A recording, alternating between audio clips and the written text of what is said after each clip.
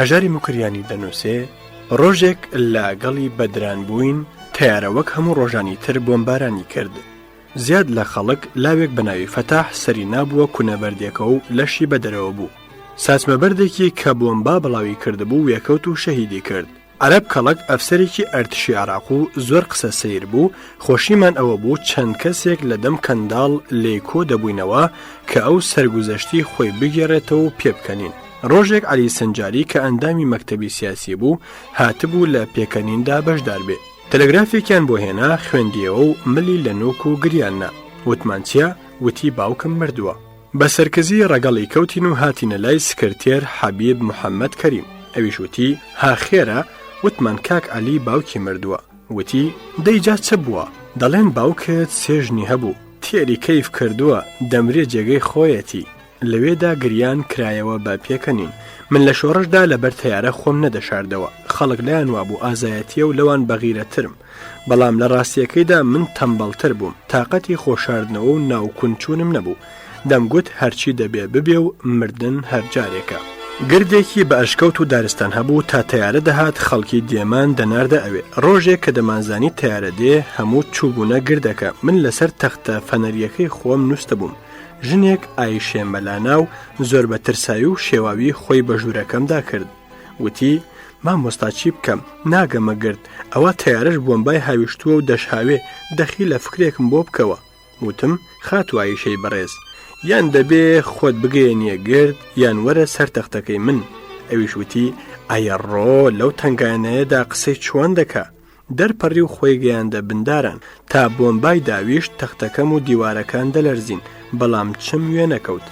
شەوێک چەند میوانێکمان هات دەبوو لە سەربان بین.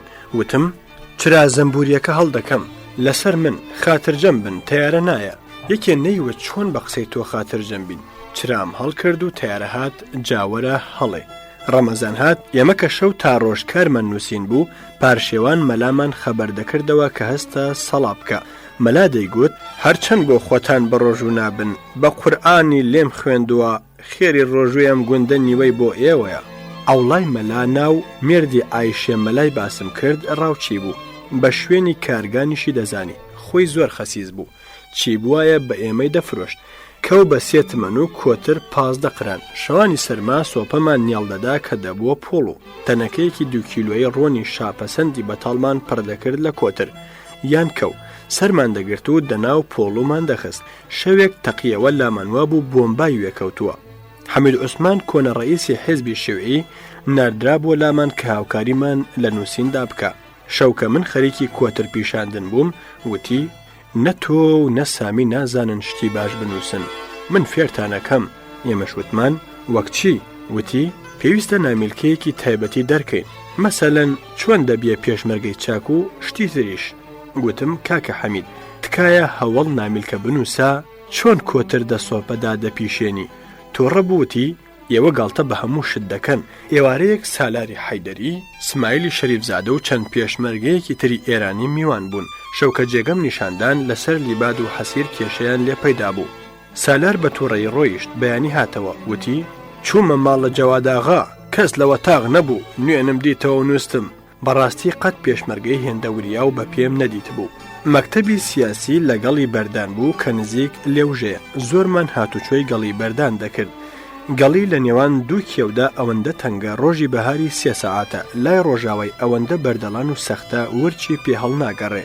پەڵنگی زۆرە. چەند حەبسیەکی عەرەب شەو هەڵاتە بوون. لە ترسی پەڵنگ هاتبوونەوە ناو حەبس.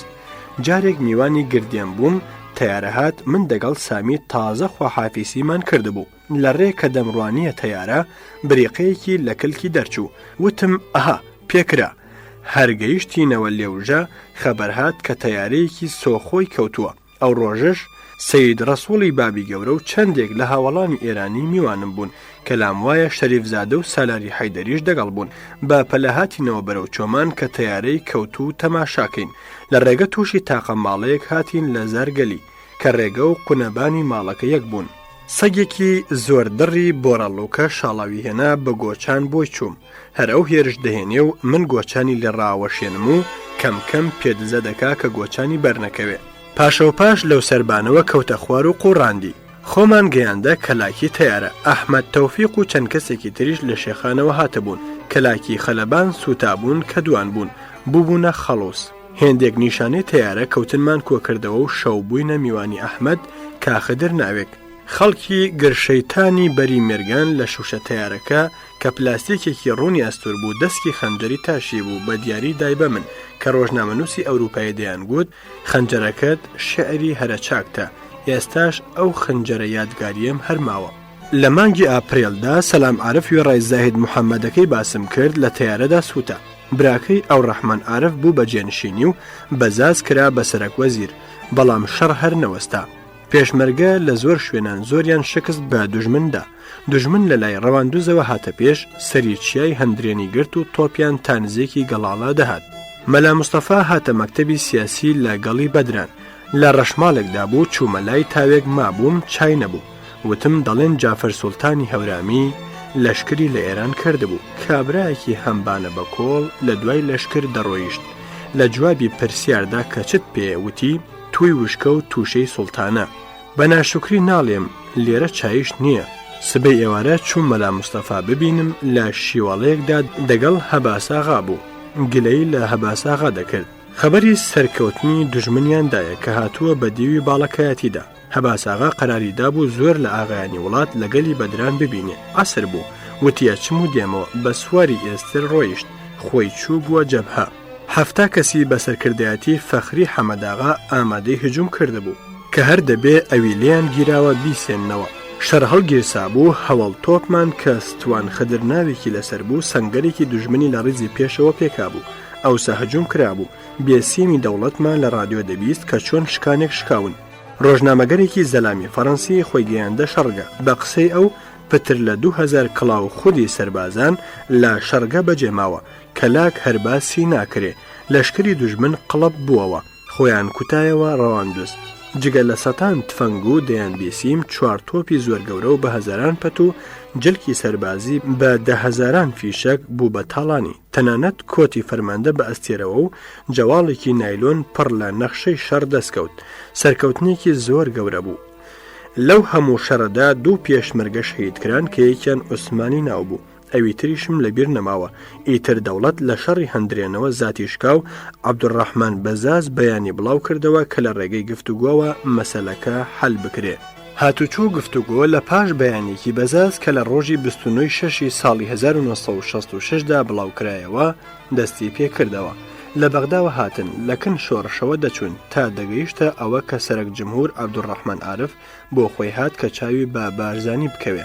بەڵام لە ڕووی ڕەواندوز لە دەشتایەکی دامێنی چیا دابەزی کە قەراری پێشووە نەبوو ئەو شوێنەش دەیتوانی تەڵەیەکی زۆر خەتەر بێ بۆ کوشتن و گرتنی مەلا مستەفا بە تایبەتی کە لەشکرێکی زۆری بە ناوی گاردی پاسەوان دەگەڵ خۆی هێنابوو هەموو دۆست و خۆشەویستێکی بارزانی نەیاندەویست بارزانی لەو شوێنەدا بچێ عارف ببینێ و ئاشکرا حکایەتی دەدا و کەوتنی سمایل ئاغای سمکۆ و هەمزە ئاغای منگوڕ دەهاتە بەرچاو بارزانی بۆ خۆشی هەستی دەکرد کە گۆڕینی جێگەی چاو بە یەکتر کەوتنەکە فێڵێکی ئاشکرایە و هەر لە پاشگەزبوونەوەی سەرک جمهور کە شوێن گۆڕکەی کردبوو زۆر قەڵس بوو بەڵام پیاوە دەوڵەمەند و کار بەدەستە گەورەکانی کوردی بەغدایی بەڵام کەسانێک کە هێنانی سەرک جمهور و شەڕوێستانیان بە مەسلحەتی خۆیان زانی سووربوون کە بارزانی ئەو هەلە لە دەست خۆی نەدا و بچێتە ئەو دەشتە ڕوتە و بکەوێتە بەر خەتەرەوە تاوای لێ هات بارزانی ڕقی هەستا وتی نابێ هەر چەکداریشم دەگەڵ بێن و بە تەنیا بە سواری جێگەک دەچم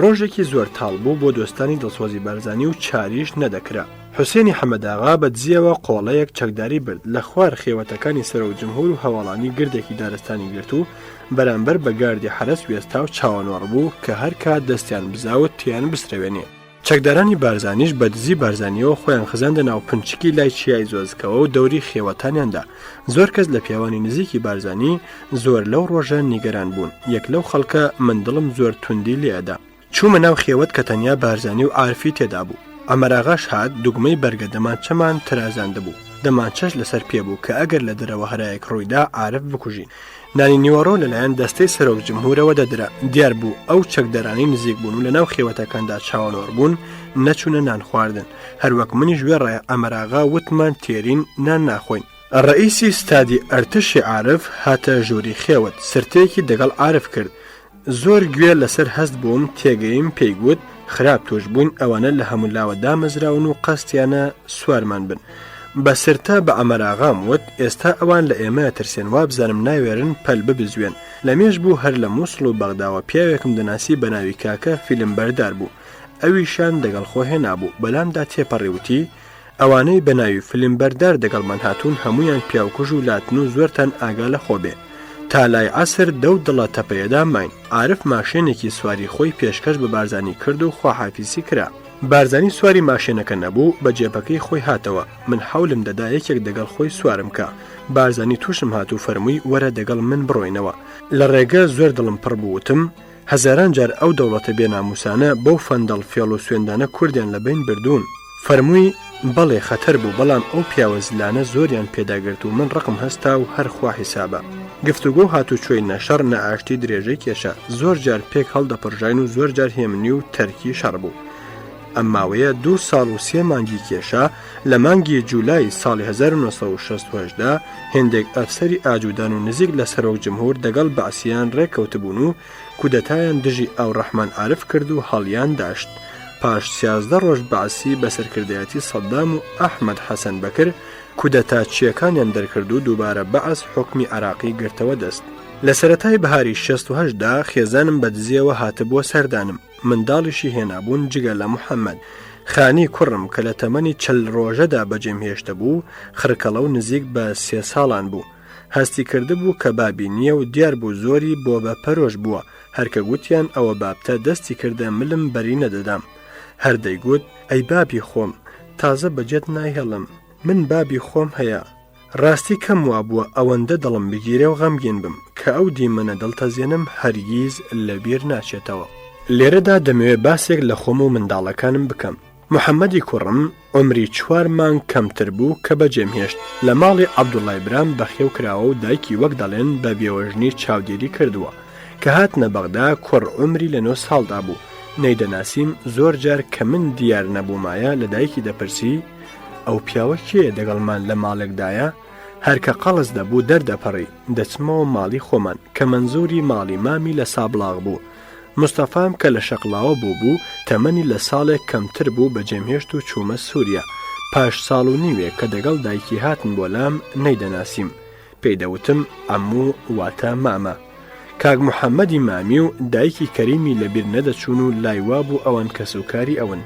کاتێ زاگرۆسم هاتە دنیا لە مۆسکۆ بووم. ئەوەش بەختی من دەگەڵ منداڵانم. ئەو چەند ساڵش لە بەغدا کە چوونەتە مەدرسە زۆر کەم دیتو من هەر بە شاخ و کێوانەوە بووم و تەنیا دایک ئاگای لێبوون. جا ئەگەر ئولفەتیان دەگەڵ من زۆر نەگرت بێ حەقە و کەمتر توانیومە هەستی خۆشەویستی باوکانیان بۆ دەربڕم. ئەو حاڵە تا بڵێ تاڵ بوو بەڵام عشقم بە ئازادی کوردستان لەوە بەهێزتر بوو کە خۆم تەنیا نەزری خۆشەویستی و سەرپەرستی ماڵ و منداڵ بکەم. لە ماوەی ئەو دەربەدەریەمدا ئەگەر دەسەریەکی خەیەوە پتر لە 15 ساڵ لە ماڵ و منداڵم دوورکەوتومەوە.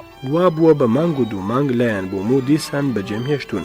ئەوی بێپسانەوە بووە 8 ساڵی هەوڵ کە لە سابلاغەوە بۆ عێراق چووم.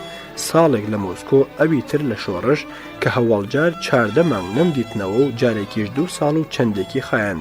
تابیرم لە حاڵی خۆم و منداڵم دەکردەوە دڵم تەنگ دەبوو. نەخوازا ڕۆژانی جێژن کە بە بیرمدا دەهات کەس نییە جێژنانیان بداتێ و دڵیان خۆشکا و ژن بێوەژن و منداڵ بێبابن. بەڵام دیسان دڵم بە کۆشان لە ڕێگەی ئازادی میلەتەکەم سەبوری دەهات و هەموو لاوە کوردێکم بە منداڵی خۆم دەزانی. زۆر کەسی وە هەبوون لایەنوا بوو من قەت خەم ناخۆم بەڵام ئەوان ئاگیان لە دڵ و دەرونی من نەبوو. من پێکەنینم کردبووە سواغی غەم خواردن و هەمیشە گاڵتە و قسەی قۆڕم دەکرد و خەم و کوڵی دڵی خۆم پێدا دەپۆشی. ئەمما پیاو لە حەق لا نەدا. هونەری گەورە هونەری مەعسوومی خێزانم بوو. دەکرێ بڵێم فریشتەیەکی خودا بووبووە ڕەفیقم. برسی باین ڕوود باین بەو پەڕی ڕەزایەتیەوە بێ ئەوە گلە لە بەخت و زەمانە بکە وەک دایکی هەرە دڵنەرم و بابی هەرە دڵسۆز چاودێری منداڵی خۆیە کرد و دوور لە مێر دەژیا و قەت گلە و لۆمەیەکم لێ نەبیست. ئەگەر تەنیا نانی وشکی هەبا یان ساز و تیار با و بیتوانی با زۆر خەرجکە هەرگیز فەرقت پێنایە کرد و هەمیشە ڕووخۆش و شوکرانە بژێر بوو. هەر ژنێکی دیکە لە جێگەی ئەو با ساڵێکیشی دەگەڵ دەرنەدەبردم. هەرچەند من بڕوان بە بەخت هاتن و نهاتن نییە و لام وایە چارەنووس هەڵکەوتێکە و دێتە ڕێ، بەڵام بەو حیسابەی کە دەڵێن فلان بەخت و فلان خۆشبەختە، من ئەگەر لە زۆر شت خراپم بۆ هاتووە لە ژن و شەریکی ژیاندا بەختەوەر بووم. ژنی پێشوم هەر زۆر باش و ژنی دوایم لە باشیش باشتر و لە وەفاش وەفادارتر بووە و ئێستاش لە پیریمدا مایەی هەموو دڵخۆشی ژیانمە. هێندێک لە ساڵی 1965 و نزیکەی 8 مانگ لە ساڵی 1966 لە لێوژە لەسەر چاپەمەنی شۆڕش مامەوە. کاکسامی هاوکارم بوو. پێشمەرگەی چاپخانەمان سەعید ئەبوو شامیل کە مەسیحیەکی عەرەب بوو زۆر لە کاری چاپ زانا بوو. سەفەری فەیلی کە باسم کرد ئەو شیعە بوو. مەجید کەساس کە ئەو سا منداڵێک بوو ئێستا لە شاری سولەیمانی لە چاپخانە کار دەکا و چەند جارێک ناوم لە پشت کتێبی کوردیەوە دیوە کە سوپاسیان لێ کردووە. بەختەوەرم کە بەهۆی منەوە فێری پیشەی چاپگەری بووە. شێخ نووری ناوێک و چەند کەسێکی دیکە. سەفەر زۆر توش و جنگن بوو. مەجید لەو قوت و جنگنتر. ڕۆژ نەبوو شەڕێک نەکەن. وەک دەرسی مەدرسە لیستەم بۆ نووسیبوون. شەممە مەجید و سەعید، یەکشەممە سەفەر و مەجید، دووشەمە شێخ نووری و سەفەر یان مەجید پێکەوە دەبێ شەڕ بکەن. ڕۆژی وا بوو سەفەر دوو شەڕیە کرد، دەیگوت موسا با ئەمە قەرز بێ لەسرم. ڕۆژێک دیتم سەفەر دوو مریشکی بەدەستەوە. وتم ئەمە چییە؟ وتی لە ژنێکم کڕیوە لە گوندی یەندەزە، یەکی بە دینارێک. وتم غەزەبت لێبارێ، مریشک یەکی بە 7 درەمە، واتە 7 تمەن. وتی نامامۆسا، ژنەکە وتی هەر یەکی 17 جوجەڵە هەڵدێنن، 36 مریشک بە 2 دینار هەرزانە. پاش چەند ڕۆژێک سەفەر تفەنگ لە شاندا بەرەو یندزە. وتم بۆ کوێ؟ وتی مریشکم لای ژنێک نایەوە، ئێستا ئەو شێخاکان گشتیان فاسد بووە، ئەچم ئەو ژنە کوژم. وتم سەفەر جارێک بەکەریان زانیوی بەسێتی مریشکەکانت بکە قەسابی. دوایی وتم من بە دینارێک لێتەکڕم بۆ بنکە سەریان ببڕە. وتی مامۆسا خۆیشم لە گۆشتەکەیان نەخۆم. وتم ئەی چۆن؟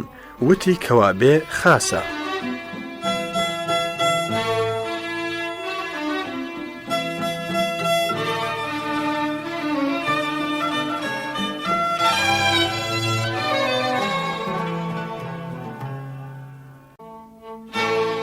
هەژاری مکریانی لە گێڕانەوەی بەسەرهاتی ژیانی خۆی و نووسینەوەی سەرگوزەشتەکانی ژیانیدا بەردەوامە و لەوێدا کە لەگەڵ ستافی نووسین لە ڕۆژنامەی خەباتدا کاری کردووە بۆمان دەنووسێ. لە مەقالێکی خەباتدا نووسی بووم درۆکانی دەوڵەت وەک ئەوە وایە کە گوتوویە حەسەن و حوسێن دوو کچی مەعاویە بوون. عەلی لە بەغدا کوشتونی.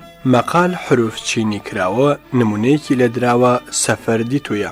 سەفەر کە شیع بوو بە سەعیدی هەوڵمانی وتبوو کە سەعیدیش مەسیحیە. سعید ئەم غەڵەتە چییە؟ تۆ مەسیحیت نازانی، من کە شیعەم دەزانم. حەسەن و حوسێن کوڕ عەلی بوون و دەست یەزید شەهید کراون. بێنە بیگۆڕە. سعید ناچار گۆڕی بووی. 50 ژمارەیەک لە چاپدرا بوو کە دیتم جاوەرە سەفەر حاڵیکە و لەسەرڕا حروف چینی غەڵەت بکەوە. دوو سەربازی عەرەبی ئەسیری زۆزیکیان بۆ هێنان کە خزمەتی بنکەیان پێ بکەین. یەکیان سەید عەلی خەڵکی حیلە و ماسیگەر بوو، شیعە بوو. یەکیان حەمەد خەڵکی لای دیوانیە، سونی بوو و فەلاحیش بوو. کە هاتن زەرد و زەعیف و لاواز لوتت گرتبان گیانیان دەردەچوو. زۆر زوو لای ئێمە قەڵەو بوونەوە و زۆروەکەیف هاتن. تەلیسێکی پڕم توتن دەگەڵ پەڕەجغارە لای حەمەد دانا، هەردووعای بەخێری دەکرد. دەیگوت ئای تێر توتن بووم، خوا ڕاوەستاوت کە. زۆرمان خۆش دەویستن. حەمەد زۆر گێژۆکە بوو، 2 ئیسیکان چای بهێنایە بە سەلامەت نەدەگەیشتن. وتمان تۆکە وەرزێر بووی بێستانمان بۆ بکە. باوەڕکە بێستانێکی نمونەیی بۆ ساز کردین. ڕۆژێک چوو بووینە ڕاوماسی، زۆرمان ماسی گرت بەڵام چکۆڵە بوون، برژانمانن. ئێمە دەگەڕاین دڕ و بژێری بکەین. سەید عەلی کە کۆنە ماسیگر بوو قاقا پێمان پێدەکەنی کە ئێوە فێر نەبوون ماسی بخۆن. دیار بوو ئەویش هونەرێک بوو، هەرکلکی ماسیە گرت و بەددان دایدە ماڵی. قەت دڕوویەکی دەگەروی نەگیرا، بەڵام ئێستاش فێری فێڵەکەی نەبووین. حەمەد کە هیچ. سەید عەلی چەندەنکێ کوردی فێر بوو. ناردبووم گوێلپارێک بگرێ، هەرای دەکرد مامۆستا هشار ئەوە شێتە دوای پێک هاتن و گفتووە دەگەڵ بەزاز و عەبدوڕەحمان عارف ئەسیرەکان ناردرانەوە. من بەیانیەک لە سەربانی گوندی قەسرێ بووم، ئەم دوانە هاتنە خوا حافیزیم. هەردووکیان زۆر بە کۆڵدەگریان کە لێمان گوێ دەبنەوە و دەیانگوت بریا 10 ساڵی تر ئەسیری بەردەستی ئێوە باین. عەبدولحوسێن فەیلی پیاوێکی کورتەباڵای لاوازی زۆر زیت و زیرەک لە بەغدا لە نزیک مەدرسەی موستەنسەریەی قەدیم دوکانێکی خەیاتی و جل و فەرش فرۆشی هەبوو. کوردێکی زۆر مخلیس بوو، بە تایبەتی دەگەڵ ئەحمەد تەوفیق و من. تا لە بەغدا بوو زۆر ساز و تەیار بوو. بە تۆمەتی تیرۆری بەدرەدین عەلی ئەستانداری هەولێر ئەویش تێوە درابوو. پاش حەبس و جەزرەبەدانی زۆر بەردرابوو. هاتبووە ناو شۆڕش و ماوەیەکی زۆر لە لای سولەیمانی کرابووە ئەمینداری دەغڵودان و داهاتی پێشمەرگە. دیاربووجارێک بە سەفەرێک ناردرابوو. لەم بەینەدا دزی زۆریان لێکردبوو هاتە لێوژە کە بچێ دادی خۆی لە مەکتەب سیاسی بکە. مەجیدە منداڵەکەی دەگەڵ بوو وتی ئەوە منداڵە و زۆریش جوان و بەرچاوە، باوکی بەمنی سپاردووە کە ئاگداری بم، منیش دڵم هەر بە تۆ متمانەی دێ هەژار گیان، با لای تۆ بێ و لە چنگ پیاوی خراپ و بێئەخلاق بیپارێزە. 15 شەوێک حوسێن میوانم بوو. شەوانە باسی بووە کردم، کوردی ئێمەشی باش نازانی کە باسی یەکێکی دزی بێ ئاکاری بکرد با دەیگو بەڵێ مامۆستا ئەم پیاوێ خراوە، هەی لعنەت لە قەبری بابت بم. دەمگوت بەڵێ فەرمایشتەکەت ڕاستە. ئەو دەمە جەنگەی ڕێواسان بوو. مەجید دەگەڵ پێشمەرگەکان چوو بوونە چییە؟ خەبەر هات مەجید دڵی لە خۆ بووەتەوە، خوێی بۆ بەرن. بەستە زمانە کە منداڵی شارستانی بووە و دیویە ڕێواز بێپۆڵ لە کێو زۆرە بێخوێ هێندەی خواردبوو بورابووەوە. ڕۆژێک بە دەستی گەل دەچوین مەلە بکەین. زۆر دوور لە پشتی گوند منداڵی جەوهەر هیرانیم دیتن لە بنبەردێکی گەورەدا بوون. وتم کاک جەوهەر بنە و بەردە هیلاکە، ئەگەر خوانەکە تیارە لێی بدا هەر بە تڵیشە بەرد منداڵەکانت بەرەکەون، با لە ناو هۆ مێرگە لە بن ئەو دارە گەورەیە بن کە ئەگەر بووەم با وەک مێرگکەوێ ناتەقێتەوە و بشتەقێ پڕیشکی زۆر لێ بڵاو نابن. نوێژی شێوان کە لە مەلە گەڕاینەوە هەموو ماڵی دێباریان لێناوە و ڕۆبە کوێستان دەچن. وتم بەو شەوە بۆ کوێ؟ وتیان ئای خۆت بە جەوهرت نەوتووە ئەم شەو بۆمبارانتان دەکەن خۆتان ڕزگارکەن؟ وتم نەمگوتووە خوا ڕووی درۆزن و زمان هەڵە ڕەشکە.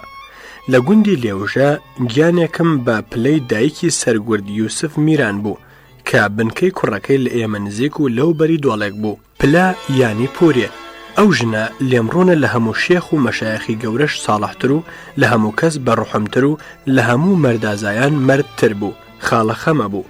جارێک لە هەولێر دکتۆرێک ڕۆژێک سەری 4 نەخۆشان دەدا. لە هەمووان پلەی لە بن سەری نەخۆش دەبینێ کەمیوەی بۆ هێناوە و دڵداری دەداتەوە. دکتۆر گوشیەکەی فڕێدا دەڵێ پلە ئەگەر تۆ دکتۆری من چکارم؟ وەختە بڵێ منی بەقەت تاقانەکەی خۆی خۆش دەویست. هەر چێشتێکی خۆشی لێنابا دەیناردە دوام کە دەچوومە ماڵ جێگەیەکی نووسن ڕاخراوە. دەمگوو پلە ئەوە چییە؟ دەیگوت قەلەندەر دەتناسم، هەر نانت خوارد خەو بەلا تا دەباتەوە، نان بخۆ و بنوو. ڕۆژێک پێش نیوەڕۆ لە ماڵی پلە بووم. کاک یوسفی کوڕی لە ماڵ نەبوو. تیارە هات پێشمەرگەکان کە جێگەیان ڕوتن و پێشماڵان بوو هەڵاتن خۆبشارنەوە. پلە دەرپەڕی وتی هەیداوە شێن تفەنگەکان و بدەن بە من، ئێوە بۆ پیاو نابن. لە خەجاڵەتیان گەڕانەوە و کردیانە تەقە لە تیارە. کەم پێشمەرگە هەبوو ناوی پلە نەزانێ و بە حورمەتەوە باسی نەکا. تەنانەت کوڕەکەی خۆشی وەک هەموو پێشمەرگەیەک پێدەوت پلە من کە هەمیشە و ئێستاش لە خۆشوشتن بە سابوون و ئاوی گەرم زۆر تەمبەڵم. ڕۆژێک پلە کە داوەتی کردبووم هەڵی پێچام ئاو گەرم کراوە دەبێ خۆت بشۆی. چاری ناچار پاش قیڕە و هەرای زۆر چوومە ژوورێک. تەنەکە ئاوێک لەسەر ئاگر و بەردێکی بۆ شۆرکە لێبوو. پێم لە بەردەکەنا تەنەکە ئاو وەرگەڕا ناو ئاگر. بە وشکی جلم دەبەر کردەوە و هاتمەوتم باش خۆم شوشت. هەردەیگوت بە قەستەن وات کردووە. هەباسی مامەنداغا و شێخ لەتیفی شێخ مەحموود هاتنە لێوژە و میوانی جەواداغا بوون. شەو چوومەلایەن هەباساغاوتی دەبێت داوەتێکمان بکەیت. 2 گیسکم کڕی و داوەتم کردن. مەجلیسێکی گەورە بوو قسەیەکرا و بەڵێ قوربان دەوترا. سرم بردە بنگوێ هەباساغا. وتم کاکە ئێوە پیاوە گەورەکان لە ناو ڕایەت و ژێردەستاندا هەر قسە دەهاوێن، سوعبەتی زۆرەکەن، ئەوانە زۆر زیرەکن، هەرچەند لە ترسان بەڵێ قوربانتان بۆ دەڵێن کە دیار نەبوون لیستان لێ خواردەکەنەوە بەبێ ئابڕوت هەنەزانن تۆزێ ئاگاتان لە خۆ بێ، سوعبەت کەم بکەن. هەباساغا لە پێکەنین شین بووەوە وتی یەقین ڕاست دەکەی بەڵام شکر شێخ لەتیف لە من سوعبەتی ترە و سوعبەتی زیاتر دەکا. لەوە تا دەگەڵ ئێران نێوان خۆش بوو حاڵی ئێمەی ئێرانیەکان کەوتبووە خەتەرەوە. دەوڵەت داوای دەکرد کە ئێمە تەسلیم کەنەوە. حیزبیش حاشای دەکرد کە ئەوانە لای من نین. خلاصە وەک چاوێشەدار لێمان دەگەڕان بە تایبەتی داوای ئەحمەد تەوفیقیان لێ دەکردن کە ڕئیسی حیزبی دیموکراتی کوردستانی ئێرانە و هەمیشە پێشمەرگەی بەردەستی ئەو دەچنە ئێران و تەقە لە سەرباز و پۆلیسەکەن و کەڵەگایی لە ئێران دەکەن. دەبێ هەر بماندنەوە کە یەکجار زۆریان زۆری هێنا بوو.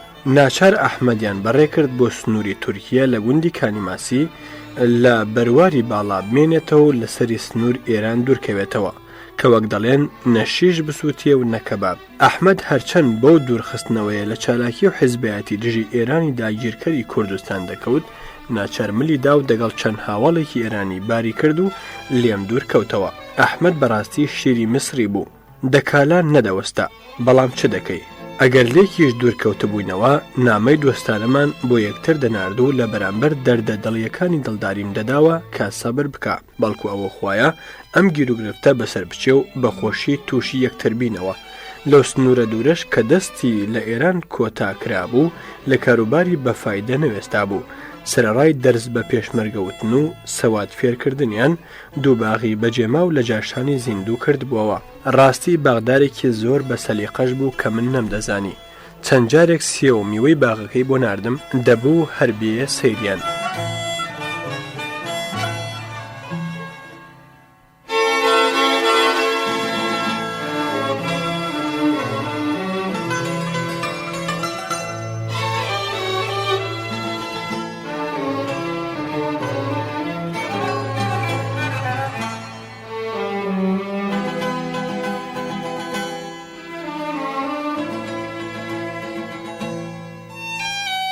کوردێکی سابڵاغی بە ناوی سەدیق ئەنجیری ماوەیەک بوو لە تارانەوە هاتبووە دەربەند لە باڵەکایەتی.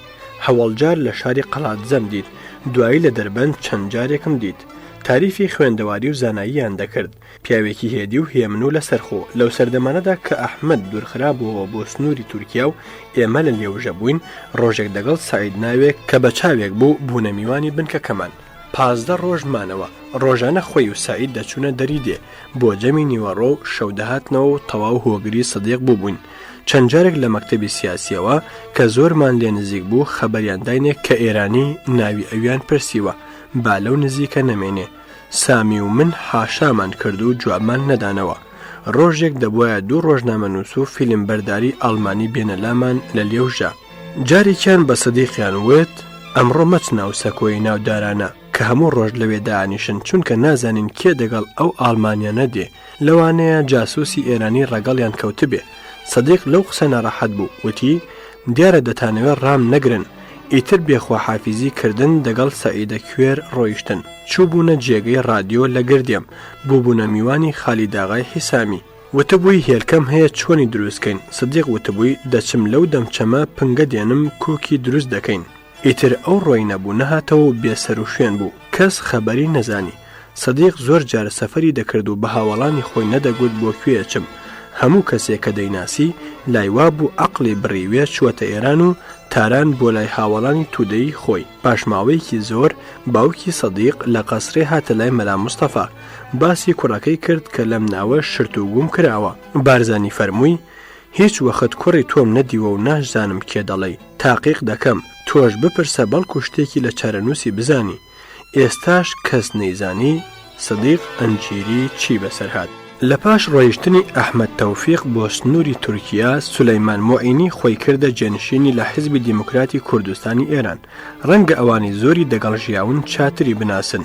دەمبیستەوە کە موعینی و هاوڵانی پێشمەرگەی دەچنەوە ئێران و چالاکی دەنوێنن.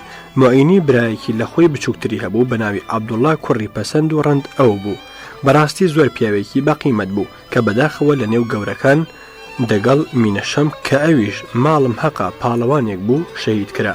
بنکەی موعینی و پێشمەرگەی هاواڵی لە سوونیە بوو. پاشان هاتبوونە دۆڵەڕەقە. یەک لەوانەی هەواڵی موعینی و شەریفزادە بوو کوڕێکی حقوقی بەناوی حەمەدەمین سیراجی بوو کە زۆر کۆمونیستێکی تودەی دوئاتەشە بوو. پیاوێکی زۆر زیرەک و قسەزان و لەبلەبان و زمان لوز بوو بەداخەوە هەرچەندی کردم نەمتوانی بەدڵ خۆشم بوێ نازانم بۆچی دیارە من ئەحمەق بووم و دوای هەستی ئەحمەقانی خۆم کەوتوم دەنا هەرچی دەمدی تاریفیە کرد یان پێم وایە بۆیە نامۆیم لێ کرد کە من لەو کۆمۆنیستیە تەکی بوومەوە کە ئەو بڕوای پێی بوو مەلا ئاوارە ناوێکم لەو برادەرانە دیت زۆرم کەیفگرتی بیری یەکجار تێژ بوو زۆربەی شێعری من و یەکجار زۆر شێعری کوردی لەبەر بوو کە قسەی دەکرد دڵسۆزی بۆ کورد و کوردستان لە قسەکانی دەباری و زۆریان کار لە دڵی گوێگەر دەگرت لە قەڵاتی باڵەیان بووین منتەقیمی قازی کە لە پێشیشدا دەمناسی و برادر بووین هات وتی دەچمەوە لای مەهابات هاوەڵان دەبینم کارێکت نییە ڕام سپێری گوتم خەمیرددانێک و فرچەیەکم بۆ بێنە تەواو خۆی قەڵەس کرد کە من بۆ باسی سیاسەتی دەگەڵ ناکەم جارێک بە سەفەر چوو بوومە هەولێر میوانی ماڵی شێخ مستەفای کوڕی شێخ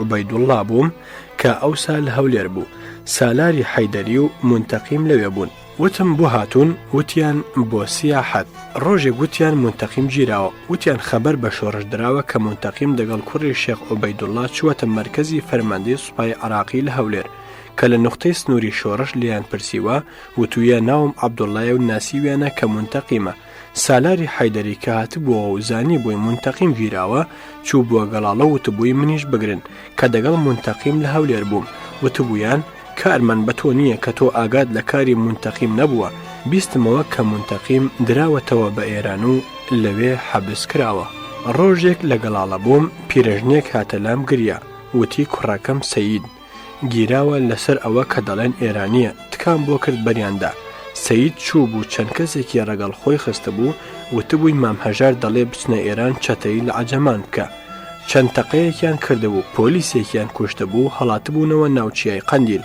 کە بە هیچ جۆر ئاگاشم لێ نەبوو پیرەپیاوێک بەناوی حەسەن حەوتەوانە لاجانی زۆر ساڵ بوو پێشمەرگە بوو دە ئێوارێدا هاتەلام کە عومەری کوڕی تازە لاوێکە و دەگەڵ ئەو نوە کەسە گیراوانەیە زۆرم بەزەیی پێدا هاتەوە چوومە تکای ئەو کوڕا شەوبەریاندا بوو وتبوویان هەڵاتووە عومەر کە لە مردن ڕزگارم کردبوو زۆر جار دەهاتە لام و دەردی دڵی خۆی دەکرد جارێک دەگەڵ فایق موعینی چوونەتە سەر ڕێگەی نێوان سەردەشت و خانی وتی کاروانێکی کامیۆنی سەربازان کە 14 کامیۆنی بەرکراو بوو هەر یەکەی سێیان 4 پاسەوانی لەسەر بوو بە بەردەممان ناهاتن ئێمە لە ناو دارستانێکی چغوردا دەوروبەری ڕێگەمان گرتە بوو دەمانتوانی بە تەنیا دەستڕێژێک بیان کوژین و کاروان ڕوودکەین کاک فایق کە سەرکردەمان بوو فەرمانی ئاگرکردنی نەدا ئێمەش پێمان وت کاک فایق لەوە چاکتر قەت هەڵ ناکەوێ ئەویش پێی وتین نەخێر ڕازی نیم تەقە بکەن خەتەرە جا توخوا ئەگەر کاکە حەمەد بووایە دەسەر ئەو پاروە چەور و نەرمەوە دەچوو چۆنت دەوێت تا خەتەر نەبێ بەجێم هێشتووە و هاتوومەوە کوڕێکی تری ئەم مام حەسەنە برایم لە پشت شێلم جارانی لاجان کوژرا ئەو عومەرەش لە شەڕی دۆڵی خدراوی دیموکراتی ئێران کە دەگەڵ دەوڵەتی خومەینی کرا بە تەیارە کوژرا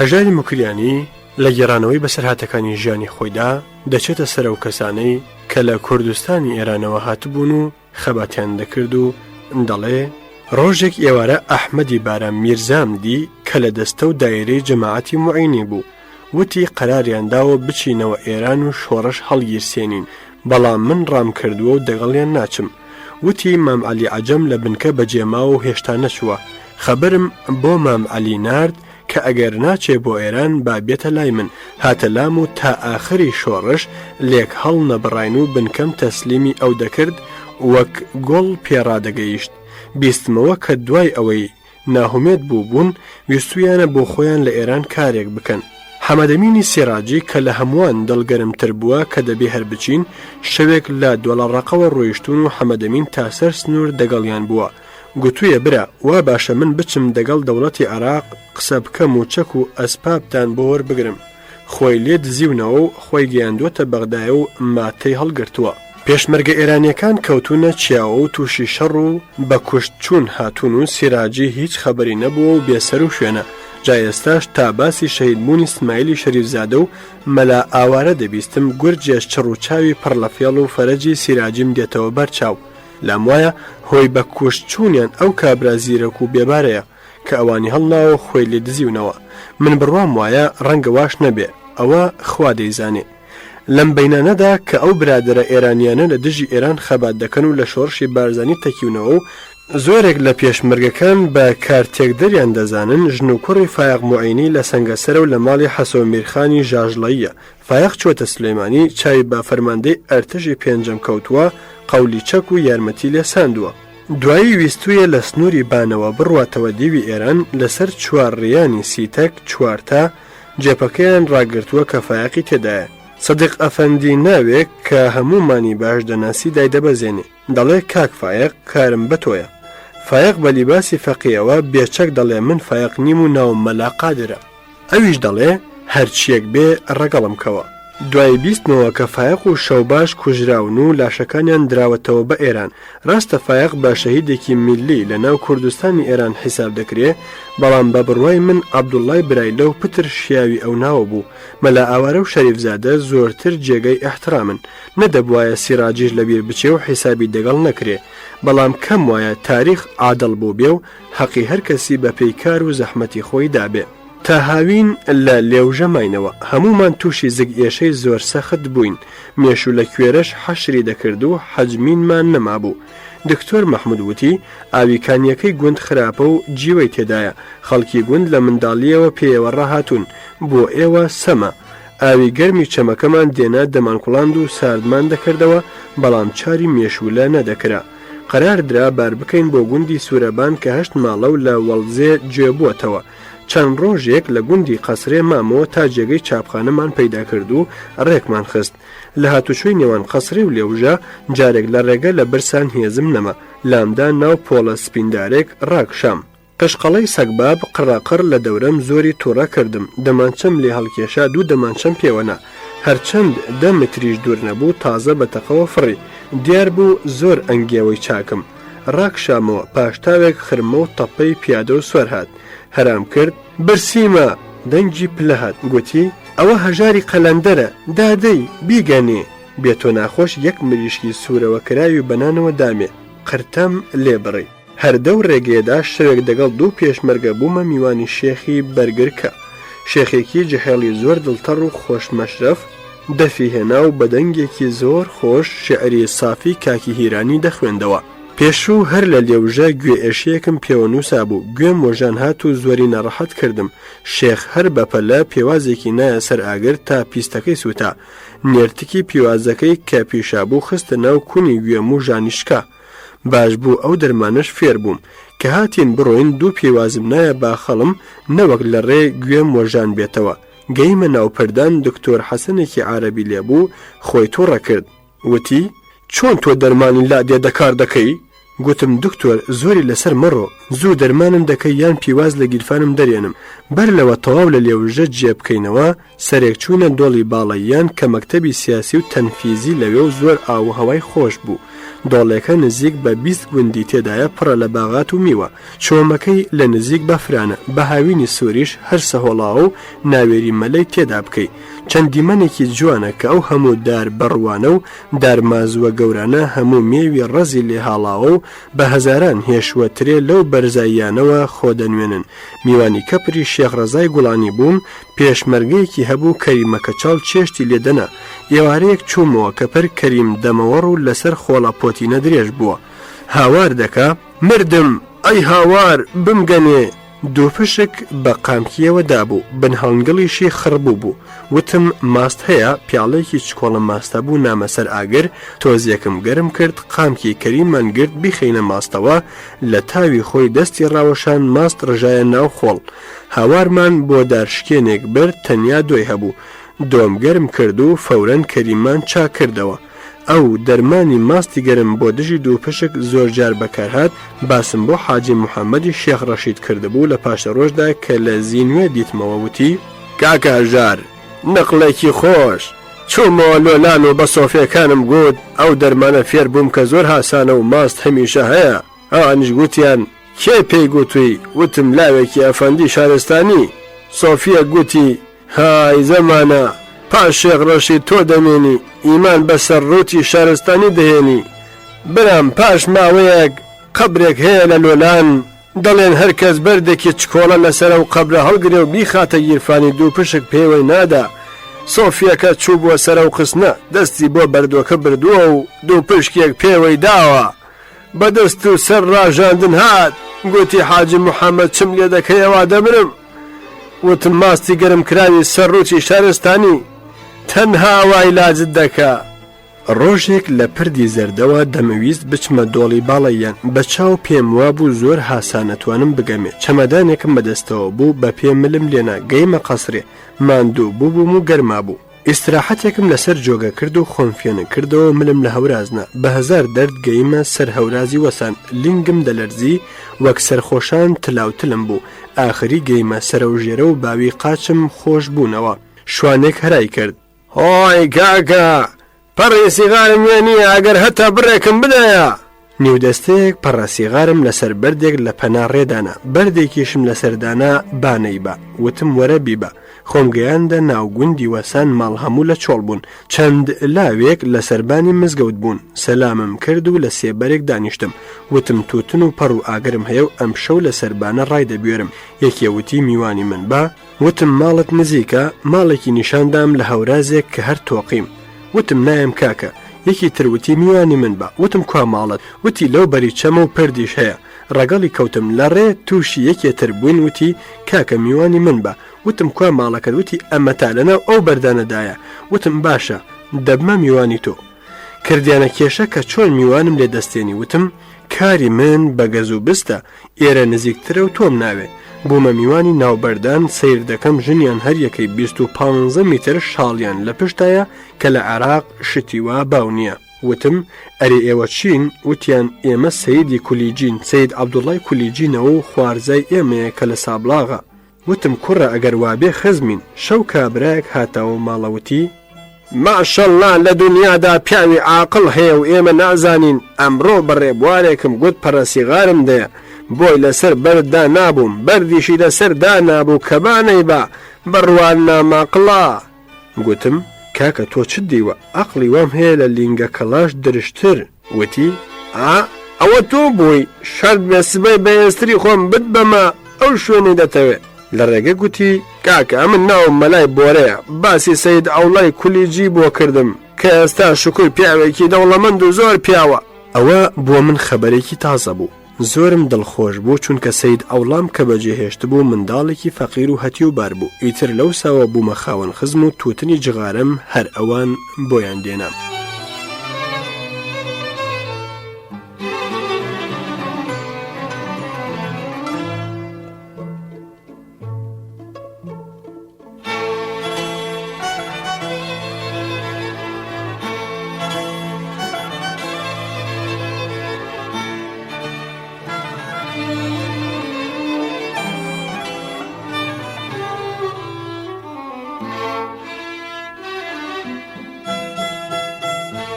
لە لێوژە دەگەڵ سامی ملمان لە کاری چاپەمەنی نایەوە ڕۆژنامەی خەبات هەفتەیەک بە عارەبی و هەفتەیەک بە کوردی دەنووسرا پاشان کاک سامی چووە مەکتەب سیاسی لە ناوپەردان و تەنیا من مامەوە و بەرپرسی چاپخانە و ئیدارەکردنی پێشمەرگەکان بووم جاروبارە دەرفەتم دێنا دەچوومەوە بەغدا سەری منداڵانم دەدا و یەکێکم لە جێ خۆم دادەنا تا دێمەوە بەسەر ڕابگا جاروبارش منداڵەکانم خۆیان دەگەیاندە ناوشۆڕش و چاوم پێدەکەوتن هاوینێک کە مەدرسە وچانیان بوو هاتن خانیش کۆڵم کە هەوڵجار لە گەڵاڵە لە ژووری ماڵەوە دەرکەوت و ڕوانی گوتی ئایدایە باخچەی بابەت چەند گەورەیە لەوی وابوو ئەم هەموو جەنگەڵ و شاخ و داخە هەمووی باخچەی منە کە پرێکمان لە چیای پشت گەڵاڵە کرد و کردمانە ماڵە خۆمان چەند کەپری تریشمان لێ نزیک بوون ڕۆژانە لە سوورەبان کاری چاپخانەم دەکرد شەوانە درەنگ کە تا گەڵاڵە ڕێگەی 2 سەعاتێک دەبوو دەهاتمەوە ماڵ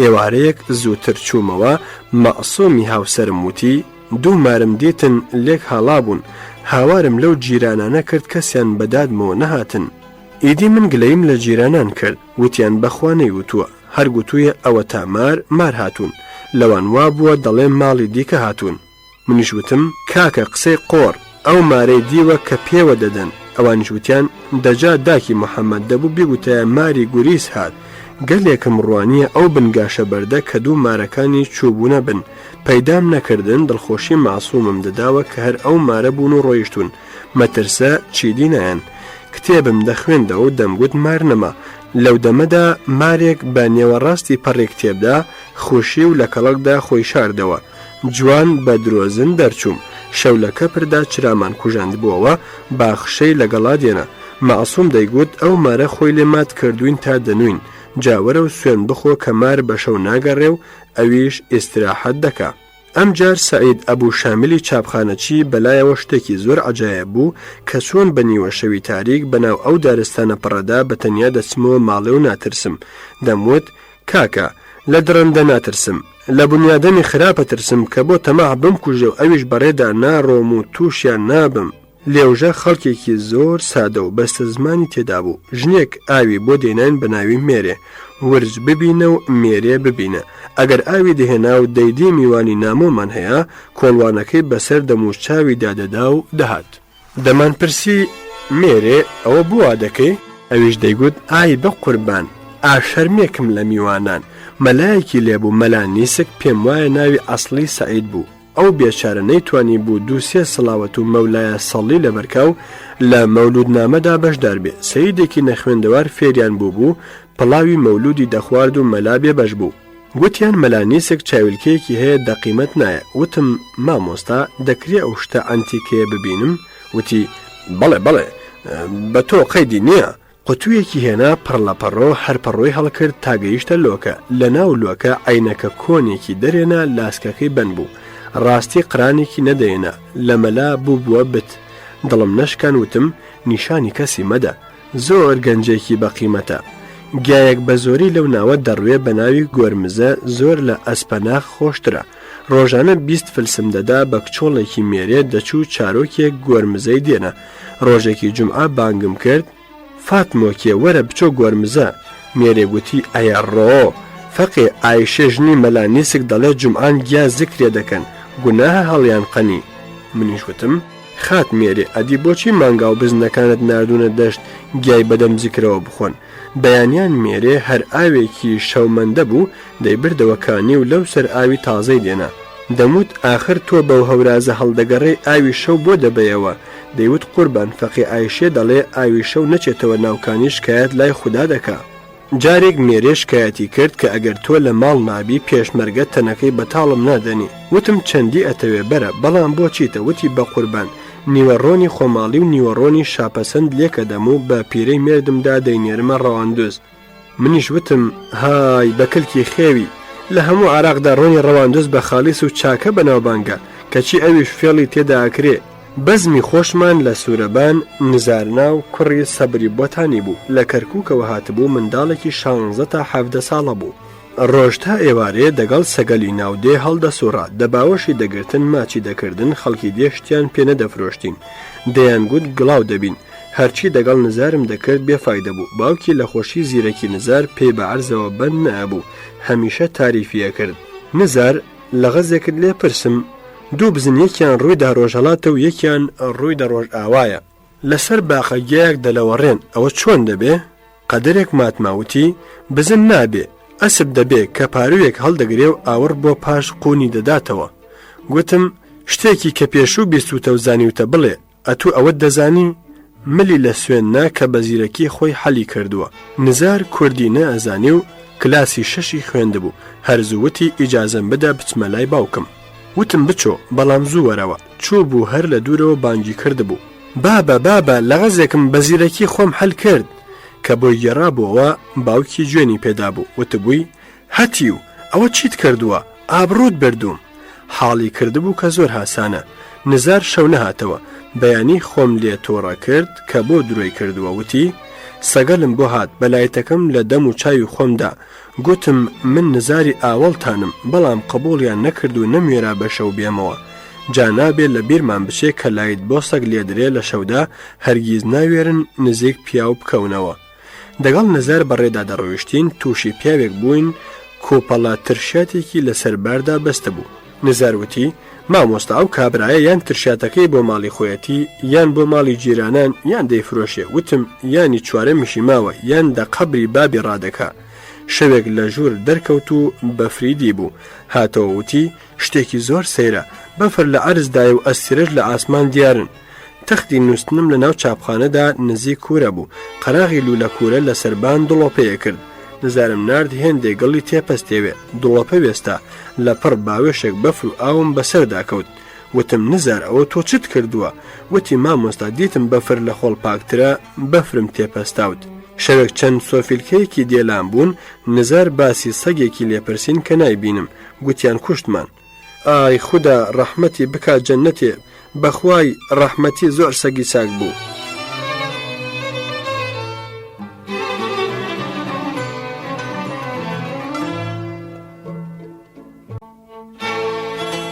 لە سوورەبان ماوەیەکی زۆر خالیداغای حیسامیشمان دەگەڵ بوو جارێک مام عەلی پڵاوی لێ نابوو کاکڵە گوێزی تێکرد بوو خالیداغا پرسی ئەوە لەکوێ گوێزدە پڵاو دەکەن من لە جیاتی مام عەلی وتم لە ئێران مام عەلی سوور هەڵگەڕا و بەسەریدا نەڕان ئاخر ترم شێخاڵی 2 بست عەرزە و 20 ئاغای هەیە تۆکەی دنیا دیوە لە هەموو ئێران یەک کاکڵە گوێز بەبێ پڵاو ناخۆن خەڵکی دێ زۆریان من خۆش دەویست داهاتنە لام و قسەی خۆشم دەگەڵ دەکردن جارێک چوو بوومەوە بەغدا و خالیداغا لە جێی من بوو چوو بووە سەربانی پیرەژنێک وتبووی زۆلێ ئەو بۆچی کەرەوە ماست بۆ مام هەژار دەهێنا بۆ من ناهێنێ ئەویش وتبووی خالیداغا مام هەژار قسەی خۆشن لۆ دەکا ئەتوو وەک بەراز غەزریوی و لێن چوویە کونیەوە خەڵکی گوند هاواریان بۆ هێنام کە خەڵکی وەڵجێ هاتوون دارە پاوانەکانیان دەبڕن مەلا سەید ڕەحمانم نارد هاتەوە وتی دەڵێن دەیبڕین و جوابی کەسیش نادەینەوە وتم ورن ڕێگەیان لێ بگرین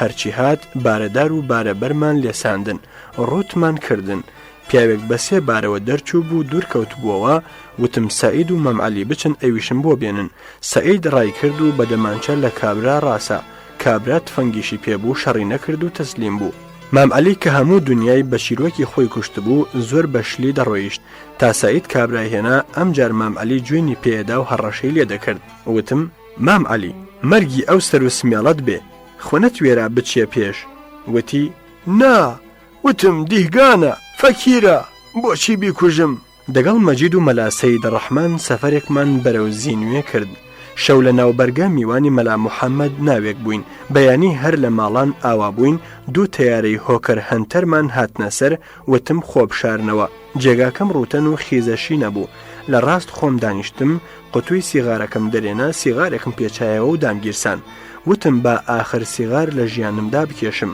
تەیارە لیان قرماندم چەند مەڕێکیان لە کەرکەمەڕێکی دەوری من کوشت منوە بەر نەهاتم تەیارە چوون و بانگم کرد وەرن بڕۆین مەجید هات مەلا ڕەحمان نەبوو هەرامان کرد ناڵەیەکی هات لەم سەرە چوو بووە ناو دڕوەشی لانێکەوە لەو سەر دەرنەهاتەوە بەلاغ کێشان دەرمان کێشا هەموو دەست و سەر و چاوی بە دڕوەشیلاندا دەخوێن هاتەبوو قەدەرێک ئەنوەر دڵسۆزم لە جێگەی خۆم دانا تا لە بەغدا دێمەوە پێم وایە باسم کرد کە چۆن کۆمۆنیستێک بوو ئێستاش لە یەمەنی جەنوبی هەمەکارەیە ناوی مەلابرایم بوو دەمێک بوو کە لە سوورەبان بووین هەردەبوو لە دێ دوورکەوینەوە و لە دەشت بڕین ویستم ئاودەستێک دروستکەم مامداودی مێردی مێرەی ئاوهێنمانم بان کرد وتم ئاودەستێک بکۆڵە پۆڵت دەدەمێ تووڕە بوو وتی عیب نییە من ئاودەست بکۆڵم هەر ناشزانم کوی دەکۆڵن پێم وت مامداود ببەخشە منزورم ئەوە بوو ئەگەر ئەنوەرم مەلابرایم بمردایە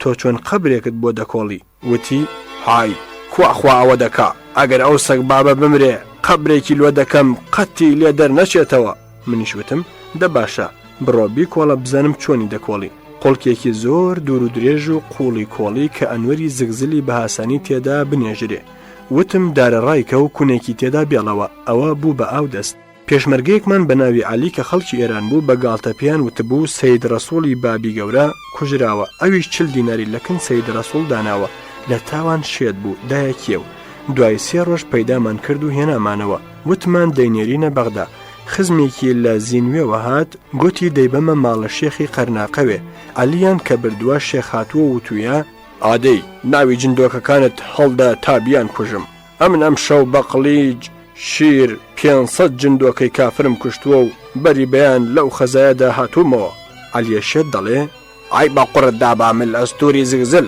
ئەگەر تۆ هێندە مەردی دەبچۆ ئینگلیس و عارەبان بکوژە و نەوتی کوردستانمان بۆ بستێنە شێخ دەڵێ ئەم هەتیوە کافری دڵڕەشە بە من چارە ناکرێ.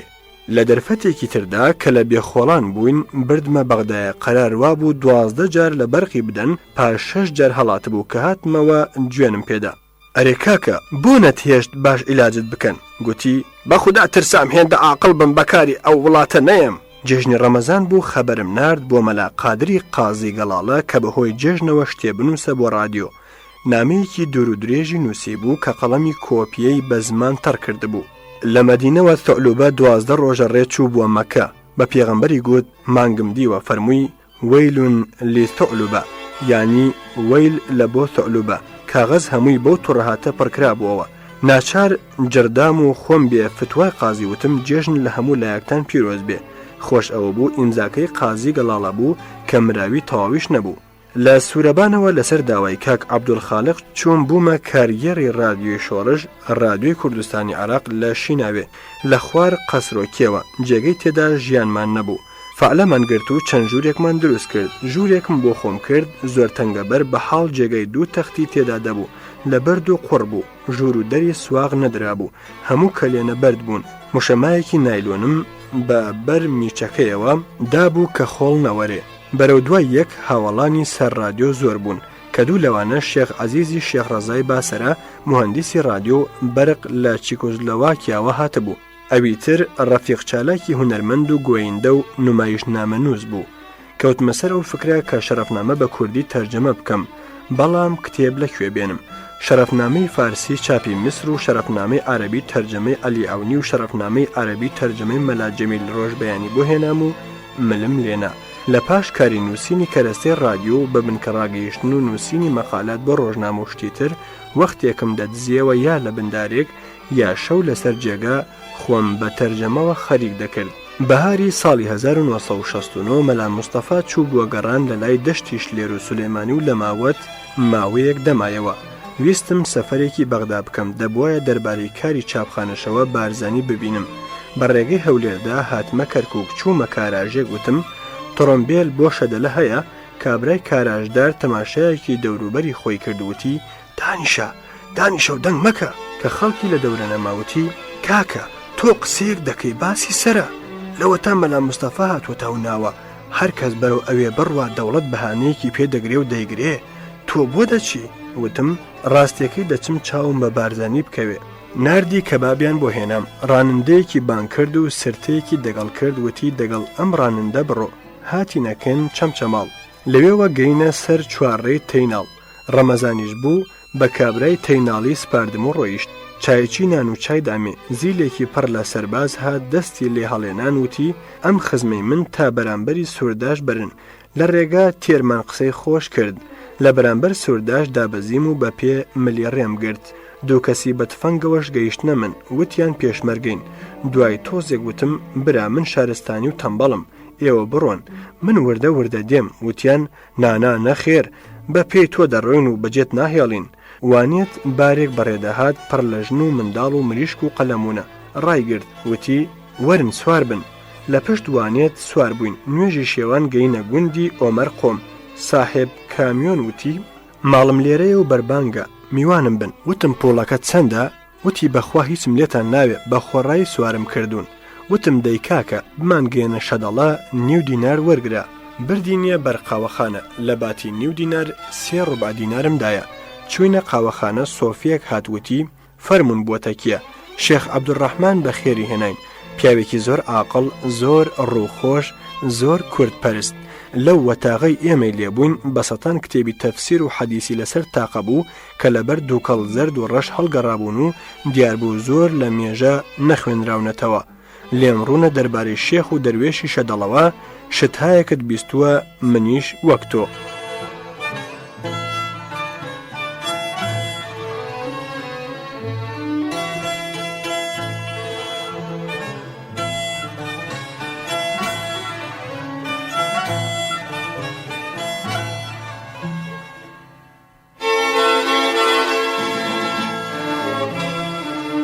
لە زمانی مەولانە خالیددا شێخ ئەحمەدی سەردار یەکێک لە خەلیفە خۆشەویستەکانی بووە و سەیدی بەرزنجیە. نازانم کەی تاریقەتەکە لە ڕێگەی نەخشبەندی لایداوە، بەڵام بەر لەوە بچمە عێراق حەمەسوور ناوێک لەو تایفە داوای جۆرێک سۆسیالیستی دەکرد کە لە بیر و بڕوای مەزدەکی نزیک بوو.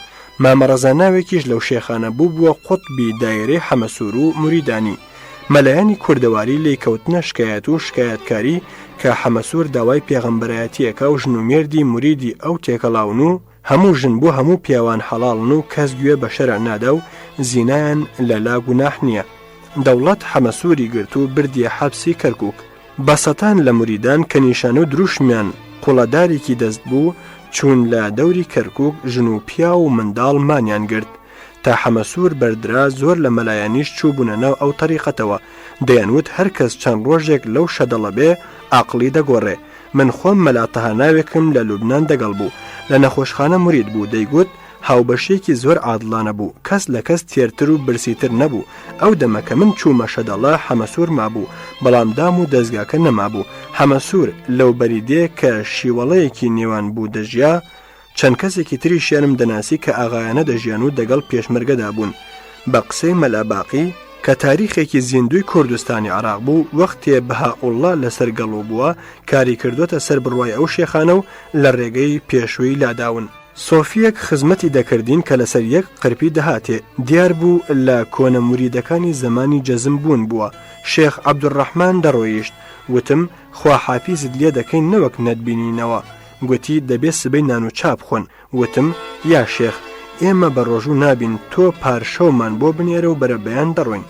دوای پارشێ و خواردن بارگینێکی جلکرا و حازر بوو. وتی سوار بە تا هەڵەدن. وتم لازمم نییە. گوتی تۆش لێم مەبە بە مام حەسەنی فەیلی کە دوێنێ سەرما بردی. کابرای خاوەن بارگین لە ڕێگە گێڕایەوە. برام ئەو مام حەسەنەی کە شێخ عەبدوڕەحمان بۆی باس کردی، ئای پیاوێکی فەقیر بوو. مام حەسەن کە دوکاندارێکی فەیلی بەغدایی بوو، هاتبوو سەری عەبدولحوسێنی کوڕی بدا کە لە هەڵەدن بە بنکەی پێشمەرگە ڕادەگا. شێخ عەبدوڕەحمان لە شەدەڵەوە منی ڕەگەڵ خست کە لە کوێستانی بەتەنێ نەبێ. کاتێ سەرکەوتینە ملەی چیای پیرەمەگرن و مام حەسەن زانی کە من خەڵکی سەرگەڵوم.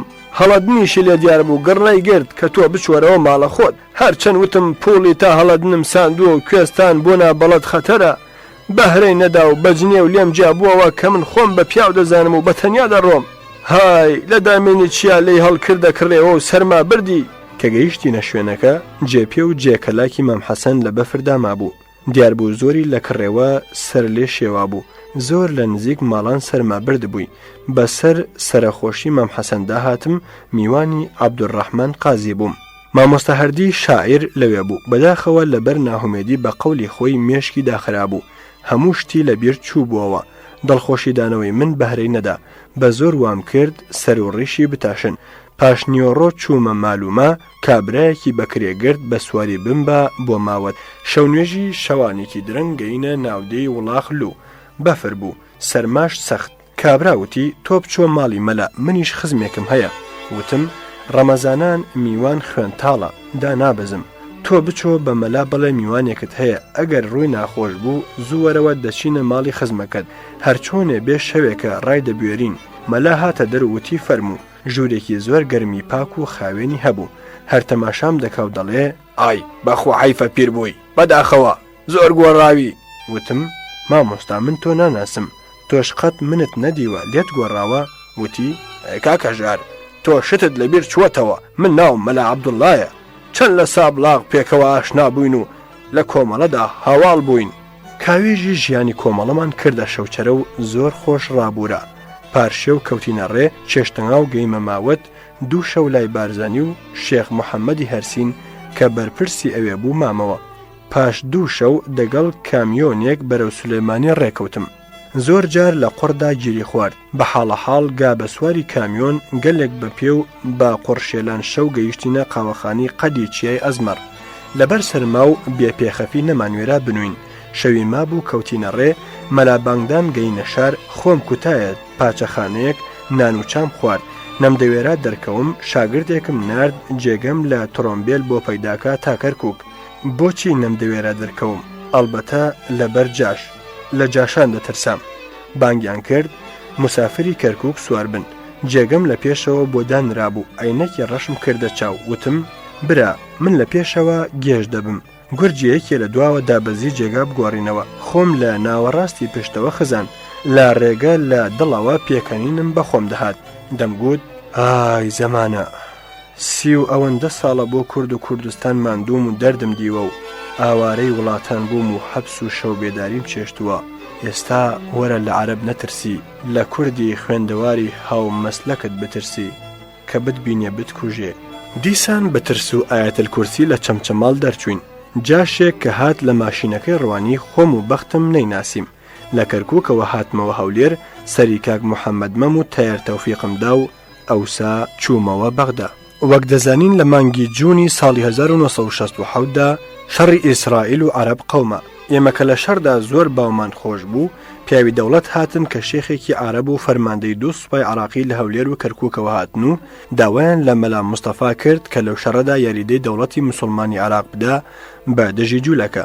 من لەو مەجلیسەدا حازر بووم مەلا مستەفا وتی شێخ ئاسی دەڵێی با شیر هەڵکێشین و بچینە جیهاد زمانی شیر هەڵکێشان بەسەر چووە بڕواشم وایە عەرەب دەرەقەتی جوولەکە نایەن کە ئیسرائیل دەوڵەتێکی ئەسری و سنعاتکارە و دنیاشی لاگرە بەڵام چونکە شەڕی موسڵمان و جوولەکەیە من شەڕەوەستێنم و موسڵمانەتی وام ئەمر پێ دەکا کە لە ڕۆژی واتەنگانەدا نەبمە خەنجەرێک لە پشتەوە لە موسڵمان دەم و جوولەکەش هەربیان کوژن فەرماندەی هێزی هەولێر لە ناو قساندا وتی نازانم کێ فەرماندەی سوپای ئیسرائیلە بە لەهجەیەکی پڕ لەگاڵتەوە وتم مۆشێدایانی مەشهور کە دنیا دەیناسیێت چ باڵایەکە سبەی ئەو ڕۆژە کەوتوێشکەران ڕۆیی بوون من دەستی مستەفا و زاگرۆسی کوڕم گرت بوو لە پشت گوندی ڕێزان دەمگێران مەلا مستەفا ڕادەبورد بانگی کردم خەبەر چییە گوتم خوا شکر عەرەب و ئیسلامیەتەکەیان زۆر کزە 400 تەیاری مصری لەسەر فەرگە سوتا و جوولەکە گاڵەیان پێدەکا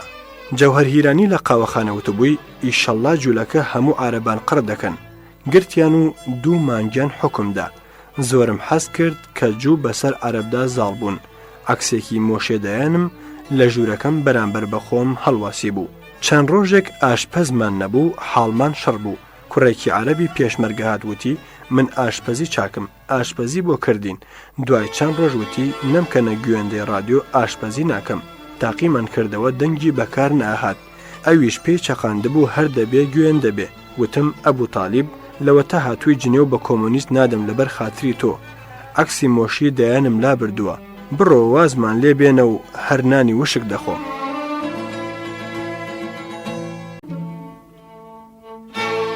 هەژاری مکریانی بەردەوامە لەسەر گێڕانەوەی بەسەرهاتەکانی ژیانی خۆی بە تایبەتی لەو کاتێک کە لە خەباتی شاخ و شۆڕش بەردەوام بووە و لە ڕادیۆی کوردستانی عراق کاری کردووە هەژار دەنووسێ چەند ماڵە کوردێکی تورکیایی لە عەشیرەتی قشوری لە دەوری بنکەکەمان بوون کە هەمویان ئەولادی پیرە پیاوێک بوون ئەویش ماڵی سربەخۆی بوو دەگەڵ ئەوەشە کە کوڕەکانی 4 کەس و پێشمەرگە بوون شیناوەردیشان کردبوو کوڕێک لەگەڵ خوشکێکیدا لە ژوورێک دەژیان لاوێکی بێگانەشیان وەک ڕەنجبەر دەگەڵ بوو شەوانە لەو ژوورە دەنووس جاری وەها بوو چەند ڕۆژ هەر ئەو بێگانە و کچەکە بە تەنیا شەو لە ماڵدا دەمانەوە دایکی کچ ڕۆژێک هاواری بۆ بنکە هێنا کچەکەم خوێن ڕێژیەکە ئەوە دەمرێ کاک عەبدولخالق جێبێکی پەیدا کرد و بردیەخانیە بۆ سەر حەکیم هێنایەوە براکانی کچ لە حەکیمیان پرسی بوو وتبووی حامیلە بووە و بەری هاویشتووە شەو بەتەنیا لە ژوورەکەم دەمنووسی پیرەمێرد و کچەکەی هاتنە ژوور پیرەوتی کوڕەکانم بە زۆر ئەو کچەم دەدەن بەو ڕەنجبەرە توخوا تۆ قبوڵ مەکە لەپڕ 4 کوڕ بە تفەنگەوە هاتن دەنگی باوک و خوشکیاندا کە هەستن من دەرکەوتم کە نەهێڵم بیان بن قایشی تفەنگی یەکیانم گرت بە دوان ڕۆهات نەقایش و کێشایان دەستم بریندار بوو هەرام لە هاوڵانی مەقڕ کرد کەس بە دەنگمەوە نەهات هیچ دەرفەتیان نەدا و لە دەرکەوە کچیان بە تفەنگ کوشت پیرەمامیش هەڵات قاتڵەکانیش هەڵاتن ژوورەکەم ئەرزەکەی پڕ بوو لە خوێن کە دیتم هاوڵەکانم تازە پەیدا بن و بە دەنگی تفەنگەوە هاتوون لاشەکەمان بردە دەوری کانی دایک و خوشکی بە شیوەن بردیانەوە ماڵ بە سولەیمانم وت بزانە ئەو شتانەی کە خوێناوی بوون لەسەر کانی بیان شۆرەوە سولەیمان کە هەردە خەیاڵاتی ئەو کارە ساتەدایە و سەردۆشەکێکی شتووە و لەسەر پلوسکی کانی داناوە و خەریکی شوشتنی شتی دیکەیە سەردۆشەک تەپ دەکانی دەکەوێت جاوەرە و هەڵێ وا بزانی مردوو هاتووەتەوە سەرکانی ژوورەکەم زۆر دیمەنێکی خراپی بوو لە زەمین ئەو هەموو خوێنە پەڵەی خوێن بە دیواران هەڵپژاوە جێگولە لە دیواران دیارن هەرچی وتیان بە تەنیا لێرە من و چرام کوژاندەوە و لەسەر تەختەکەم ڕاکشام بەڵام تا خەوم لێ دەکەوت کچەکەم دەهاتە خەونەوە دەپاڕاوەکە زۆڵمیان لێ کردوم مەزلومم خوا هەڵی ناگرێ چەند جار بەو خەونە ڕاپەڕیم و زۆری کار لێ کردبووم کە دوایی وێکەوتم پیرەگەوادێک بووە قەولی بەو ڕەنزبەرە داوە کچەکەی بداتێ لە باتی شەرتی ڕەنزبەری دەنگی نەکردووە کە بۆ بەشە و دەگەڵ کچەکەیدا پێکەوە دەژین ئێستا کە کار نەماوە لی پەشیمان بوونەوە و ئەو کەتنەیان لێکەوتوتەوە بەهاری ساڵی 1968 بوو خەبەریان دامێ کە هەیە من و چەند کەسێک لە لای قەڵاتزەوە هاتوون و ئێستا لە تەرەفی ماوەتن هەر خەبەرم دەپرسی و دەستم پێڕا نەدەگەیشت گوتیان هاتوونە ناو دەشت و بەرەو وەسان چوون دەگەڵ پێشمەرگەیەکدا کەوتمە پێو شوێن لە گوندی وەسان لە ماڵە سەییدی خزمم پرسی وتیان چەند لاوێک و سەییدێکی ئیختیاری زۆر پیر شەو میوانمان بوون و چوونە دۆڵی باڵەیان لە گوندی قەڵاتێ تووشیان بووم ئای لەو خۆشیە لە پاش 23 ساڵ دووری مامهێمنم دیتەوە بەڵام سەیید ڕاستی دەکرد بوو بووە ئیختیار جاوەرە چەنە لێدە و باسی دەردی دووری بۆ یەکتری هەڵڕێژە و شکری خوابکە کە سەرمان گەیشتەوە یەک سبەی ئەو ڕۆژە بزنێکم کڕی و ئەو دووجەمەی ترمان پێڕابوارد دیاربوو هاوڵەکانی کە حاجی شێخ ئەوڵای کولیجە و خالیدی شێخ ڕەحیمن دەڵە دەڵیانە بڕۆنەوە قەرارماندا کە ئەگەر ئەوان ڕۆیشتن یەکتر بگرینەوە و پێکەوە بژین زۆری نەبرد کە هێ من هاتە شیناوێ و لە ژوورەکەمدا تەختێکی دانا و بووینەوە هاودەمی هەمیشەی من هێمنم پێ لە هەموو شاعیرانی کورد شاعیرترە بەو شەرتە بۆ خۆی شعری خۆی نەخوێنێتەوە شعرێکی بۆ خوێندمەوە لەسەر شۆڕشی نووسی بوو لایوا بوو باش نییە لێم وەرگرت و لەسەر رادیۆ خوێندمەوە زۆریان پەسەند کردبوو تەنانەت خۆی دەیوت تا تۆ نەتخوێندبووەوە نەمدەزانی هێندە شعری چاکە کە خەبەری هاتنی هێمنم بە مەلا مستەفادا زۆری پێخۆش بوو ڕایسپاردم کە تا ممکنە خزمەتی بکرێ و دڵی ڕابگرن ژوورەکەمان سرەڕای تەنگی و تاریکی ئەوەندەی مشک هەبوو شەوانە خەومان لێ حرام بوو بە کۆمەڵ مشک ڕمبازیان تێدا ئەکرد شەوانە لە پاش کاریش چرا زەمبوریمان نەدەکوژاندەوە کە مشک بە ڕووناکی کەمتر دێنە دەر بەڵام خرمە و ڕمبەی مشک دەوەدا نەبوو ڕۆژێک من دەمنووسی خرتە خرتێک لە نایلۆنەکەی بنمیش دەهات لاموا بوو باران لێەدا هێمن وتی کوا گۆچانەکەت ئەوە مارە بیکوژە مارێکی جنجیڕی درێژ کەوتبووە سەر نایلۆنی بنمیچ بە حاڵ دەیتوانی بڕوا کە نایلۆنەکە لوز بوو وتم کاکە ئەوە بولبولی خۆمە نایکوژم مار هات تا خۆی لە نایلۆن خلاص کرد و لە دیوارەکەدا نیومترێک لە بەرەوژووری جێسرم لە تەختەکە چووە کونیەکەوە هێمن دەڵێ بیکوژە من دەڵێم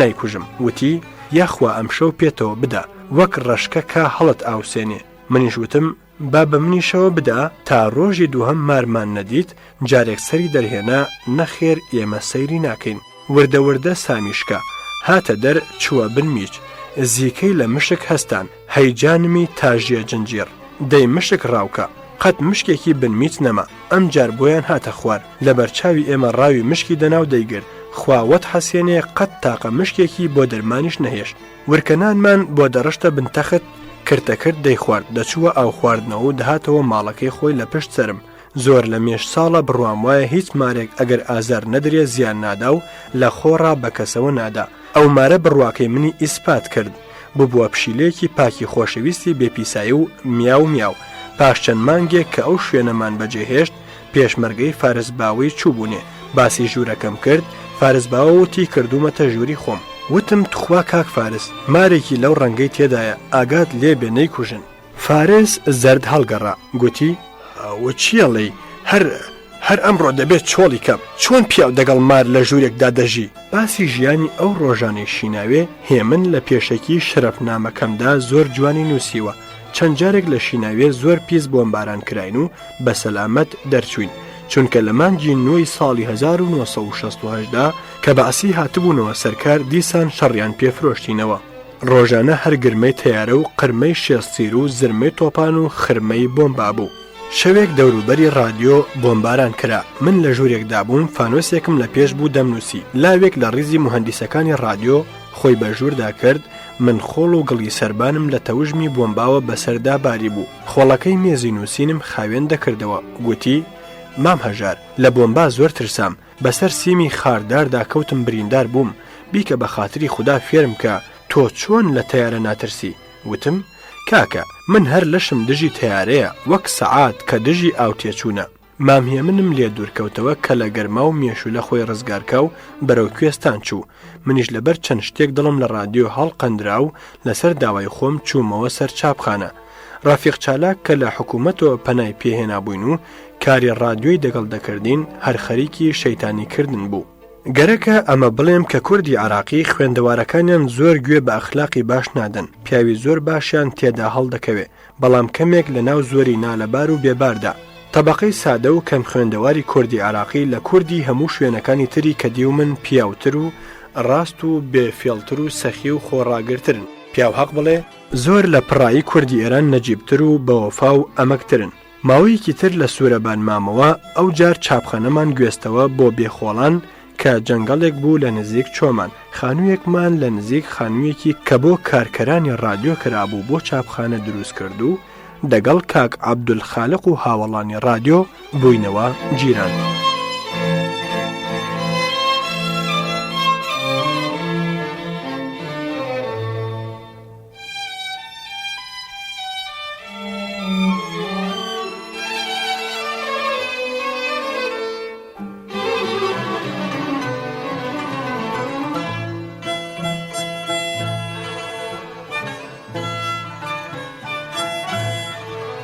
جێگای دەستگای رادیۆ و جێگای چاپخانەش لە کێو لێک نزیک دروست کرابوون. کاری من ئەمجار بووە دووسرە، هەم بۆ چاپخانە هەم بۆ رادیۆ دەمنووسی و ئیدارەی بنکەی چاپخانەشم لە مل بوو. مامهێ من ساردی پاییز هاتەوە لام لە چاپخانە و لە ژوورێکا دەژین. خانووەکەمان 4 ژوور و داڵانێک بوو. دەرگام بۆ داڵان کرد بوو بە ساڵۆنێک. سۆپەیەکم لە ساڵۆن دانا، هەم چێشتی لەسەر لێدەنرا هەم ژوورەکانی گەرم دەکردەوە. لە مەکتەب سیاسیەوە 26 وانێت داری سوتەمەنی بۆ بنکەی چاپخانە و 32 وانێت بۆ بنکەی رادیۆ هاتبوو. ئەوان 8 سۆپەیان دایسان هێشتا داڵانیان سارد و ئاشپەزخانەیان لە دەرەوە بوو. نیوەی زستان داریان لە من قەرز دەکرد. ئێمە بەهاریش هەر زۆرمان مابوو. زەوی دەوری خانووەکەم لە خاوەنەکەی کە خەڵکی گوندی مەمی خەلان بوو قەتیش نەچێنرا بوو. بە وادەی 10 ساڵ بە 30 دینار ئیجار کرد و پۆڵەکەماندایە. لە سەربەهارەوە لێوە خۆ کەوتین، جۆگەمان بۆ کێشا ناردم گوڵی گوڵاوێن لە خەلان هێنا، بەلەتی زۆر ورد بە دەوری جۆگەدا چاندم، زۆرم داری میوە لێدا، زۆرم مێوی ڕەز لەبەر دەرگا و لە بن دار مازوان چەقاند. بێستانی زۆر چاکمان بەهۆی مامعەلی بۆ هاتە بەر. قەت 3 ساڵی پێنەچوو بوو بووە بەهشتێک. کۆتر و کەروێشکم ڕاگرتە بوو، هەر دەبوو سەیری بکەی. هەموو ڕۆژ تەیارەمان دەهاتنە سەر، زۆر جاریش بە شەو مەودایان نەئەداین، بەڵام فێری بووبووین و لێمان بووە شتێکی ئاسایی. زۆر جاران دەگەڵ کاک عەبدولخالق کە تەیارە دەهات دەچووینە دەشت و زەبتمان دەبرد، دەنگی بۆمبارانمان زەبت دەکرد. من لە بنکە نەبووم، شەوێک هاوڵانم کابرایەکیان لە کوردی ئێرانی گرتبوو کە لەو ناوە گەڕابوو. هەڵیان پێچا بوو لیاندا بوو، وتبووی ڕاستیەکەی ئەمەیە ساواک نردومی و دەمانچەی داومێ، ئەگەر مام هەژار بە دزیەوە بکوژم 200,000 تمەنم بدەنێ. ڕۆژێک دەگەڵ خالیداغا دەستمان لە جێپێک هەڵێنا کە تا ناوپەردانمان بەرێ. جێپ ڕاوەستا و لە دواوە سوار بووین. خالیداغا بە چاو برۆ تێگەیاندم کە مەعموری ساواکن. گەینە ناوپەردان وتم ڕایگرە، پێم وایە ڕانندە نەیبیست. هەر ڕۆیشت، دەستم خستە سەر دەمانچەکەم، وتم ڕایگرە. ڕاوەستا، دابەزین و ئەو ڕۆیشت. خالیداغا وتی چابوو نەیان ڕفاندین. وتم هەر ئەو جاری ڕای نەگرتایە دەمکوشت. شەوێک لە گەڵاڵە چوومە ماڵی ئەوڵاغا. ساواکیەک لەوێ بوو. خەڵکەکە حەپەسان کە نەیان دەویست ئەو ساواکیە پێم بزانێ. وتم وا دیارە ئەو ئاغایە خەڵکی خانووە قوڕەکانە، بە زمانی خەڵکی سولەیمانی واتە حیزە. دەمبیستەوە کە لە ئێران زۆر خراپی باز دەکردم و دەیگوت وەتەنفرۆشە. شعری من قەت بە کەیفی مامۆستایانی مەکتەبی سیاسی نەهات، چونکە من لام وا نەبوو عەرەب و کورد برایە و بە هەوای ئەوانم شعر نانووسی. بەڵام خەڵکەکەی دیکە زۆریان حەز لێ ئەکرد. ناچار بوون کە لە کۆبوونەوەکاندا ئیعلانکەن کە شعری هەژاریش هەیە و بە ئانقەس دەیان خستمە دواوە کە دەیانزانی خەڵک بە چاوەنۆڕی شعری من بڵاوە ناکەن و تا لێم نەبیستە ناڕۆن.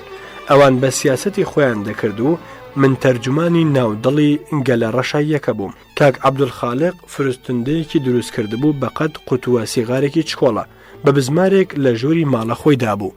هەمیشە شێعرەکانی منی ئەوی لای مامۆستا سیاسیەکان مەمنوع و باسی دژمنایەتی عەرەب و کورد و زوڵمی حکومەتی دەکرد لەو ڕادیۆ چکۆڵەوە بڵاو دەکردەوە کە ڕەسمەن نەیدەتوانی ئیرادی لێ بگرن. ئەگەر گلەییشیان لە کاک عەبدولخالق دەکرد دەیگوت ڕادیۆی خۆمە، ئەگەر تووڕەمکەن وەک دەروێش بە سواری کەرێک دەیگێڕم و بۆ خەڵکی لێدەم.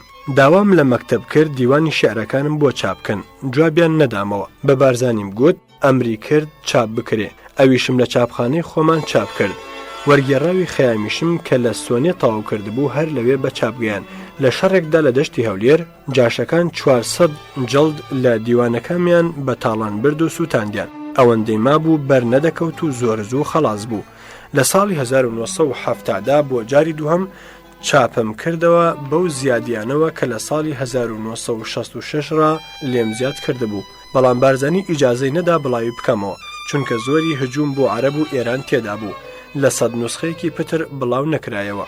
لەم بەینانەدا یەک دوو جار عەبدوڕەحمانی قاسملو، کەریم حیسامی و برادرانی دیکە ئێرانی هاتوچۆیان دەکرد و چاویان بە بارزانی دەکەوت و چەند ڕۆژێک خۆشمان ڕادەبوارد.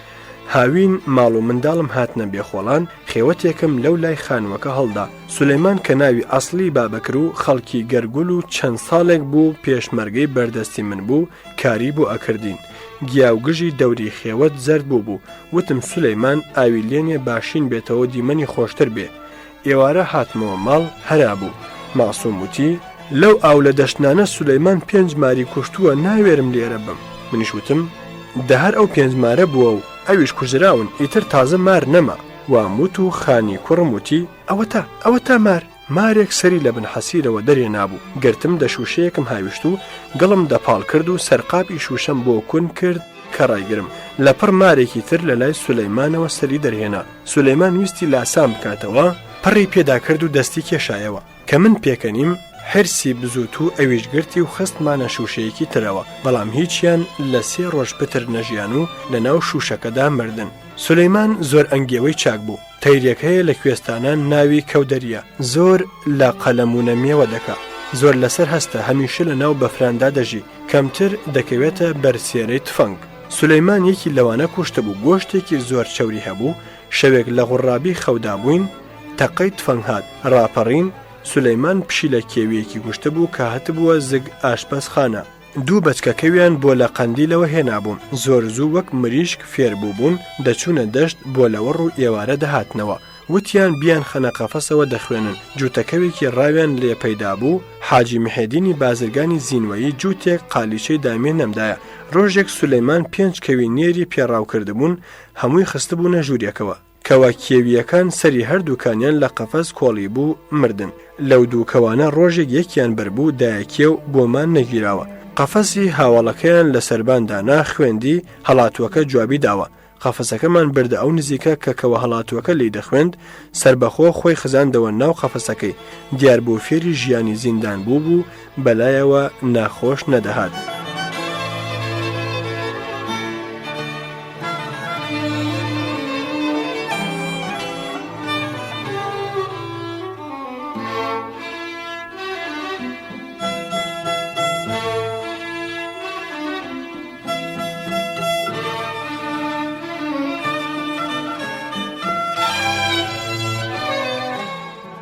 دۆستان و شەیدایانی دنیای پڕ لە زانستی کتێب، ئازیزان و خۆشەویستان، لێرەدا هاتینە کۆتایی بەشی 82 خوێندنەوەی کتێبی چێشتی مجێوری هەژاری مکریانی. تا بەشێکی تر و لە شەوێکی تردا پێتان دەگەینەوە. شاد و بەختەوەر بن.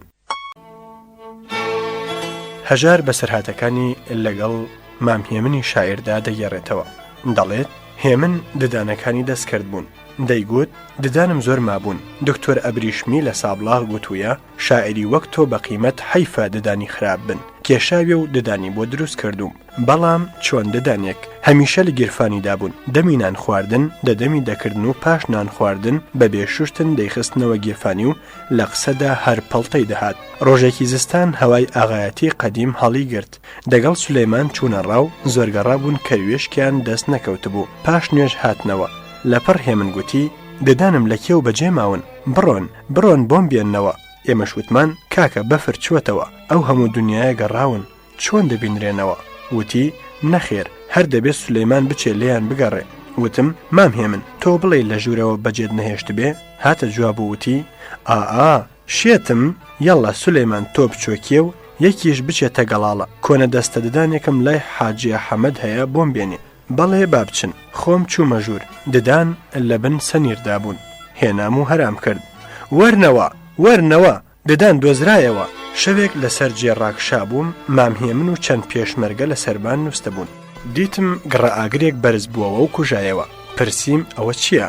گوتیان هیچ نەبووە بەیانی زانیم هێمن جغارە بەدەستەوە خەوی لێکەوتووە و لێفە ئاگری گرتووە و مامعەلی کوژاندوێتیەوە پێویستە ئەمەش لە هێمنەوە بگێڕمەوە کاتێ هەواڵجار گەینەیەک شەوانە حەبێکی خەوی دەخوارد کە دەمێکە ئەگەر شەوانە نەیخوا خەوی لێ ناکەوێ دکتۆر وتی بە حەبی خەوهێن هێمن لاوازتر ئەبێ بڕیارماندا حەبێکی ڤیتامینی بەڕەنگی حەبە ڤالیۆمەکەی بدەینێ ساڵێک ڤیتامینمدایە و گوتم حەبی خەوە زۆر باش خەوی لێ دەکەوت و پەسەندی بوو ساڵە و دووە گوتم کاکە تۆ ساڵێکە تەرکی حەبی خەوت کردووە خوا شکر لێ خەلاص بووی چوو بوو خۆی لە دکتۆر تۆڕە کرد بوو کە تۆ هەژار فێڵتان لێ کردوم گەڕایەوە سەر حەبە ڤالیۆمەکەی خۆی هێمن ویستی بچێتە بەغدا لای قاسملو هاوڵانی بارزانی فەرمووی ئازادە بۆ کوێ بچێ بەڵام دەترسم دوور لە ئێوە خۆشی لێڕانەبورێ هەر وەخت بێتەوە ئێمە حازرین بۆ خزمەتی پارەیەکی بۆ ناردوو هێمن بەجێ هێشتین ئەوەش شیاوی باسە جارێک کە من لە بێخۆڵانەوە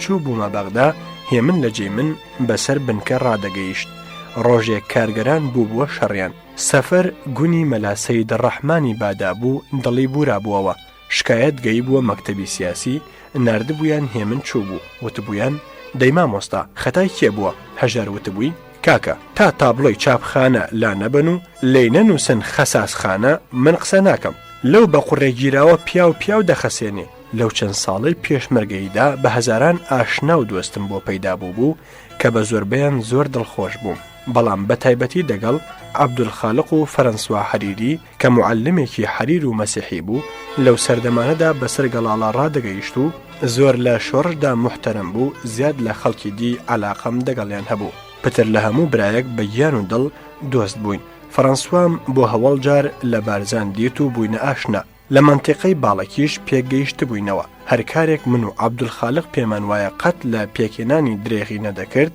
کاک عەبدولخالق لە مەلای وەڵزێ دوو کتێبی فتوای شەرعی وەرگرتە بوو دەمان خوێندەوە تووشی مەسەلەیەک بووین دەربارەی خواردن لە شەرعدا دەڵێ ئەگەر مسلمانێک برسی بێ هیچی دەست نەکەوێ بە شەرع ئەتوانێ مەسیحێک خۆی یان کوڕ و کچی و ژنیشی بخوا زۆر قسەی تری وا سەیری تێدا بوو فتوواکەمان بە فەرەنسوا نارد وتمان هەرچی داوات لێ دەکەین فەورەن نەیکە ڕێونەی نێری شەرت بێ بتخۆین و ئەوەش فتوواکە حەڵاڵە زۆر جار عەبدولخالق لیستێکی باڵا بەرزی ئەنار کاک فەرەنسوا مریشک گۆشت میوە و چی نەنێری بیستومە قەڵەویش بووی گۆشتت بەپی فتوای کتێب حەڵاڵ و زەڵاڵە و خۆت ئامادەکە لە ڕاستیدا فەرەنسۆ زۆر بە دەرد و مەرگمانەوە بوو هەرچی لە دەستی هاتبا لە یاریدەدانمان درێغی ناکرد ڕۆژێک ڕەمەزان بوو مامهێمن لە هەولێرەوە بەرەو باڵەکایەتی دێت لەناو ماشێندا جغارەیەکی دادەگەیشتێنێ هەرچی دە ماشێنەکەدان ڕانندەش دەگەڵ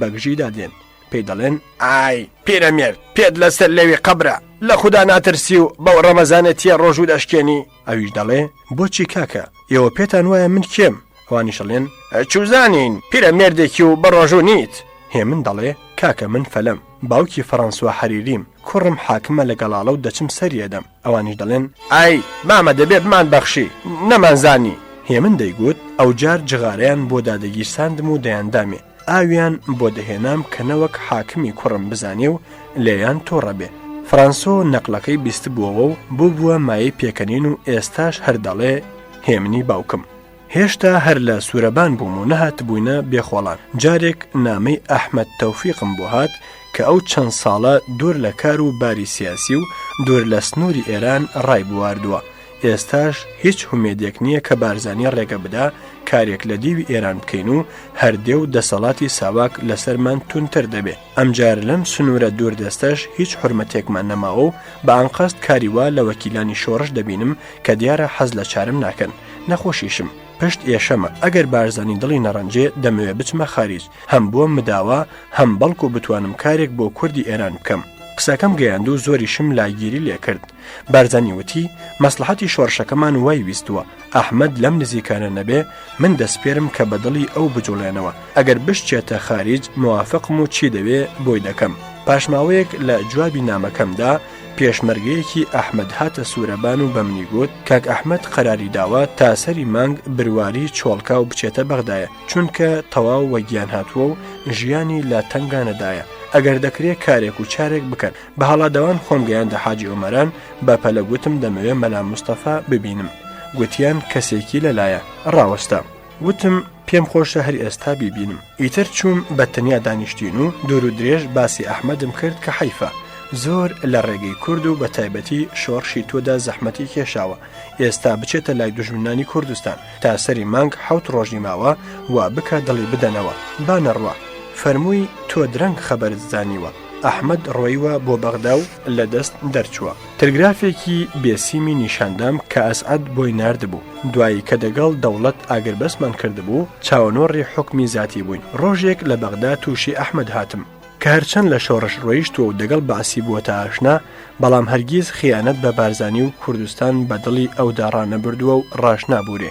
ئیتر خەبەرم لە ئەحمەد بڕا لە کێو دەمبیستەوە کە دەگەڵ دەستەی قاسملو نێوانی خۆش نییە و شەڕە دندووکەی یەکتر دەکەن. وتیان لە پاش کودەتای سەرنەکەوتووی نازم گزار زۆر کوردی دۆستی دەوڵەت کوژراون دەگەڵ 82 کەسی تر بە تۆمەتی ئەوە کە ئاگایان لە بزوتنەوەی نازم گزار بووە و دەنگیان نەکردووە بەرگولە دراون. بیستمەوە کە ئەحمەد تەوفیق گیراوە ئەفسەرێکی کورد خەبەری دامێ کە لە زیندانی قەسر زهۆرە پاش چەند جارێک کە خەبەری گرتنی دەدامێ گوتی بردوویانەتە زیندانی ئەبوغرێب و ئاگام لێبڕاوە.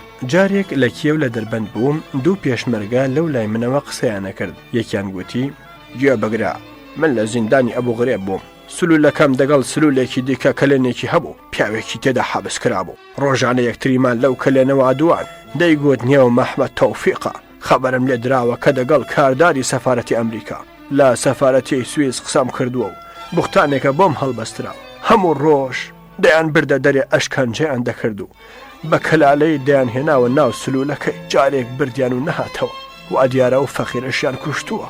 زۆر بەو خەبەرانە دڵم تەنگ بوو بەڵام دیتم مەسعود بارزانی و ئیدریس بارزانی کوڕانی مەلا مستەفاش بۆ خەبەری نەمانی ئەحمەد زۆر دڵتەنگن.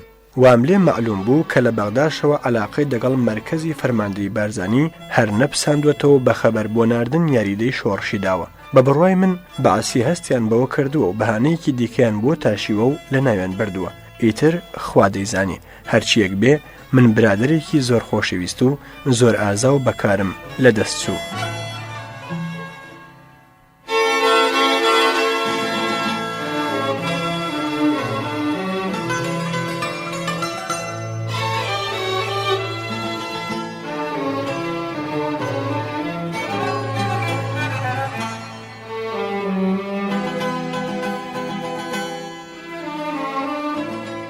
یەک لەوانەی کە دەگەڵ ئەحمەد چوو بوونە بەغدا مەلا سەید ڕەشید بوو کە خەڵکی بووبەکتانی لای سەقز بوو پیاوێکی زۆر پاک و کوردی چاک و زۆریش بەدەست و تفەنگی خۆی ئازا.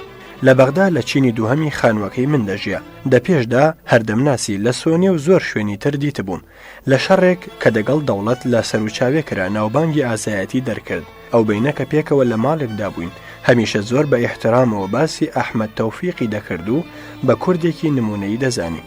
مەلا سەید ڕەشید پاش شکانی شۆڕش هاتە سەقز بەدارتاشی بەڕێدەچوو لە ئینقیلابی ئیسلامیدا لە دەوری دیواندرە دەگەڵ کۆنە ئاغایان تێگیرا و بە دوامین فیشەک خۆی کوشت. وەک باس کرا بەعسی کە بۆ دووەم جار حکمیان گرتەوە دەست زۆری نەبرد لە مانگی نوێی ساڵی 1968 ڕا شەڕیان بەسەردا سەپاندینەوە. ئەو شەڕە تا سەرەتای ساڵی 1970 هەر بەردەوام بوو. یاریدەی چەک و کەلوپەلمان زۆر لە ڕێگەی ئێرانەوە بۆ دەهات. دەوڵەتی عێراق ڕۆژ لەگەڵ ڕۆژ لە کزی و کەنەفتی دەدا. سەدام حوسێن ئەعلانی کرد کە خودموختاری دەدا بە کورد خۆی هاتە لای بارزانی لە ناوپردان دەیانگوت شا لەو پێکاتنە زۆر ناڕازیە بەڵام گوێ بە قسەی ئەو نەدراوە دەستکرا بە کۆبوونەوە و توێش پێکهاتن کە لە ماوەی 4 ساڵدا حکمی خودموختاری بە یەکجاری سەقامگیر ببێ. 4 وەزیرمان لە کابینەدا جێکرانەوە نوری شاویز وەزیری ڕێگەوبان، سامی مەحموود وەزیری کار و باری شیمال، ئیحسان شێرزاد وەزیری بەلەدیات، ساڵح یوسفی وەزیری مشاور و مدیری ڕۆژنامە و چاپەمەنی. ڕۆژێک لە چۆمان مەلا مستەفا دەگەڵ ئیدریسی کوڕی لە مەدرسەیەکی ئەم بەرەی چۆم دانیشتە بوون. بانگیان کردم. گوتی هەروە خەڵکە و لە بەغدا و شاران دائەمەزرێن، دەمانوێت تۆش کارێکت بەدڵی خۆت بۆ پەیدا بێ. وتم من چەند ساڵە زۆر بە ئازادی ژیاوم، گلەیم لە ژیان نییە، حەز دەکەم هەر دەگەڵ ئێوە لە چیا و چۆڵ بم. گوتی نا، دەبێ بچی و کاکسامی ببینی، ڕامسپاردووە کارێکت بۆ بکە کە بەدڵی خۆت بێ. هاتمەوە بەغدا، ڕۆژێک بە ماشینی کاکسامی دەچوومەوە ماڵێ. لە ڕێگا گوتی من حەولم بۆ تۆ داوە، بەڵام باسی ناتناسن، پێویستە کارێکی وا بکەی وەک شاعیرێکی محتەرەم، مەسەلەن وەک جەواهیری بتناسن. هەر بەپەلا بەیانی ئەو ڕۆژە هاتمەوە شۆڕش لە ناوپردان و چوومە لای مەلا مستەفا. وتم کاکە نەقڵ ئەوەیە ئەو هەموو ساڵت دەرد و دەربەدەریم هەر بۆیە بووە دژمنانی کوردستان نەمناسن و نەیانناسم، تۆش لای خۆت ڕام نەگری لە بەغدا دەچمەوە عکاسی کردن. سەدام بە تەیارەی هێلیکۆپتەر هات. لە حاجی ئۆمەران دیسان یەکتریان دەگەڵ بارزانی دیت. ئاجودانەکەی سەباح میرزام دیتەوە کە بەچکە سنەیەک و بەعسیەکی تون و تیژ و ئاجودانی سەدام بوو. وەختی خۆی لە ئیدارەی مەبانی ئام پێکەوە کارمەندی قەراردادی بووین و ئێستاش بووە ئەفسەری سیئەستێرە. یەکترمان ناسیەوە. سبەی کە سەدام ڕۆیشتەوە منیش دەگەڵی دە تەیارەدا سوار بووم. دەگەڵ سەباح قسەمان دەکرد، بۆی گێڕاوە کە لە مێژەوە شوناس و دۆست بووین. بەڕووی خۆشەوە دواندمی و گوتی لەسەر فەرمایشتی بارزانی ئێمە مانگی 100 دینارت بازنشستی بۆ دەبڕینەوە و خۆشت هەر کارێک دەکەی ئازادی. سەباحیش ئەگەر ویستت یارمەتیت دەدا. ئیتر هاتمەوە بەغدا، حقوقی بازنشستگی بێشەرت و شروتی ناسین بڕایەوە. یەکێتی ئەدیبانی کورد لە بەغدادا دەمەزرا کە تێکەڵاو لە ئەدیبانی شیوعی و پارتی و بێلایەن بوو. لە هەڵبژاردنە منیان بۆ سەرۆک کاندید کرد. بۆ ئینتیخابات دەبوو بەڕەسمی و لەبەر چاودێری حکوومەت وەزارەتی ڕۆشنبیری دابێ. ساڵۆنی خولد دیاری کرا کە لەوێ ئینتیخابات بکرێ. دەبوایە حزبی خۆمان کە چەند وەزیر و مدیر کلول و پیاوی گەورەمان لەوێ بن لەو مەجلیسە گرنگەدا شیرکەت بکەن. دامان نابوو کە قسەی حیزب، قسەی ڕۆژنامەی خەبات، قسەی پیاوانی وەکیلی بارزانی بخوێنرێتەوە. بەڵام زۆر بەداخەوە زۆرم خۆم ماندوو کرد، کەسیان بەڕاستی ئامادە نەبوون. دوو کەس لەلایەن حیزبەوە هاتن، بەڵام لەسەر نووسینی شتێک بە عارەبی نەیانتوانی دروستیکەن. خۆیان دزیەوە. مدیری ڕۆژنامە و چەندێک لە وەزیر و پیاوە گەورەکان گوتیان لە سەفارەتی کوبا داوەت کراوین. وتکای ئەوەیان پێ باشتر بوو. لە کاتی هەڵبژاردنە شێوعی ملیان لە گێرە شێوێنی ناو کەمی مابوو ببێتە شەڕ. بۆ یەکەم جار لە تاریخی بەغدادا لە وەختی ڕێئی خوێندنەوەدا چرامان لەسەر کوژاوە. حاکم لەبەر لایت ڕێیەکانی گوێیە کردەوە. من بەر لەوە دەست بکەرێ بە ڕێی وەرگرتن وتارێکم خوێندەوە کە ئەوە هیچ باسی چاکەی باسم نەکرد، ئەوەندە تند و تیژ بوو کە زۆر کەس لایەنوا بوو دەگیرێم. باسی ئەوم کرد کە ئەو حەقەی قەرارە وەریگرین سەدیەکی خوێنی ئەو شەهیدانش نییە کە لە ڕێگەی ئازادی کوردستان دراوە.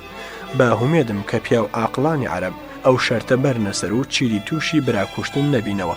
وتارەکەم دا دەقیقەیەک توولی کێشا. هەر خۆشم خۆم کردە وەکیلی بارزانی و حیزب و لە باتی ئەوان تەبریکم لە کۆبوونەوە کرد. بە زۆربەی ڕەئی من بە سەرۆک هەڵبژێرام. زۆر لەو ئەدیبانە هەر ئەوەندە کارتی ئەندامەتیان وەرگرت ئیتر چاومان پێ نەکەوتنەوە. ئەوەندەیان بەس بوو شانازی بکەن کە ئەندامی یەکێتی سەرکەوتنن. بۆ جێگە و ڕێگە و ئەساسیە و پێدەویستی یەکێتی کەوتینە بار بوو کۆکردنەوە لە دەوڵەمەندانی کوردی بەغدا. خۆمان تیار کرد و دەستمان بەکار کرد. زۆرمان زەحمەت کێشا تا ئیمتیازی مجلەیەکمان بەناوی نووسەری کورد وەرگرت. بۆچی زەحمەتمان کێشا؟ کاتێ باسی و بە تایبەتی سەدام خۆی هاتە کوردستان، قەولیدا بە بارزانی و مەکتەبی سیاسی و سەرانی شۆڕش کە هەرچی ئێوە بە ئاواتن گیرتان کەوێ، من زۆر پترتان دەدەمێ. چیتان دەوێ بڵێن تا پێکی بێنم و زیاتریش. کۆبوونەوەی زۆر کرا کەچی لە دەوڵەت بخوازین. لە بیرمە من لە یەک کۆبوونەوەدا بەشدارکرام کە خاوەنکارەکانی شۆڕش جگە لە مەلا مستەفا هەمویان حازر بوون. باسی کاروباری چاپەمەنی و فەرهەنگی کرا کەوا ڕۆژنامەمان لە بەغدا بە ئازادی دەردەچێ. من گوتم برایان، کابرا دەڵێ هەرچی دەتانەوێ بڵێن. میلەتی کورد زۆر دوورە فەرهەنگە، بە تایبەتی لە خوێندەوارانیشیدا کەمیان کوردی ئەزانن بخوێننەوە بنووسن. بناغی بوون و زیندوێتی هەر میلەتێکیش بە فەرهەنگ و گەشەکردنی ئەدەبیات و زمانەکەیەوە بەندە. ڕادیۆ دامەخەن، جاران کە جنێوتان بە عەرەب و بەعەس ئەدا، ئێستا تاریفیان دەکەین تا پیاوی چاکن. ئەدەبیاتی خۆشمانی لەسەر بڵاو دەکەینەوە. سەدام دەڵێ ڕادیۆی گەورەتان بە خەرجی زۆرەوە بۆ لە هەولێر دەکەمەوە، هەرگا ڕادیۆی وا لە هەولێر ئامادەکرا ئێمەش دەچین لەسەر ئەوێ قسە دەکەین، ئەوسا ئەوەی خۆتان ئەزڵکەن. داوا بکەن کە ئەستانداری کورد لە شارە کوردەکاندا بتوانێت ئیمتیازی مەجەللەی بە کوردی و ڕۆژنامەی بە کوردی بدا، دژی سیاسەتی دەوڵەتی بەعسی تێدا نەنووسرێ. خەڵک فێرە کوردی بکەن و با لە زمان و ئەدەبیاتی خۆیاندا شارەزا بن. داوا بکەن کە هیچ نەبێ نیوەی ڕۆژنامە و گۆڤاری عەرەبی ئێمە بتوانین داوای ئیمتیاز بکەین لە بەغدا و شاران، ینی بەشێک بە دوو بەش. زۆر لەسەر ئەم قسانە ڕۆیشتم، بەڵام پێم سیر بوو کە زۆریان تۆڕەبوون و گوتیان قەت ئەوەمان بۆ ناکەن. وتم کاکە ئێوە داوا بکەن با ئەوان بڵێن نایکەین. وتیان نا کاک هەژار، زۆرمان کار هەیە کە بەو شتە بێمانەیانە لە دەستمانە چێ.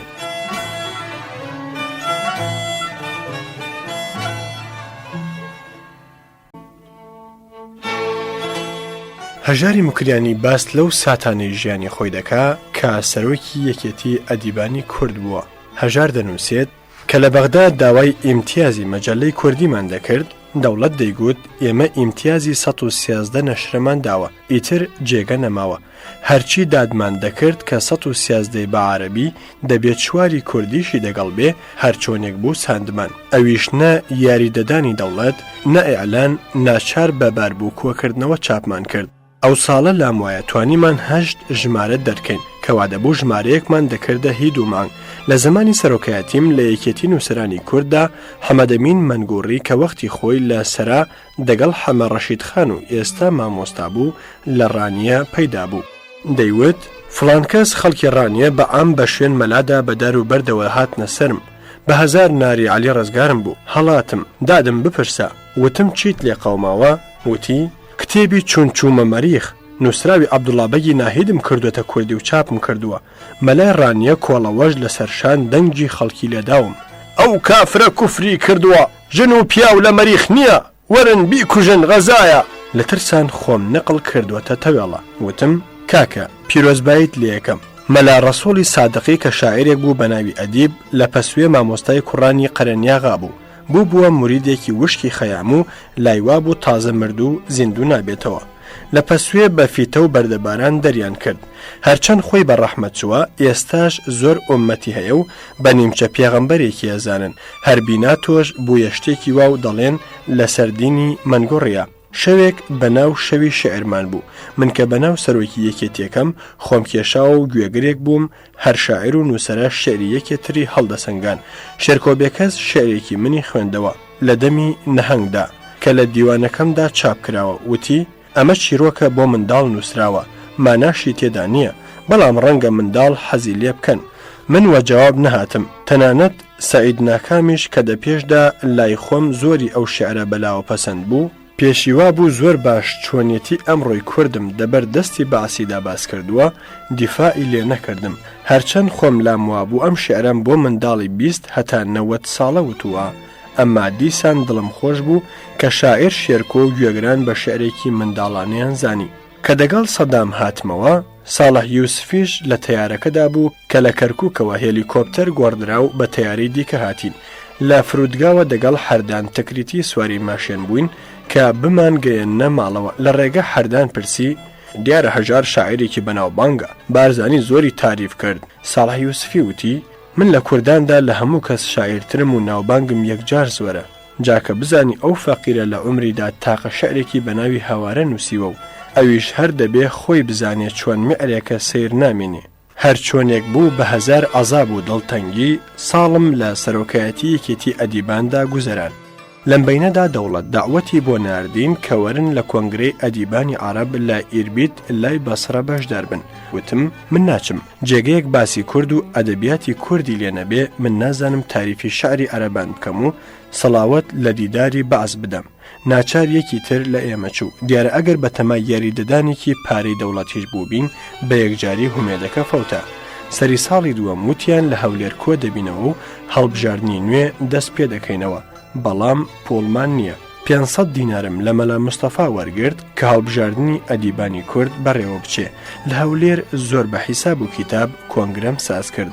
هێشتا هەر ڕئیسی یەکێتی ئەدیبان بووم کە دەوڵەت قبوڵی کرد کۆڕی زانیاری کورد دابمەزرێ. منیشیان دەستنیشان کرد کە ببمە ئەندام، چەند کۆبوونەوەیەکی بۆ کرا. سامی کە وەزیری کاروباری کوردستان بوو عاشقی ئەوە بوو کە خاوەن کارنامەی دکتۆرای زۆر تێبچن. من زۆرم حەول دەگەڵدان کە کوردی زانی باشی بۆ هەڵبژێرن، نەوەک ئەوانەی دکتۆرایان لە زمانە خارجیەکاندا هەیە. من یەکی وەک هەمەی مەلاکەریم و شکور مستەفام پێ لە دکتۆرەکانی کوردی نەزان چاکتر بوو. دیارە قسەی ئەوان لەسەر بوو. کۆڕ دامەزرا، دە ئەندامی دامەزرێنەری بۆ دیاری کرا کە ئەمانە بوون: ئیحسان شێرزاد وەزیری بەلەدیات کە مهندسی میعماری و حقوقی بوو، شێخ محەممەدی خاڵ کە نووسەرێکی مەشهورە و قازی شاری سولەیمانیە، کاک مەسعود محەممەد کوڕی جەنابی مەلایکۆیە کە هەم حقوقی و هەم عالمێکی عەرەبی زۆر بەناوبانگە، دکتۆر کەمال مەزهەر کە لە لینینگراد دکتۆرای لەسەر تاریخی کورد لە قەرنی 20ەمە وەرگرتووە، هەژار کە کرا بە ئەندامی پێنجەم، دکتۆر عەبدوڵڵا نەقشبەندی کۆنەمەلا و ڕئیسی کولێ حیسابداری عێراق، دکتۆر پاکیزە ڕەفیق حیلمی کە دکتۆرای لە ئاڵمان لەسەر زمان و ئەدەبی عیبری هەبوو، دکتۆر عەبدولحەمید ئەتڕوشی کە قازی سونی بوو لە بەغدا و زمانی کرمانجی ئەزانی، عەلاءەدینی سەجادی کە نووسەری مێژووی ئەدەبی کورد و زۆر کتێبانە، دکتۆر ناجی عەباس کە دکتۆرای لە جوگرافیادا هەیە و خەڵکی کەرکووکە. ئەم دەکەسە بەڕەسمی ناوی دەستەی دامەزرێنەر و سەرەکیمان لێنرا و ڕیاسەتی جمهوری بە بەیانێکی ڕەسمی قۆڵی بۆ لەسەر کێشاین. ئێمە لەقەبی ئەندامی کارەمان درایە. زۆر کەسی تریش لە خاوەن کارنامەی دکتۆر و ڕۆشنبیری کوردمان دەگەڵ خۆخست کە لە لیژنە جۆربەجۆرەکانی فەرهەنگیدا بەشداریمان بکەن. هەفتەی 2 یا 3 جار کۆبوونەوە دەکرا. کاری فەرهەنگستانمان بەڕێوە دەبرد.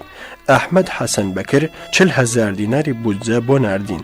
ئیحسان شێرزاد کە ڕئیسمان بوو وەکیلی شرکەتی گولبەنگیان بوو لە عێراقدا. وای کرد گولبەنگیان عیمارەتێک لەسەر حسابی خۆی بۆ کۆڕی زانیاری دروستکە کە پتر لە 200,000 دیناری تێچوو. چاپخانەیەکی لاینۆتاپیمان سازدا. یەک دنیا کتێبی زۆر بە نرخی لەسەر کورد و شتیتر کۆ کردەوە. کتێبخانەی کۆڕی کورد زۆر لە کتێبخانەی کۆڕی زانیاری عارەبان کە تەمەنی بە 40 ساڵ دەگەیشت دەوڵەمەندتر بوو. چەند کتێبێکی کوردیمان چاپ کرد. من شەرەفنامەکەی خۆم کە 2 جار نووسی بووەوە نیشاندان چاپیکەن کێ تەماشای کە و ئەگەر پەسەندی کرد لە چاپ بدرێ. وتیان دکتۆر ناجی عەباس، وتم ڕاوەستن، ئەوە نووسینی منە، خەیامم چاپ کردووە. ئەگەر ناجی عەباس توانی پێشەکیەکەی من لەسەر خەیام بەڕەوانی وەخوێنێ قبوڵمە. دکتۆر کوردی نازانێ. وتیان ئەدی کێت پێ باشە؟ وتم عەلاءەدین سەجادی فارسی باش دەزانی و کوردیشی زۆر باشە، بەرامبەری نێوان مەتن و تەرجەمە بکە. دکتۆر کەمال خۆی لە شەرەفنامەی تەرجەمەی ڕووسیدا یاریدەی متەرجمی کردووە و تەشەکوری لێکراوە. کاک مەسعود هەمووتان بە ئەدیبێکی گەورەیە زانن. هەر یەک لەو 3 کەسە پەسەندیان نەکرد بۆم چاپ مەکەن. ئەوان هەر 3 پەسەندیان کرد. ئەو جار هەرا لەسەر حەقی تالیف پەیدا بوو. دەیانوت 100 بدەین، 100 لە قازانج یان لە گشت. هیچ متتەقم نەکرد. قەرار درا 100 لە قیمەتی گشتی وەرگرم. ئیمزا کرا. وتم زەررتان کرد. ئەگەر جگە لە هیچ حەقێک داوای پوڵتان لە خۆم بکردایە حاضر بووم 500 دینارتان بدەمێ هەر بۆم چاپ بکرێ. ئیعلان کرا کە کام چاپخانە بەکەمتری دەکا. هەر چاپخانەیەک دەیدی دەیگوت ئەو خەتەمان بۆ ناخوێنرێتەوە. بۆ جاری سێهەم ناچار پتر لە 5,000 ڕۆپەڕی شەرەفنامەم نووسیەوە. زۆر شەوان گوێم لە بانگی سبەینێ دەبوو. من هەردەم نووسی دەگەڵ چاپخانەیەکی بەناوی چاپخانەی نوعمان لە شاری نەجەف پێکاتین، بەو شەرتەی کە هەر ڕۆپەڕێکی من بە ئیمزای خۆم لەسەری نەنووسم چاپ کرێ. ئەو حەقی نەبێ چاپیکە. 2 فۆرمەیان دەناردە کتێبخانەیەک لە خەیابانی متەنەبی. غەڵەتگیریم دەکرد و دەمناردەوە. جاری وا بوو فۆرمەیەکم 14 جار غەڵەتگیری کردووە کە دەهات بۆ چاپ ئامادە بێ. خۆم لە بەغداوە دەچوومە نەجەف. آخر نمونەم چاپکراوی دەدیت. جاری وا بوو 2 شەو لە نەجەف دەمامەوە. گوتیان 2000 نوسخە بێ. زۆرم داد کرد کە پتر بێ. گوتیان چەند کتێبمان چاپ کردوون 1000شی نەفرۆشراوە. هێشتا 4 فۆرمەی چاپکرا بوو. گوتم من پۆڵم ناوێ، 100 کتێبم بدەنێ. بەخیر و هۆر توانیم پێیان بکەم بە 2500 نوسخە کە 250 خۆم بێ و 2250 بۆ بمێنێ.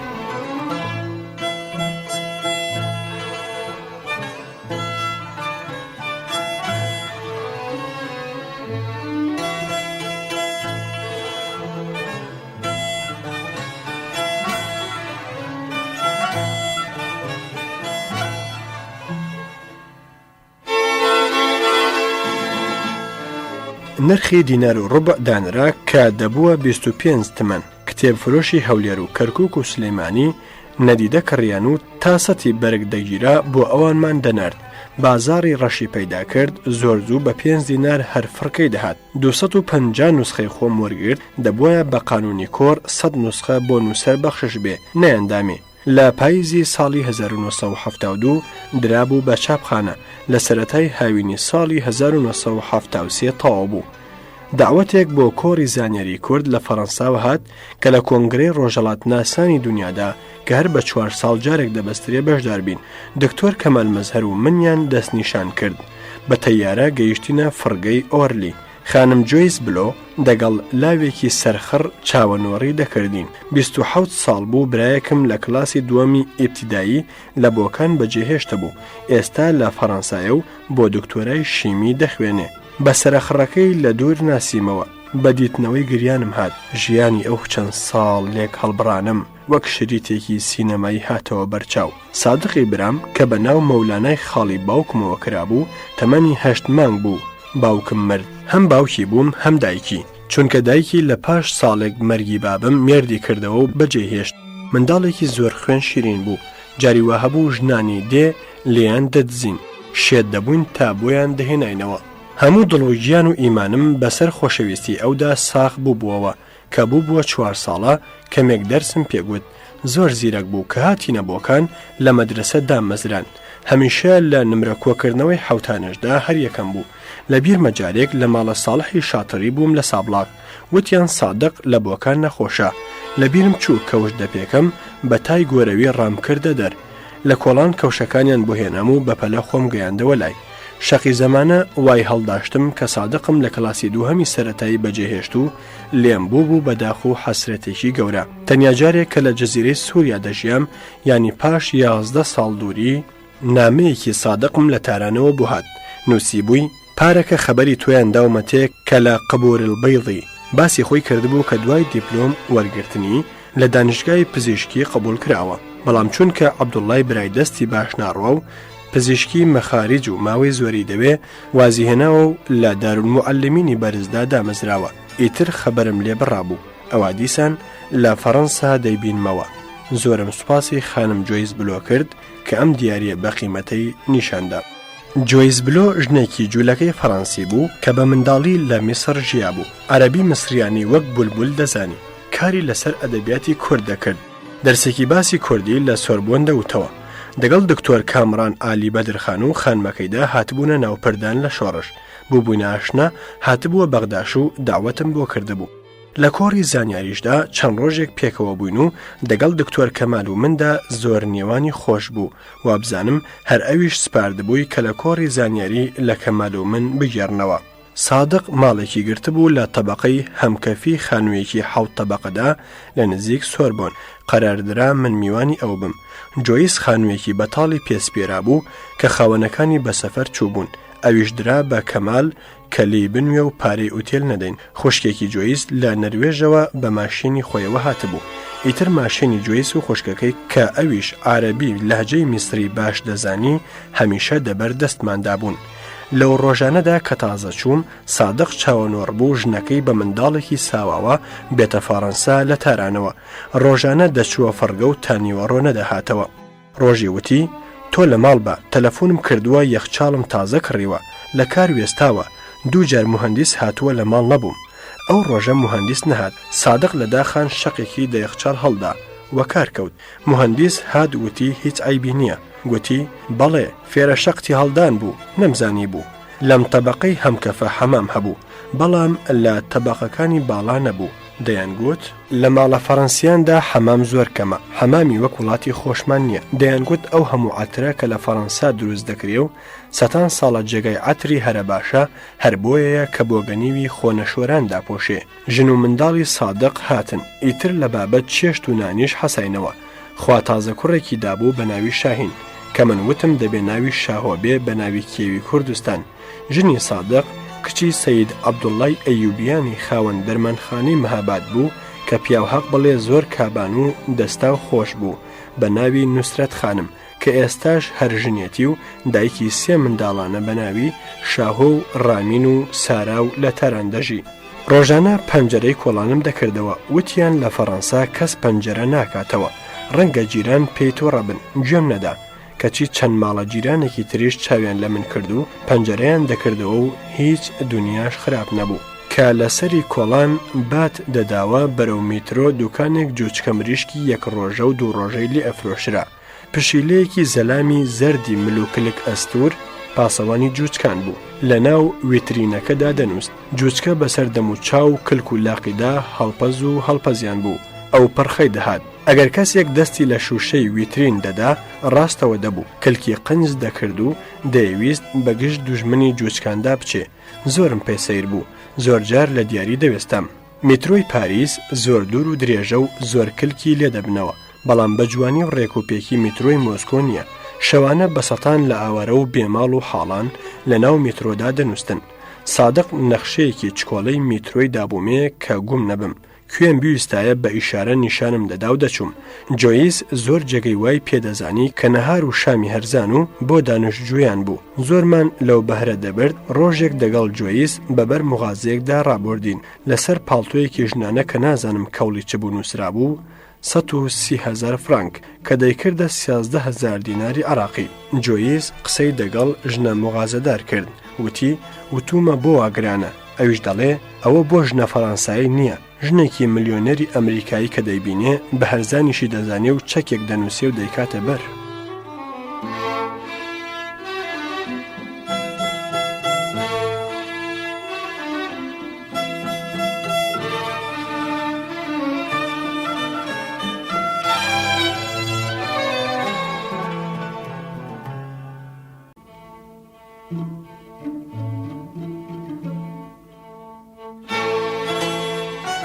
هەژاری مکریانی بەردەوامە لەسەر گێڕانەوەی بەسەرهاتەکانی ژیانی خۆی بە تایبەتی لەو کاتێکە لە گەشتێکدا بووە لە پاریس لەگەڵ هاوڵانیدا.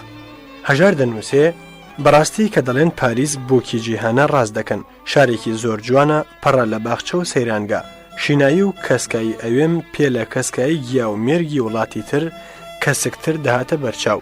لە جوانکردنی شاردا هیچ درێغی نەکراوە و بۆکی ڕازاوی خەیاڵە. جاروبارە لە هەندێک شوێن تووشی خانووی ڕەش بە دووکەڵ دیواری ناقۆڵای نیوەڕووخاو دەبی، بەڵام زۆربەی شارەکە زۆر جوان و پاک و خاوێنە. قاوەخانەی یەکجار زۆرە کە لە شوێنانی تر وانە، بە تایبەتی لە نزیک دانیشگای سۆربۆن هەر یەکجار زۆر بوو. تا ماندوو دەبووم دەچووم قاوەیەکی تورکیم دەخواردەوە و ئیسراحەتم دەکرد. کۆنگرە بۆ 7 ڕۆژ دامەزرا. لە هەموو دنیا زانایانی ڕۆژهەڵاتناس هاتبوون، شکلی زۆر سەیرت دەدی. ئیوە هەبوو کراسێکی ئاودامانی سوور بە ڕەنگی خوێن دەبەردا، پێخواز، سەرقژن، هیوا هەبوو بەشی بەرماڵی مزگەوتێکی کردبووە مێزەر، کەشیشێک هەبوو بە ناوی تۆمابووە چەند ساڵان لە لوبنان ژیا بوو، عەرەبی باش دەزانی، لەلایەن زانایانی فەڕەنسیەوە زۆر بەقەدر بوو. ئەو پیاوە چەند ساڵ بوو ژیانی خۆی بۆ خزمەت و یاریدەدانی گەلی بەدبەخت و کوڵاڵی کورد تەرخان کردبوو. چەندین کتێبی نووسی بوو. لە ناو ئالمانی دەرەوەشدا ناوبانگی هەبوو. پیرێک بوو ڕیشسپی، زۆر جوان و بەسەر و سیما، کلیسایەکی بەدەستەوە بوو لە پاریسدا. ئەو پیاوە چاکە خۆی لێ کردین بە کەس و کار. پرۆفیسۆر لازارناو کە لە سۆربۆندا زۆر دەستی دەڕۆیشت و زۆر پیاو ماقوڵ بوو، فارسیشی ئەزانی. بەڕاستپێری تۆما بووە قەولی پێداین کە کارێکی وابکە ئێمەش بتوانین خۆمان وەک گەلێکی سربەخۆ نیشان بدەین. ئێمە نوێنەری هیچ دەوڵەتێک نەبووین، گەلی کورد لە هیچ دنیاە بەڕەسمی نەناسراوە، حەقمان نییە بە ناوی عراق یا ئێران قسە بکەین.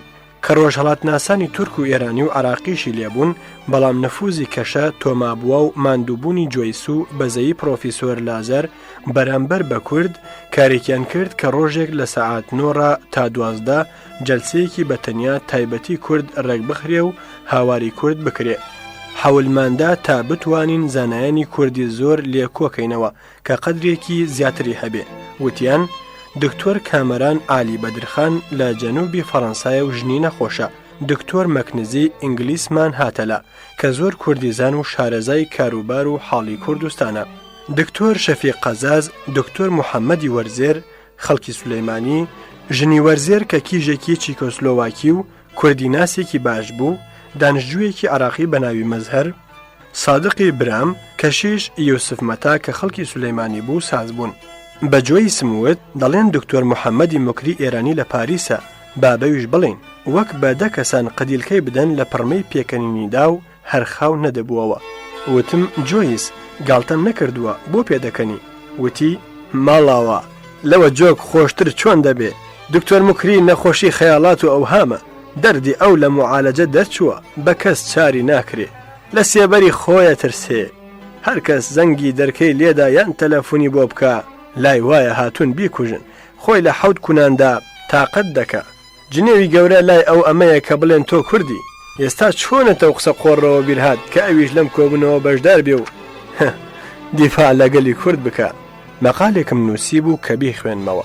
سادق بە فەڕەنسایی تەرجمەی کرد. جۆیس و تۆما بووە هەرچەند زۆریان پێسەیر و دڵتەزێن و ئێحساس بزوێن بوو، بەڵام وتیان بۆ ئەو کۆبوونەوە دەست نادا. پێویستە دەربارەی گەلێکی شەرقی بە جۆرێک کە نەزەری ڕۆژهەڵات ناسان بەرەو خۆی بکێشیە قسە بکرێ. لە ساڵۆنێکی سۆربۆن کۆبوونەوە زۆر لە عولەمای ڕۆژهەڵات ناس هاتبوون گوێمان لێبگرن کە پرۆفیسۆر لازار پێڕاگەیان دەبوون کە شەتۆما بوامان بە ڕئیسی کۆبوونەوە هەڵبژار. بەیاناتێکی زۆر ئالمانە و دڵسۆزانەی دەربارەی کورد و کوردستان وت. دکتۆر کەمال مەزهەر بە زمانی ئینگلیسی دەربارەی تاریخی کورد و شەڕەکانی ئازادیخوازی قسەی کرد. زانایەکی ورگزلی تورک هەستاوتی لە تورکیا کورد و مەسەڵەی کورد نییە، هەموو تورکن و بێگانەی تێدا نییە. دکتۆر کەمال مەزهەر جوابیدایەوە کە لە تورکیادا لە هەموو کێوەکان شایەتی بوونی ملیۆنەها کورد لە تورکیان. کابرای تورک دەستی هەڵێنا ئیجازەی خواست دیسان قسە بکە. تۆما بووە بە لەپی دەست ئیشارەیەکی زۆر سوکایەتی هێنی بۆ کرد کە ئیجازەت نییە. بۆ خۆی وتی چۆن پێم وابێ ئەم کابرای عالم و ڕۆژهەڵات ناسە یان پێم وابێ دەرسی خوێندووە، من ئەگەر نەڵێن تەعەسسوب بە خەرج دەدا دەتوانم بڵێم لە تورکیادا تورک هەر نییە. حیفە پیاوی وا نەزان لە کۆبوونەوەی علمیدا بەشدار بێ. کابرای تورک هەستا و ڕۆیشت. بە عەرەبی تۆما بووە بە منی وت ئەو سەگە چۆن لە ڕووی هەڵات گووی وا بخوا، ئینکاری شتێک بکە کە لە ڕۆژ ئاشکراترە. زۆر لە هاوبەشان قسەیان کرد و جەلسە تەواو بوو. ڕۆژی ئاخری کۆنگرە کە هەموو میوانان و خانەخوێی فەڕەنسایی لە ساڵۆنێکی گەورە کۆبووبوونەوە، کاروباری کۆنگرە و بڕیارەکانیان ڕاگەیان لە سەر تریبوونەوە ئێعلان کرا کە میوانانی کورد لە جەرگەی زانایانی ڕۆژهەڵات ناسدا بەڕەسمی ناسران و ئیدارەی سۆربۆن قەراریدا مرکزێک بۆ پەرەپێدانی تاقیق لەسەر مەسەلەی کورد و ناساندنی کوردستان و گەشەدان بە فەرهەنگ و تاریخی کورد لەسەر بودجەی خۆی بکاتەوە. کوردیش وەک میلەتانی تر حیسابی بووە بکرێ. ڕاستی سەرکەوتنێکی گەورەمان دەستکەوت، ئەویش لە سایەی تۆم بووە. پرۆفیسۆر لازار جۆیس بلۆ بوو، هەزار ڕەحمەت لە تۆما بووە کە دەمێکە وەفاتی کردووە. بەڵام بیستومە پرۆفیسۆر لازار و جۆیس شوکر ماون. دەیانگوت پرۆفیسۆر لازار پتر لە 15 زمانی دەزانێ کە بە فارسی قسەمان دەکرد. وتم خۆزی کوردی فێربای. گوتی لەوە تا ئێوەم دیوە زۆرم ئارەزووە زمانەکەتان فێر بم، ئەوە جارێ خەریکم زمانی ژاپۆنی فێر دەبم، پاشان خەریکی کوردی دەبم. لە کۆنگرەدا جایزەی کۆنگرە درا بە کابرایەک سووری سەر و دەم و چاو بێتوک دەتوت چەوەندەری سوورە و پاک کراوە. شکڵێکی زۆر ناشرینی هەبوو، تەنانەت برۆشی مووی پێوە نەبوو. کابرا جوولەکەیەک بوو، هەر لە کەتیبەی قەبرانەوە خەت و زمانی فینیقی سازدا بووەوە و کردبوو یەک تێبوو مردووی 3-4 ساڵی زیندوو کردبووەوە. ئەوەندەی بۆ لە چەپڵەدرا نەبێتەوە. 7 ڕۆژی کۆنگرە نانی نیوە ڕۆژەمان لەسەر سۆربۆن بوو. دەچووینە ڕێستۆرانێک و پارەمان نادا. ڕۆژێک کە لە ڕێستۆران هاتمە دەر، فەردیناند میش چاوەڕوانی دەکردم. یەکترمان ماچ کرد و لە قاوەخانە دانیشتین. فەردیناند میش لاوێکی خەڵکی لۆکسەمبورگ بوو، زۆر عاشقە کورد و کوردی بوو. چەند جارێک لە شۆڕش دیبووم. کرمانجی وەها دەوت کەس نەیدەزانی کورد نییە. تەنانەت جارێک وتی ئێوە کە پێشمەرگەم ڕەگەڵ دەخەن بۆ سەفەر هیچ خزمەتم ناکەن و جواب نادەنەوە، چونکە لایەن وایە منیش کوردێکم وەک ئەوان. ئەو لاوە چوو بۆ کوردستانی تورکیا. جەندرمە گرتبوویان، بردبوویان لە زیندانی واندا حەبسیان کردبوو. کوردی زیندانیان لێ فێر کردبوو کە ئەوە کافرە، لێدەن خێرە. کوردەکان زۆریان لێدا بوو، پشتیان شکاند بوو. بەختی ئەو زیندانیەکانی کورد دوو دەستەی دژ بەیەکن، دەستەکەی تر لە ڕقی ئەوانە لە سەریان کردوێتەوە پاراستویانە. بۆچی گیراوە؟ چونکە چەند کتێبێکی کوردی لێ گیراوە. لە پاشان کە زانیوێ کەس بەدەنگیەوە نایە، نامەیەکی بە ئینگلیسی لە ئەستانداری وان نووسیوە: ئێوە منتان گرتووە، نازانن من کێم، شەرت بێوا بکەم دەوڵەتی گەورەی من بەزمی سەگتان پێ بکە.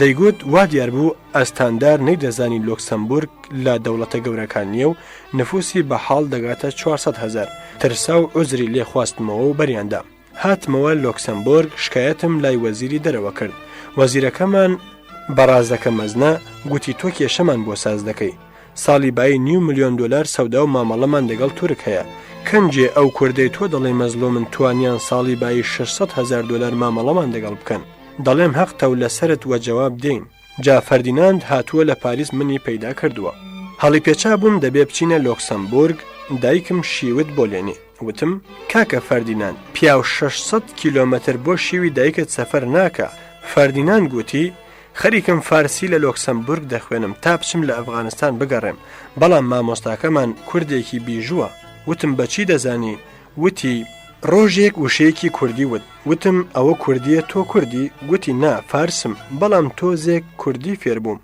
گوتم فارس بەلایەوە ئەی بە فێری زمانی کوردی بێ تۆ کوردی وڵات وایە ئەی بەڕاستی لە خۆت بڵێ ڕاستی ئەویش بەڕازەکە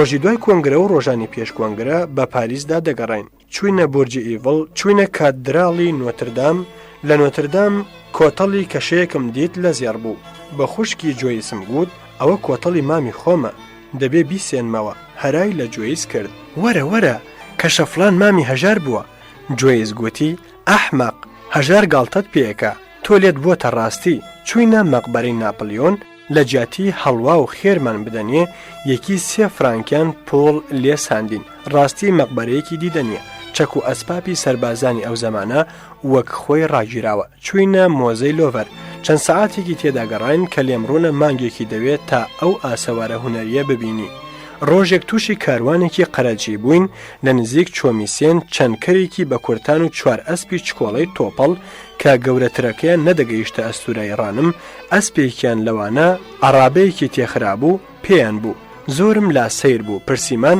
وتیان ئەم جسنە ئەسپە هی سکۆتلاندیە ئەو کەر و ئەسپ و عەرابە پاریسی بۆ سەیران سواری دەبن و پوڵمان دەدەنێ بە سادقم گوت دەڵێن لە لەندەن موزەی مێو هەیە گوتی لێرە نییە ڕوانیە کتێبی شارەزای پاریس وتی هەیە و من نەمزانیوە چوینە موزەی مێو کە بە موزەی مادام بواری بەناوبانگە هەتا بڵێ سیر بوو یەکجار زۆر لە پیاوانی تاریخی و دەسەڵات داریان لە مێو دروست کردووە تەنانەت شاو شاژنی ئێرانیشی لێبوو شاعرانی مەشهوری فەڕەنسا و زۆر لە پیاوانی تاریخمان دیت دەچوین سەیری کۆمەڵێک بکەین کە لە پشت شوشەوە بوون پاسەوانێک لەوێ وێستا بوو تەواو زیندوو تەنانەت وردەمووی پشتی دەستی دانە بەدانە دیار بوو زەق تەماشای دەکردین کەچی ئەویش هەر کۆتەڵی لەشەم بوو کابرایەک لەسەر نیمکەتێک ڕۆژنامەی دەخوێندەوە سادق لی پرسی بەکوێدا بڕۆین کەچی ئەویش هەر بە مێو دەرچوو هەموو شتمان لێبوو بووە مێو ئەو جار بێپرس بەلای کۆتەڵێکی مێودا ڕۆیشتین کەچی وتی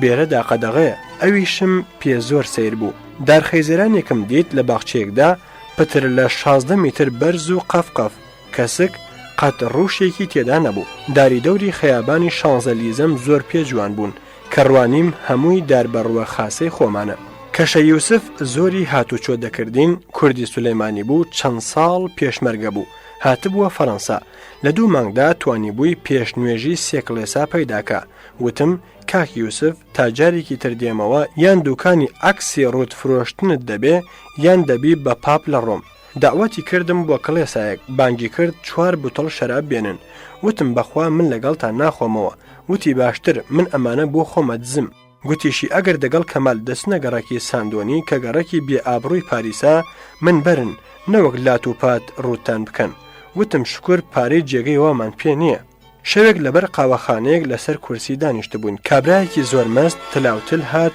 داوای پۆڵی کرد کە ئارەقم نەماوە فرانکێکم دایە گوتم بڕۆ خۆشی ڕابوێرە شەفیق و کەمال زۆر پێکەنین ئاخر بە تاقە فرانکێک چۆنی خۆش لێ ڕادەبوێرێ دکتۆر کەمال وتی دەچمە هۆڵند جلک لەوێ هەرزانە جۆیستەی گەیاندم کەمەچۆ کە کەمال ڕۆیشت دەگەڵ جۆیس سواری قەتار بووین و بە لیۆندا چووینە قەدی چیای مۆن بلان لە شارێکی چکۆڵا بووینە میوانی کڵێسایە کەشەیەکمان دیت من باسی کوردی بۆ دەکەم و جۆیس تەرجەمە دەکا کەشە گریا و فرمێسکی بەڕیشە سپیەکەی دەهات نەخوار چوار کەشیشی تریش هاتن دیار بوو ئەو لە دوی ناردەبوون شەرحی ئەحواڵی کوردی ماڵوێران و کۆڕکوژراوم بۆ دەدان ئەوانە نمایندەی کڵێسایانی عالەمی بوون بڕیاریاندا کە بە هەموو توانە لە مەڕ دەرمان و کۆمەگی نەغدەوە یارمەتیمان بدەن گوتیان هەر ئێستا هێندێک پۆڵت ئەدەینێ وتم من نامەوێ وەکیلی شۆڕشمان لە فەڕەنساوە دێتەلاتان یارمەتی بەودا بنێرن کەشەی خانەخوێمان بە ماشێنی خۆی بردی نییە سەر چیای مۆن بلان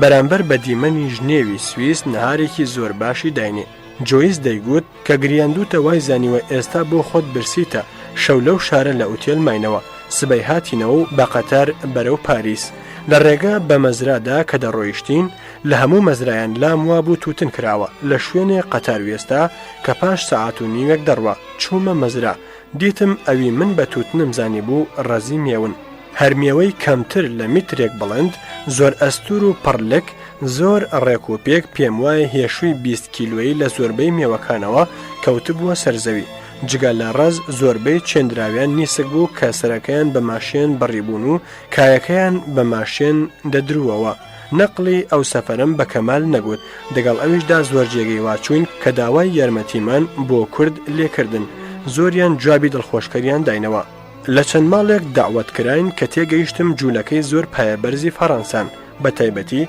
یەکیان کە پیاوێکی 50 ساڵە دەبوو عەرەبیشی زۆر باش دەزانی زۆری لاگیری لە کوردان دەکرد قسەمان دەکردوتی خەڵکی شەرقی هەمویان تەنها ئیحساساتین ئەوروپایی سەریان لە زمانی ئیحساسات دەرناچێ ئەوروپا تەنیا ژمارە و ئامار دەزانێ تۆ 1000 ساڵ بڵێ دیهاتمان سوتاوە گەلمان ژن و منداڵمان لە برسان مردوون بەر بۆمبا دراون هەموو بێدان و دەرمان کەوتونە هیچ بەهرە نادا بەڵام بڵێ 2316 دێمان کە ئەوەندە ماڵە و ئەوەندە سەرخێزانە و لەوانیش ئەوەندە پیاو و ئەوەندە ژن و ئەوەندە منداڵ عمریشیان بڵێ ئاگر دەگرن و سەری کیسە ئاوەڵا دەکەنەوە بۆ نمونە وێتنامی هاواریان لە خەڵکی فەڕەنسا کردووە هەموو شت بە ژمارە و ئەرقام وتویانە 12,000 منداڵی 10 تا 13 ساڵەی خەڵکی پێتەخت بەدەنگی تۆپ و بۆمبا کەڕ بوون ئامرازی بیستنیان لە فەڕەنساوە بۆ ڕێکراوە لە بازاری سایگۆندا فرۆشراوە شەوێک لەو داوەتانەدا باسی نەمانی ئیستیعمار دەکرا کە بم زوانە خلاص دەبێت ئەو جوولەکەی دەڵێم گوتی ڕەنگە ئیستیعماری خاوەن چەک و لەشکر لەناو بچێ بەڵام ئیستیعماری پوڵ هەرگیز لەناو ناچێ بۆ داکوتانی قسەکەی خۆی نەقلی جوولەکەیەکی دەوڵەمەندی پاریسی گێڕاوە کە پار لە سەرەتای زستاندا هەرچی بەری دارستان و باغاتی یوگسلافیایە کڕیویە و خۆی و بەختی پۆڵی نەغدی داوە ئێستا یوگسلافیا کە هیچی بۆ نامێنێتەوە 150 قازانجی پۆڵەکەی دەداتەوە بەسەرمایەوە کابرای جوولەکە هێشتا ڕازی نییە چەند ڕەفیقێکی سادقی برام هەبوون زۆرم کەیف پێدەهاتن کە سادق تاریفی معلوماتی دەکردن ئێرانی بوون ڕۆژێک سادق کەمال و منی بردە چڵە کەباب خانەیەکی ئێرانی کە زەرفەکانیان هەمووی کاشیشین و سەماوەر ئێرانیانە بوو بەڵام ئەوەندەیان پۆڵ لێساند کە لە دەرەوە دەمانتوانی 3 جەمی باشی پێ بخۆین دەگەڵ کەمال چوینە مەغازەیەک دەفتەر و کیفی دەستی بکڕین هەردووکیش فارانسی نازانین کابرایەکم دی ڕیشێکی فەڕەنسیانەی سەرچەنەگەی هەبوو بە عەرەبی بانگم کرد بە میسری دەرچوو بە ئارەزوو شتی خۆمان کڕی ڕۆژێک سەرمان بە مغازەیەکی جلی حازردا کرد دەستەکۆت و شەڵوارێکی پڕ بەبەرم هەڵبژارد کەمال تەرجەمانم بوو کە بە ئینگلیسی قسەی دەکرد وتی بە چەندە خاوەندوکان وتی 400 فرانک کەمال وتی گرانە ئەو وتی لێرە معاملەکردن نییە کەمال وتی ناکڕم ئەگەر بە 150 دەدەن دەمەوێ کابرا تەلەفۆنێکی کرد وتی باشە هەڵیگرە کەمال وەتەماحکەوت ئەویش دەستێکی هەڵبژارد بەچەند 400 فرانک منیش 150 فرانک دەدەم ئەوتی مسیۆ هیچ کەس نییە تەواو بەقەد و گێپاڵی ڕەفیقەکەت بێ لە ناچاری فرۆشتمان بەڵام بزانە لێرە سەوداکردن نییە کە هاتبووشینەوە بەغدا هەر کەس دەیدیتم دەیگوت ئای لەو درونە چاکەی ئەم دەستەی پێدرواوە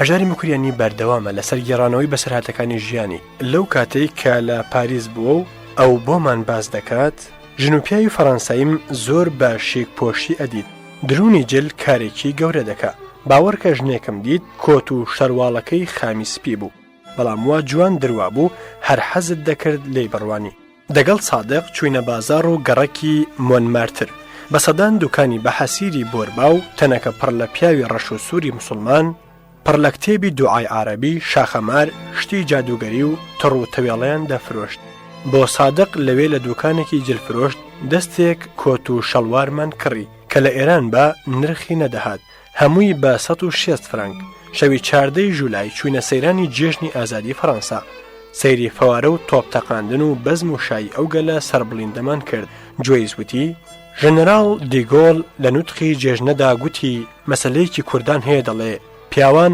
قەڵایان دەگرن کلیلەکە بەژنانە و لەوان کلیلی قەڵاکردنەوە وەردەگرن 27 ڕۆژ لە فەڕەنسا ماینەوە و بەرەو بەغدا گەڕاینەوە لەم سەر کە چوو بووین لە فڕگەی قاهیرە 5 پاکە چای لیپتۆن و 4 بوتڵ ویسکیم بە دیاری بردبوو دەستبەندێکی زیێڕیش بۆ جۆیس لەسەر چەمەدانم پڕکردبوون لە جگەرەی ژیتان و زۆر لە گوێرەوی ژنان و پیاوانە و سۆغاتی جوانکیلە بۆ ماڵەوە ئەوەشم لە بیرچوو بڵێم کە پۆل و ئێدیت ژن و مێردێکی ڕۆژنامەچی کە چەند جاران لە کوردستان و لە ناوشۆڕش دیتبوومان و لە بەغدا داوەتم بۆ کردبوون داوەتیان بۆ کردین دکتۆر قاسم لووشیان میوان بوو قارتاڵەیەکی پڕ لە نانیان لە پەنا داناین وتیان کورد زۆر حەز لە نان دەکەن هەر ئەو پۆلە کتێبێکی زۆر چاکی بەناوی کریس کوچەرا لەسەر کورد نووسیوە و کتێبەکە مەشهورە ژنەکەشی ئالبومی زۆر گەورەی پڕ لە عەکسی پێشمەرگە نیشانداین و یادگاری سەفەرەکانیان بۆ کوردستان لە ژنێف دابەزین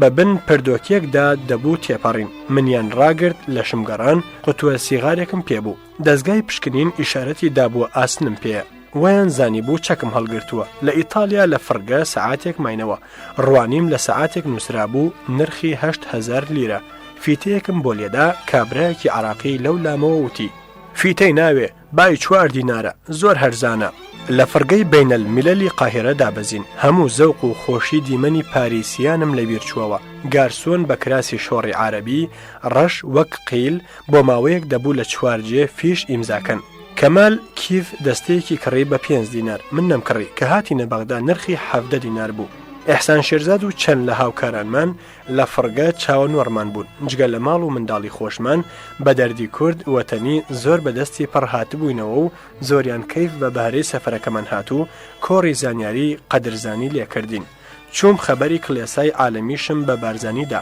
فەرمووی کارێکی بە فایدەت کردووە پەیوەندیان دەگەڵ دەگرین کە بیستمەوە لە بابەت دەرمان و کۆمەکی ترەوە زۆریان چاکە کردبوو لە بەغداوە هاتوچۆی کوێستان و شۆڕشم زۆر دەکرد دەمدی کە ئەوانەی دوێنێ هاوسەنگەری پێشمەرگە بوون و ئێستا لە دەوڵەت دامەزراون و پلەوپایەیان دەستکەوتووە چۆن هەموو شتێکیان لەبیر چووەتەوە و هەر حەولی پۆڵ و ماشێن و قەسەر پەیداکردنی خۆیانن شعرێکم بە ناوی حەلەق مەلەق نووسی لە مەجەلەی هەولێردا کە لە هەولێر دەردەکەوت و کاک محەممەد مەولود مەم سەرپەرستی دەکرد چاپ کرد هەرچی وەزیر و ئەستاندار و فەرماندە هێزی کورد بوون و ملیان لە دزی و پۆڵکۆکردنەوە پێشمەرگە لە بیرچوونەوە نابوو زۆری پێتوڕە بوون حیزب لە کۆبوونەوەکانی خۆیاندا داگیرکەر و عارەب و ئیستیعماریان لەبیر کردبوو دەرس ئەوە بوو دژمنایەتی هەژار دەگەڵ حیزبمان ئەستانداری هەولێر عەبدولوەهاب ئەتڕوشی شکایەتی لای ئەحسان شێرزاد کرد کە محەممەد مەولودیان معەللاق کرد پەڕی شێعرەکانیان لە مەجەلەت ڕاندبوو پتر لە 100 شکایەتم لە لای مەلا موستەفا لێکرابوو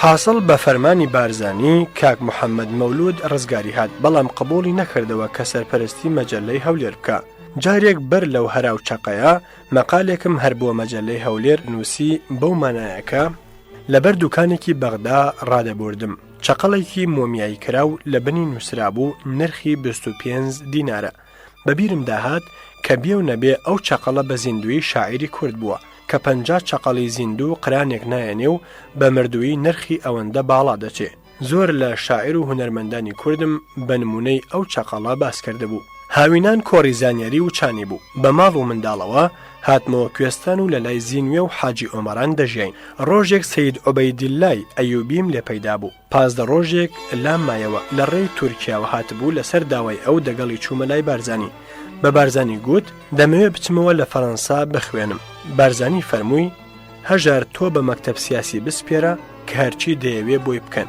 پێکەوە هاتینە ناوپردان، وتم سەید عوبێد نانی نەخواردووە. پێشمەرگەیەک هات وتی فەرموو نان بخۆ. عوبەید کردی هەرە. دەیوت بۆ دەمکوژن مەمکوژن چیم کردووە؟ زانیم نەوعێ نەخۆشی هەیە، خۆم دەگەڵی چووم تا نانی خوارد و کەس نەیکوشت. کاغەزی لەلایەن بارزانیەوە بۆ دکتۆر کامەران عالی بەدرخان نووسرا و چوو. ئیتر نەمدیتەوە و نەمزانی چی کردبوو.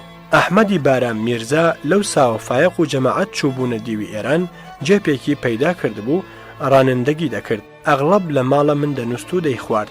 لەپڕ لە ڕێگرتیان و بردیانە زیندانی بەغدا و لە پاشان دەگەڵ جاسوسانی گیراوی خۆیان گۆڕیانەوە و دایانەوە بە ئێران و کرا بە ڕانندەی شارەوانی مەهاباد.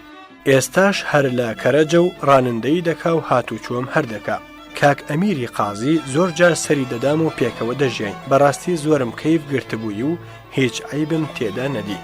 لە کۆڕ مجلەیەکمان دامەزران کە ساڵێ جارێک یان دوو جار دەربچێ. لە ژماری یەکەمدا فریا نەکەوتم چی بۆ بنووسم. لە ژمارە دوودا مەقالێکم نووسی دەربارەی وشەی عەرەبی کە ڕەگەز یان فارسی یان کوردی یان زمانی تربوون. مەقالەکە چل و چەند ڕووپەڕێکی گرت بوو بە هەرای مامۆستایانی کۆڕی زانیاری عەرەبی کە ئەم کوفرە بۆ کراوە. ئیحسان شێرزادی ڕئیسمان زۆر ترسا بوو. گلەی لێ کردم کە چاری ئەو کارە چۆن بکەین. گوتم حازرم بۆ محاکەمە و جوابدانەوە. مەجلیسێکی زلیان تەشکیلدا پیرەزانای عەرەبی زۆر ڕەگەزپەرستی مێشکوش کۆبوونەوە. ڕئیسەکەیان وتی پێم بڵێ تۆ چۆنەوە هەموو شەعەرەبیانەی کە لە قورئاندا هاتوون دەڵێی لە فارسی و کوردیەوە وەرگیراون، نازانی ئیمامی شافعی فەرموویە هەرچی لە قورئاندا هاتووە هەمووی عەرەبی ڕەسەنە و زمانی بێگانەی تێنە هاتووە؟ منیش وتم جەناب شافعی بۆ خۆی ئەو فەرمایشتەی کردووە، لە لوغەتی بێگانە هیچ خەبەری نەبووە. هەموو تەفسیرەکان دەڵێن وشەی مەشکووە عەجەمیە. ئەو جار کە من نزیک 700 کەلیمەم پەیدا کردووە تەنیا ڕوانی و مەتەسیە کتێب.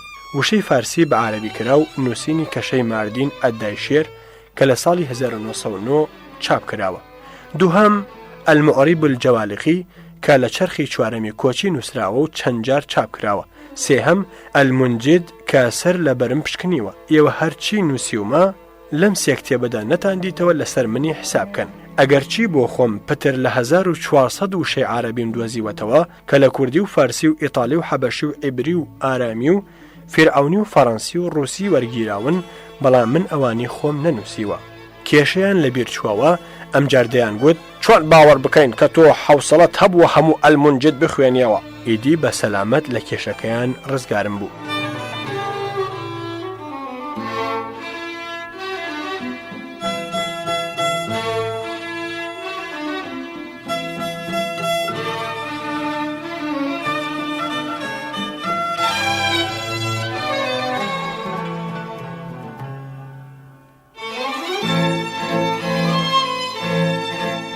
لەسەر شافعی شتێکی دیشم لە بیرە.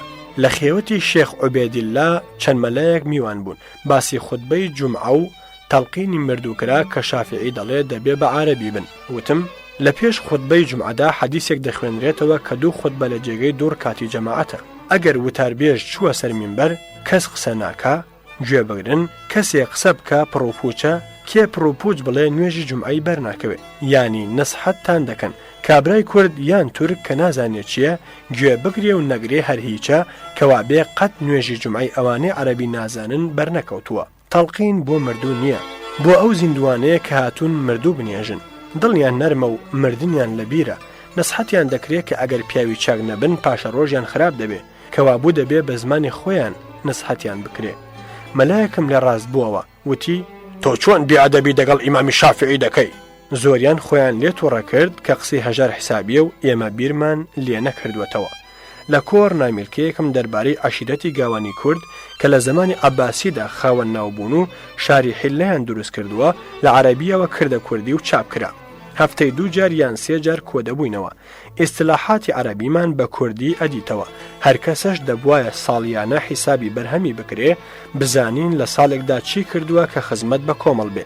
دکتۆر پاکیزە ڕەفیق حلمی بۆی نووسرا یان خۆت بکێشەوە یان دەرت دەکەین. ئەو ڕۆیشت عەبدوڵڵا نەخشبەندیش کە مدیری کولی حیسابات بوو نەیدەکرا دوو کار بکە کشایەوە. جەمال بابان، شکر مستەفا و محەممەدی مەلاکەریم بوونە هاوکارمان. مامهێمنیش لە کۆڕ بەشدار بوو تحفەی مزەفەریەی درایە کە بیخاتە سەرخەتی خۆمانە. قەرار لە ماوەی 5 ساڵدا فەرهەنگێکی کوردی بە کوردی زۆر تەواو دەرخین. دکتۆر ئەوڕەحمانی مەلامعرف کە 6 ساڵ لە لینینگراد دەرسی فەرهەنگ سازکردن فێربوو بوو بەسەری ڕابگا کە مەلا عەبدوڵڵا حەیاکی پێسپێرە فەرهەنگی مردۆخ بکاتە فیش. لەو ماوەیە کە لە بەغدا بووم دکتۆر قاسملو، مەلا عەبدوڵڵا حەیاکی و حەسەن ڕەستگار و مەلا ڕەسوول پێشنمازی و مامهێمنم زۆر دەدی و هاتوچۆمان زۆر بوو. زۆر جار قاسملو دەهاتە ماڵ معکەرۆنی بۆ لێدەناین کە زۆر دەستاوی خۆش بوو.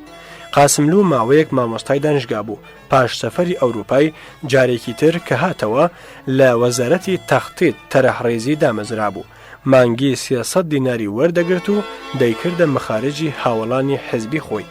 وێکەوتین 26 فەرهەنگی کوردی بە زمانانی غەیرە کوردمان پەیدا کرد کەوتینە فیش سازدان. وتیان مەلا خەلیل سولەیمان لە شێخانی پشت مووسڵ فەرهەنگێکی بادینی نووسیوە و لەسەر یەزیدیەکانیش بە عەرەبی کتێبی هەیە. خەبەرمان بۆ ناردووە، قبوڵی نەکردووە هاوکاریمان دەگەڵ بکە. من ئەو کارم وەستۆ گرت. لە ڕێگەی هەولێرەوە چوومە مووسڵ. شەو بوو. ڕانندا حازر نەبوون بمبەنە شێخان کە شەوانە ڕوود دەکران. وتم برا من کەس ڕوتم ناکە. دڵم دانەوە دەگەڵ 2 پۆلیس بردیانمە شێخان.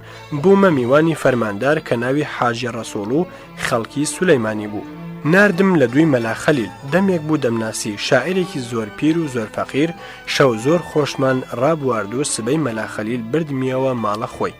لە ڕێ باسم کرد کە فەرهەنگەکەت زیێڕاکەس دەکەین. لە فەرهەنگی گەورەدا سوپاست دەکەین کە لە تۆ بەهرەمان وەرگرتووە. کتێب عەرەبیەکەی سەر یەزیدیانیشت لەوانەیە بە ناوی تۆ چاپ بکەین. هیچ نەبێ نافەوتێ و تۆ کە چەند جار ماڵت سووتێنراوە و کتێبت فەوتاون ئەوانت بۆ دەمێنن. باش وایە بمدەیەی بیان بم. پوڵێکیشت دەدەمێ. گوتی دەتوانی 30 دینارم بدەیەی؟ گوتی تۆ دەتوانی 30 دینارم بدەیەی؟ گوتم ئای مامۆستای بێچارە، پوڵی دەوڵەت نەدرێ بە تۆ بە کێ بدرێ؟ 200 دینارت نەغد دەدەمێ، کتێبەکانیشت هەر مڵکی خۆت بێ. وتی هەژار کەوا بێ دەتوانم خانوویەک دروست کەم. بە فەرماندارم وت قەولیدا کە هەم ئەرزی بداتێ هەم کەرەستەی خانوو. کتێبەکەم هێناوە کۆڕ. قەراردرا یادبوودێکی حاجی قادر لە کۆیە بگیرێ. کرامە ڕاستپاردەی کۆڕ و چوم وتارێکم خوێندەوە مژدەمدانێک کە کۆر قەراری داوە کۆتەڵێکی نیوەلەش بۆ حاجی لە کۆیە دامەزرێنێ و ڕایەن سپاردووەتە ئیتالیا. بەم زوانە دەگاتێ بۆ ڕۆژی دامەزراندنی کۆتەڵی حاجی. من لە دەستا نەبووم. مامهێمن لەلایەن کۆڕەوە چوو بوو شعرێکی هەرەباشی خوێندبووەوە. مانگیە 100 دینار بازنشستگی، 25 دینار حەقی ئەندامانی کارا لە کۆڕدا، لە هەر جەلسەیەکی هەفتانەدا 3 دینار حەقی کۆبوونەوەی 2 ساعاتە. سەرەڕای ئەوانەش تەرجەمەی کتێبی دەرسی کوردی کە یەکێک بووم لە 3 کەسی پشکنی هەرەباڵا. فۆرمەی کتێب 6 دینار ئەدرا. داهاتم یەکجار زۆر بوو. لە ساڵێکدا لێکمدایەوە پتر لە 700 دینارم هەر لە ماڵیاتی دەرامەتدا بوو. زۆر دەوڵەمەند بووم. زێڕیژنان و پۆڵی نەغدم زۆر بوو. هەمووشە تەرزان مەخاریج کەم و دەرامەت زۆر. بەوپەڕی تەسەلی دەژیام و بە هەموو توانە یارمەتی دۆستانی دەستکورتی خۆم دەکرد. ئەم ئیحترامە زۆرە و داهاتە زیادیە و بەشداربوونم لە هەموو کاروباری ئەدەبی و تەرجەمەدا بوو بووە مایەی حەسوودی و ئیرەی زۆر کەسی عێراقی کە بەناو زانابوون و دەگەڵ منیان دەرنەبرد. چۆن کوردێکی ئێرانی لە کوردی عێراقی بەبرەوتر بێ. زۆر کەس لە خۆڕا دژایەتیان دەکردم. ڕۆژێک دکتۆر کاوس خەفتان داوەتی کاک مەسعود محەممەد و کەمال و منی کردبوو. گوتی هەژار دەزانێ من لە کوردی نووسیندا چەند زەبر بەدەستم.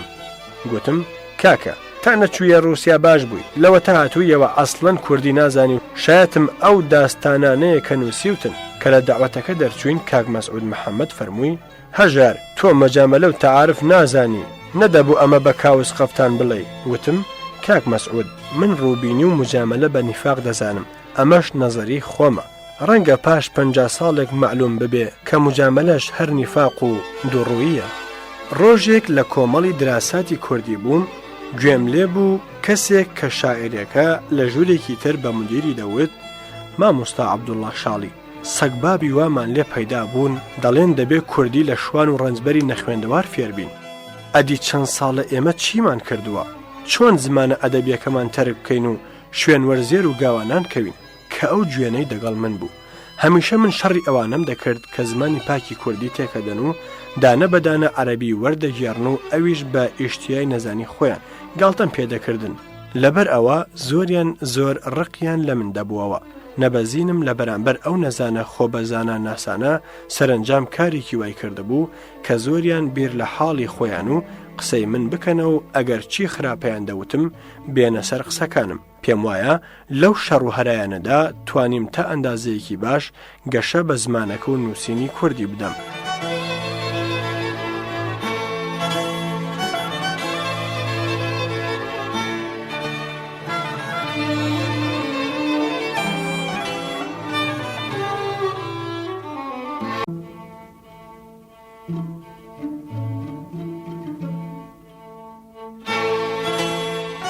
هەژاری مکریانی لە بەردەوامی گێڕانەوەی بەسەرهاتەکانی ژیانیدا دەست بە گەشتێک دەکات بەرەو مۆسکۆ کە لەلایەن کۆڕی زانیاری ئەکادیمی علمی شۆڕەویەوە داوەتنامەیان بۆ هاتووە.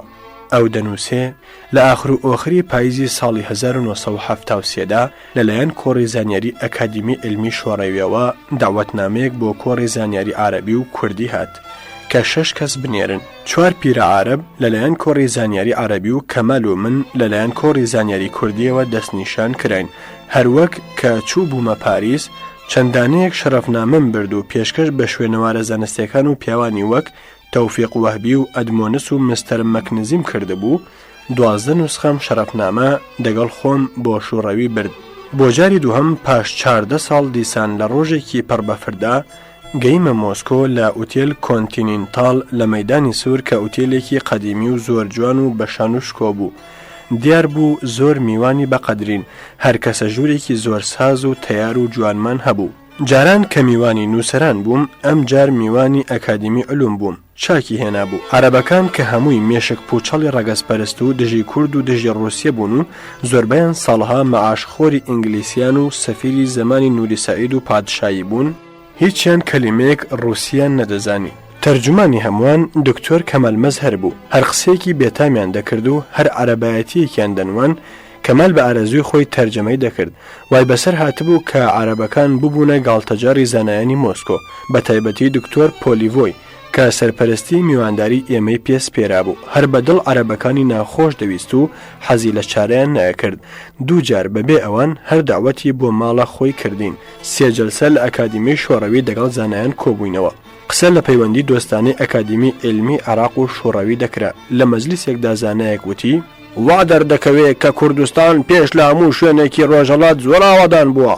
زانایانی ئاسەواری شۆڕەوی لە مەڵبەندی سنجار شوێنەواری گوندێکیان لە بن عەرز دیوەتەوە کە خانووەکانی بە زنجیرە و بە دەورەی مەیدانێکدا دروستکراون کە ئەوە نیشانەیە کورد 50,000 ساڵ لەوە پێش فکری دیفاعی منەزەمیان هەبووە و خەڵکی گوند توانیویانە بەرامبەر بە دوژمن گوندیان وەک قەڵا هەڵخەنەوە و دیارە تەمەدونێکی گەورەیان هەبووە. منیش لە وەڵامدا گوتم: زۆر بەداخەوە شوڕەوی و زانایانی بە مردووی 50,000 ساڵمانەوە خەریکن، بەڵام ئەوانەی ئێستا زیندون و لەسەر زەوین و قەتڵ و ئام دەکرێن هیچ نرخێکیان بۆ دانەنراوە. بریا نیو ئەوەندە کە بە ئاسەواری کۆنمانەوە خەریکن بە زیندوەکانەوە خەریک بوونایە و لە مردن ڕزگارتان بکردایەن. شەرەفنامەم بۆ کتێبخانەی لینین و زۆر لە کتێبخانەکانی تر نرد. نوسخەیەکیشم پێشکەش بە ئەنستیتیوی ڕۆژهەڵاتناسی کرد کە غەفورۆف ناو بە سەری ڕادەگەیشت. وەختی میوانیەکەمان تەنیا هەفتەیەک بوو. بردیانینە لینینگراد. 2 شەو ماینەوە ڕۆژێک میوانی کەریم ئەیوبی بووین، هەر من و دکتۆر کەمال. کەریم زۆر گۆڕابوو، سەر و سمێڵی بۆز بوو بووە چاکەرەوەی دەستگای دەنگهاڵ سەنگ. وازی لە زمان شناسی هێنابوو. شەو تەلەفۆنم لە خانم سەیدا ڕۆدین کۆ کرد، ئادرێسی دامێ کە هەر دەبێ بچم میوانی بووم. دیتمەوە پیر بوو، چاوی بێحکم بوو. 2 کوڕی لاوی هەبوو کە لە مەدرسەی مۆسیقی بوون و کاریان نەکرد. مێردی نەمابوو، زۆر ماڵێکی فەقیری هەبوو. وا دەرکەوت لە ڕووسیاش کەسانێک کە لە کاری زۆر بەجێ دەمێنن لە بیر دەچنەوە. داوای مەموزینم لێ کرد کە خۆی بە چاپی گەیاندوو و بە ڕووسی مانای لێداوەتەوە. سوێندی خوارد کە هەر تاقە نوسخەیەکی هەیە وتم لێت ناستێنم. لە لینینگرادەوە من و کەمال چوونە یەریوان. عەرەبەکانیش چوونە تاشکەند کە چاویان بە مەلای ئۆزبەک و کتێبی عەرەبی بکەوێ و لە باکۆ یەکتری بگرینەوە. زۆر لە کوردەکان بە پیرمانەوە هاتن. شەو جاسمی جەلیل بردی نییە ماڵە خۆی کە شاممان بداتێ و شەو بمان هێنێتەوە ئوتێل. دەتوانم بڵێم ماڵی جاسم ماڵی هونەر بوو. ئوردوخانی کوڕی دکتۆرای لە ئەدەبیاتدا هەبوو. جاسم بۆ خۆی شاعیر و نمایش نامەنووس بوو. جەمیلەی کچی مۆسیقارێک بوو بژاردە. 2000 ئاهەنگی زۆر ڕەسەنی کوردی خست بووە سەر ئەلفبای نۆت و چاپکرا بوو. رادیۆ یەریوان بەو ماڵە کاری دەگەڕا. شەو جەمیلە بە پیانۆ هەوای هەڵپەڕکێی شێخانی لێدا، جاسم و کچووکڕی هەستان بڕەقسن. کەمال وتی من نازانم، من هەستام و تاوێکی باش دەگەڵیان ڕەقسیم. من باوم لە کەمال خۆشتر بوو کە کرمانجی ئەوانم دەزانی. بەیانی ئەو ڕۆژە چوونە ئەکادمی علومی ئەرمەنستان. دەگەڵ حاجی جەندی شاعیر کە زۆر پیر بوو بووینە سیاو. کوڕە جەحێڵەیەکی کورد سەرۆکی کاروباری ڕێکخراوی کۆمۆنیستی لە ئەکادیمی بوو. زۆر بەلامەوە بەقیمەت بوو. وتی سپاردومە لە ماوەی 6 ساڵدا تاریخێکی زۆر پانوبەرین و هەموو لایەنەی کورد و کوردستان ساز بدرێ. ئەو پیاوەشم دیتەوە کە باسم کرد لە بۆکان ئەفسەرێکی ڕووسی بە ناوی یاقوب و لە بەغدا باخچەوانی ماڵی شابوو. زۆر کەیفمان پێکات. عەرەب شامیلۆفم دیت، نووسەرەکەی کتێبی شوانی کورد و بەربانگ و قەڵای دمدم زۆر پیر بوو. بە خەیاڵم وەخت بۆ بخەرفێ. گەلێک میداڵی گەورەی شوڕەوی بەسنگەوە بوو. دەگەڵ جەمیلە عەکسمان گرت، هەروەها دەگەڵ عەرەب شامیلۆف و جاسم و حاجی جەندی و زۆر کەسی تر. لە ئەکادیمی کەمال بە ڕووسی و من بە کرمانجی وتارماندا کە کرمانجیەکەی من کوردێک تەرجەمەی بە هەرمەنی دەکرد. پاش نوێژ بردیانینە سەیری ئاسەواری کۆن. کابرایەکی پیری عینەک لە چاو خەتی مێخی دەخوێندەوە. قەت تۆ فارسی و کوردی وا بە ڕەوانی ناخوێنیەوە. تەرجەمەی بە تورکی پێدەوتین. جارێکیان سەرۆکی ئەکادیمی لەوحەیەکی نیشاندام، وتی ئەوە فڵان شتە. پیرە لێی مۆڕ بووەوە. وتی های تۆ چوزانی، خۆ تۆ نازانی خەتی مێخی بخوێنیەوە. سەرۆکی ئەکادیمیاش وتی ئوستاد بە ئەرمەنی نووسرا بوو. دەنا من و خەتی مێخی تۆ 1000 گەزمان نێوانە. کوردێک بانگهێشتنی کردین بۆ گوندێکی کوردنشین لە نزیک چیای ئارارات. ژن و پیاوەکانی جلکیان تەواو وەک یەزیدیەکانی چیای شەنگال بوو. لەوێش بەدەهۆڵ و زۆرنا ڕەقسێکمان کرد. نانێکی ئێوارەیان داینێ، چوینە نیشانگەیەک کە بە یادی ئەو 12 عەشیرەتە ئەرمەنیانەوە چەقاوە کە تورکان قەتڵ و ئامیان کردوون. نیشانگەیەکیش لە نزیک چیای ئارارات هەبوو. نووسرا بوو بە یادگاری برایەتی کورد و ئەرمەنی کە لێرە بەگشت تورکاندا چوونەوە و نیشتیمانی خۆیان برایانە پاراستووە. لاوە کوردێکم تاقی کردەوە کە حەز دەکەم بە بێدرۆ و دووڕۆیی وەزعی کورد لە ئەرمەنستان چۆنە بۆمباز بکەیت. وتی ڕاستیەکەی ئەوەیە میلەتی ئەرمەنی زۆر دەگەڵ کورد چاکن. جگە لە حقوقی قەومی ئەوەندەی شوڕەوی قەراری داوە ئەرمەنی پتر لەگەڵمان بە چاکە دەبزوونەوە. ئەگەر دەکەس لە یەک ڕادەی خوێندەواری و بە یەک جۆر کارنامەوە داوای کارێکی دەوڵەتی بکەن، یەکیان لەو دەیانە کورد بێ، لێت ڕوون بێ کوردەکە قبول دەکەن، چونکە سەر بە میلەتی کەمینە و ئەقەلیەتە. حورمەتمان زیاد لەوە دەگرن کە چاوەنۆڕین. من قسەم کرد، وتم سەیرە بانیەک و دوو هەوا بێ. کورد لە گورجستان حەقی نییە لە پاش کلاسی حەوت کە ئیجباریە بچێتە مەدرسە و بگاتە خوێندنی باڵا. ناچار ئەوی بیەوێ بخوێنە دەبێ هەڵێ بۆ مۆسکۆ یان لینینگراد. کوردی ئازەربایجان زمانی خۆیان لەبیر براوەتەوە و هەموو بوونە تورک، کەچی لە ئەرمەنستان هەم دەرس بە کوردی هەیە، هەم رادیۆ ڕۆژنامە جل و زمانی کوردیش ئازادی ئازادە. من وازانم ئەوە نەجیبایەتی ئەرمەنیانە نەقانونی شوڕەوی. لەنا چۆن دەبوو بەرامبەر بە کورد فەرقی گورجستان و ئازەربایجان و ئەرمەنستان هەبێ، لە حاڵێکدا کە کوردی گورجستان دوو ئەوەندەی کوردی ئەرمەنستانن. کەمال وتی ناوێرم ئەو قسە تەرجەمە بکەم. لاوێکی کورد وتی تۆ بە کرمانجی بڵێ تا ئێستا تەرجەمەی کەم. کە تەرجەمەی کرد کابرای ئازەربایجانی هەست تا دەستی خستە دەستم. وتی لێم ڕوونە تۆ ڕاز دەکەی و ئەرمەنی زۆر لە ئێمە ئینسانی ترن و کەیفیشم بەو غیرەتیەت دێ کە ڕۆبەڕووی من ئەمەد گوت.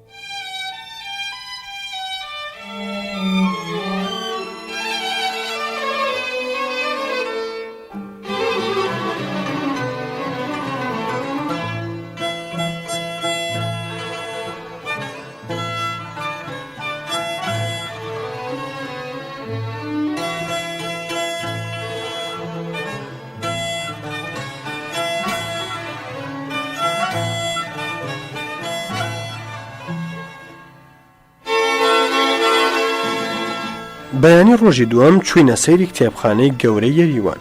زۆر گەڕین. خاوەن و سەرپەرستی کتێبخانەوتی هەرچەند تەبەقەی ژێر و بۆ میوانان مەمنوعە بیبینن، بەڵام من دەتان بەماوێش. بە چەند پلەکانێکدا چووینە ژێرزەمین، هەمووی کتێبی خەتی بوو. ئینجیلێکی نیشانداین گوتی ئەوە کوردیە و 850 ساڵی عومرە. دوو کتێب لە ناو شوشەدا بوون، یەکیان زۆر پەڕگەورە، یەکیان زۆر بچووک و خرپن. وتی ئەوانە هەردووک ئینجیلن لە پێستی ئاسک نووسراون. پێشوو بیست بووم کە ئاوێستا لە پێستی ئاسک نووسرا بوو، بەڵام لام وابوو لە دیوی ژووری پێستەکەەوە نووسراوە و بە کۆڵکەوە هەڵگیراوە. گوتم دەتوانم دەستی لێدەم؟ وتی نا مەمنوعە. وتم کوڕە دەستی لێ نەدەم، لێم دەبێتە مەراق و خەوم لێ ناکەوێ. مدیر پیاوێکی زۆر ڕۆخۆش و خوێن شیرین بوو. چوو کلیلێکی هێنا و نووسراوی سەر پێستە ئاسکی درێنن. دەستم لێدا. چاکترین کاغەزی تورمەی قەدیم چۆن بوو، ئاوا ساف، بەڵام بێبریقە و نەرم. تازە تێگەیشتم نووسین لە پێستی ئاسک یانی چی. شەرەفنامەیەکی نیشانداین بە جوانترین خەت نووسرا بوو. دەورەی زێڕکەفت و نەقاشی کرابوو. 40 ساڵ دوای هەوڵین شەرەفنامە نووسرا بوو کە دەیگوت لە قیمەت نایە. ژمارەیەکی پێ یاداشت کردم کە بەو ژمارەیە تاریخی جوڵانەوەی شێخ عوبەیدوڵڵای نەهری لە کتێبخانەی قودسی ڕازەوی لە مەشهەد هەیە. نە میکرۆفیلم نە نوسخەمان دەدەنێ، بەڵکو تۆ لە عێراقەوە پەیدایکەی کە هەم ژمارەمون کرد هەم نازانم هەیە یاخود نا. کاتێ دەچوینە گوندی کوردەکان و سەیری نیشانە یادگاریەکەمان دەکرد، ئاڵای تورکان لە دامێنی ئاراراتەوە دیار بوو. هیچم بۆ نەما بوو. دوو جنێوی سەر بە کوڵکەم بە جسن و ڕەگەزی تورکدا. زۆریان دیاریدامێ کە لە گشتیان عزیزتر دوو تابلۆی بەرجەستە بوو، دیمەنی هەردوو چیای ئاراراتی پڕ لە بەفری دەنوان. ئێوارە وەختە لە یەریوانەوە چوینە باکۆ، شەو گەیشتین و عەرەبەکانیش هاتبوون. دکتۆر قادری ئاسۆ و ماڵ و منداڵەکانی و ژنی عەلی گەلاوێژ زوو زانی بوویان و هاتنە بەخێرهێنانم. لە بیرم چوو بڵێم هەرکە گەیشتینە مۆسکۆ کۆنە دەفتەرێکی 14 ساڵ لەوە پێشم بردبوو. ئادرێسی فەتحی خوشکەنابی تێدا بوو، تەلەفۆنمان کرد. ژنێک جوابی داوە کە زۆر ساڵە لێرە نەماوە، بەڵام ئادرێسی تازیان ئەو ژمارە تەلەفۆنەیە. تەلەفۆنم لێ کرد. گوتم فەتحی دەمناسی؟ وتی چۆنت بناسم؟ تۆ کێی؟ وتم فکر بکەوە. وتی بەخوا هەژارێکم دەناسی، بەڵام نازانم لە کوێ گۆڕی گوم بووە، دەنگت تۆزێک لەو دەکا. وتم وەرە لە فڵان ئوتێلم، ئەمما ئەگەر هاتی چۆنت بناسمەوە؟ وتی وەک جاران درێژم، ڕیشم سپی بووە، کڵاوێکی قوچی بۆرم بەسەرەوەیە. هاتوو بەپەلە بردمیەوە ماڵە خۆی. ژنی ئازەربایجانی نەمابوو، ژنی ڕۆسی هێنابوو. لە ئەنستیتیۆی ڕۆژهەڵاتناسی لە بەشی تاریخ دامەزرا بوو. خانووی لە مۆسکۆ درابوویە و زۆر ساز بوو. وتی ئیسماعیل کە لە تەورێز هاوڵمان بووە لە باکۆیە، با تەلەفۆنی بۆ بکەم. سمایل چۆنی چ دەکەی؟ ئەوش گوێم لێ بوو. لە وەڵام قسەکەی فەتحی داوتی هەژارم مۆبیر هاتووەتەوە دەگریم و حاڵم نییە. زۆر ڕێکەوتێکی سیر بوو. وتی ئارام بگرە، ئارام بگرە، ئەمڕۆ هەژار هاتووەتە ماڵە من، ها قسەی دەگەڵ بکە. جا ئەو شەوە هەرگەیمە باکۆ، تەواو لە ئوتێل تۆریست نەحەسابوومەوە. ئیسماعیل هات. وتی با بڕۆین بۆ ماڵی ئێمە. ڕەحیم قازی تەلەفۆنی کرد و بڕێک کۆخی. وتی هەژار من نەخۆشم، نەمتوانی بێم، تۆ وەرە و دایکیشم لێرەیە. منیش وتم ڕەحیم من ژن ناهێنم، دایکت بدە بە یەکێکی تر. دەگەڵ سمایل چوینە ماڵی ڕەحیم. نەیهێشت بەند بم، بردمیە ماڵە خۆی. کیژێکی بەناوی فەرزانە هەبوو، مۆسیقای زۆر خۆشی بۆ لێداین. بەداخەوە بیستمەوە کە سمایل جوانەمەرگ بووە، ئازەربایجانێکی خەڵکی سەڵماز بوو. بیستمەوە کە پرۆفیسۆر جەعفەر خەندان مردووە. بەیانی بەناو شاری باکۆیاندا گێڕاین. شەومیوانی سەرۆکی ئەکادیمەی ئازەربایجان بووین. عەلی گەلاوێژم لەوێ دیتەوە. وتی قرارە بە وادەی 4 ساڵ تاریخی ئابووری ئازەربایجان بنووسمەوە. بۆ یەکەم جار میوەی خورمالووم دیت. وتم تا لە بەرچاوم نەیخۆن ناخۆم. ڕئیسی عەرەبەکان ملیلەوە نابوو کە خانووەکەی ڕئیسی ئەکادیمی ناخۆشە. دەیوت حقوقتان چەندە؟ ئێمە لە عێراق زۆر خۆشتر دەژین. کە لەو جێگەیەدا زۆر ئەحمەقانە بوو، پیاو شەرمیە کرد. لە خواحافیزیدا من گوتم سپاس بۆ خانمی خانەخوێ کە ئەو چێشتە خۆشانەی لێناوە و زەحمەتی ئەو توانی وامان بەخێوکە. خانموتی دەناو هەموواندا تەنیا ئەو پیاوە دەزانێت دەڵێت چی. مانای هەیە من هەر لە بەیانیەوە زەحمەت بکێشم بە پیاوان بڵێن مەمنون مەمنون. لە بەیانیەکی زۆر ساردی شەوی دووهەمدا هاتینەوە مۆسکۆ. دکتۆر کەمال عریزەیەکی دابوو کە چەند ڕۆژێک دەیەوێ متاڵا بکە و چەند ئەسنادێک ڕونووس بکە. قبول کرا کە کەمال و من 20 ڕۆژی تر لە مۆسکۆ بمێنینەوە میوان بین. ئەو ڕۆژە چوینە بازار و بردیانینە دیدەنی مۆز ئارامگای لینین. مامۆستا سەعید جەمیلێکی پیرمان دەگەڵ بوو، هەردەیگوت ئەو کافرە خوددا نەناسە ڕووسانە. ڕاوەستا بووین بەفر دەباری. تانۆرەمان دێ بچینە سەر قەبری لینین. چوومە تەنیشتی وتم ئوستاد خوددا زیارەتت قبول بکە و نیازت پێک بێنێ. عەرەب ڕۆینەوە و دەگەڵ کەمال ماینەوە و چوینە ئوتێلێکی تر دەگەڵ فەتحی دەگەڕام دەچوومە ماڵی شەوانە دەچوینە ڕستۆران پێکەوە.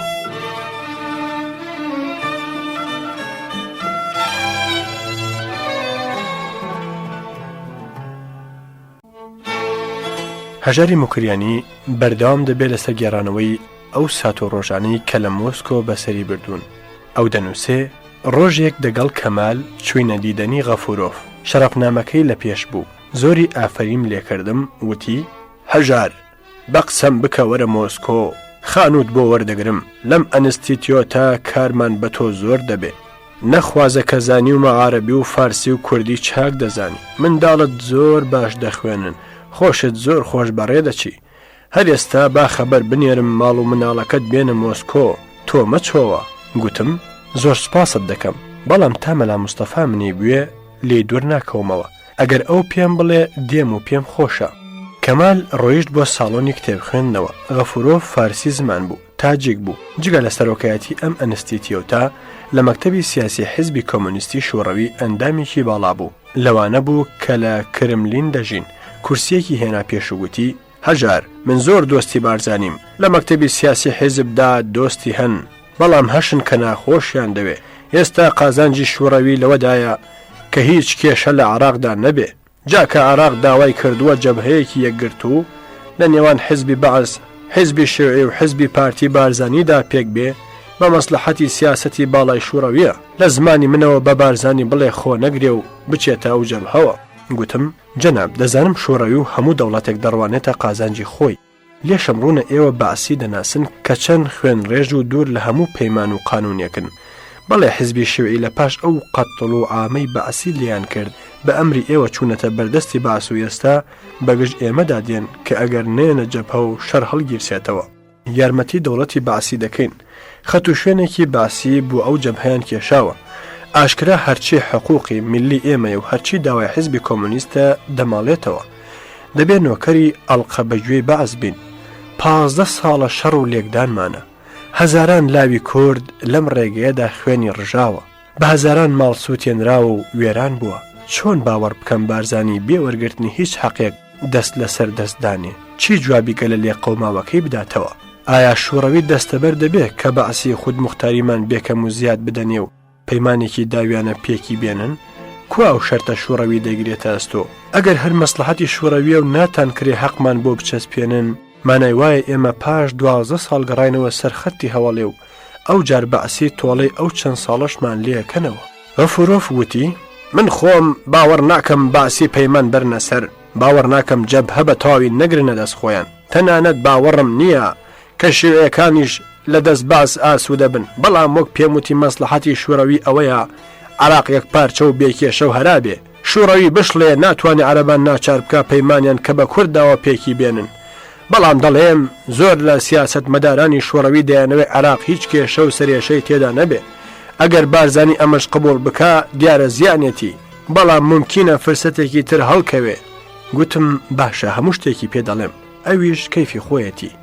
شەوێک میوانی پرۆفیسۆر بەکایف بووین کە کوردێکی ئەرمەنستانی و مامۆستایە لە دانیشگای زمانەکانی ڕۆژهەڵات بەر لە شام پرۆفیسۆر قەناتی کوردیش هات کە هاتبووە مۆسکۆ فەرهەنگی ڕووسی کوردی چاپ بکە دەردی دڵ لە حاڵی پەرێشانی کورد دەکرا بەکایف گوتی کچی گیوی موکریانی بە ناوی کوردستان هاتووە کە لەسەر زمانی کوردی تاقیق بکا و بخوێنێ پێم خۆش بوو کە بە منیان سپارت پێم وت کچم لە کام زاراوەی کوردیدا دەتەوێت تاقیق بکەی و دکتۆرا بستێنی ئەویش وتوێتی لە زمانی مامم حوسێن حوزنیدا چونکە نەمزانی بوو حوسێن حوزنی زمانێکی سەر بەخۆی هەبووە خۆم لە دەرس بێگوتنی کێشایەوە پێم گوت زۆر لەوانەی لە ڕووسیا دەرچوون و هاتوونە عراق ناوێن دکتۆرە و هیچ نازانن بەکایف وتی چەند جارم پێوتی زۆر کەس هەند دێنە ئێرە بە ئاسانی و بەناوی تەعەسسوبی کوردایەتی کارنامەیان مەدەیە ئەوانە دەستنەوە لە کوردستان دەبنەوە مامۆستا مێشکی هەزاران کوڕ و کچی کورد تێکەدەن هەر گوتت ئاخر کوردن چۆن دەریان نەچێنم. قەناتی کوردیف خەریک بوو شام نەخوا و بڕوە بە زۆر دامانایەوە و ئاشتمان کردەوە بەڵام گوتمان حەق بە بەکایفە ڕۆژێک چوونە دانیشگای زمانانی ڕۆژهەڵات بەزم بوو، یەک عەرەبی، 2 فارسی، 1 ئوردو، 3 پشت و زمانی سەیر دەرس دەخوێنرا. تووشی دکتۆرێکی تاجیک بووین. ناوەکەم لەبیر نەماوە. مامۆستای دەرسی کوردی و تەحقیقات لە دەوری مەسەلەی کورد توانیمان بەهۆی دکتۆر پۆلیڤۆی بڵیتی باڵشۆی تەئاتر پەیداکەین.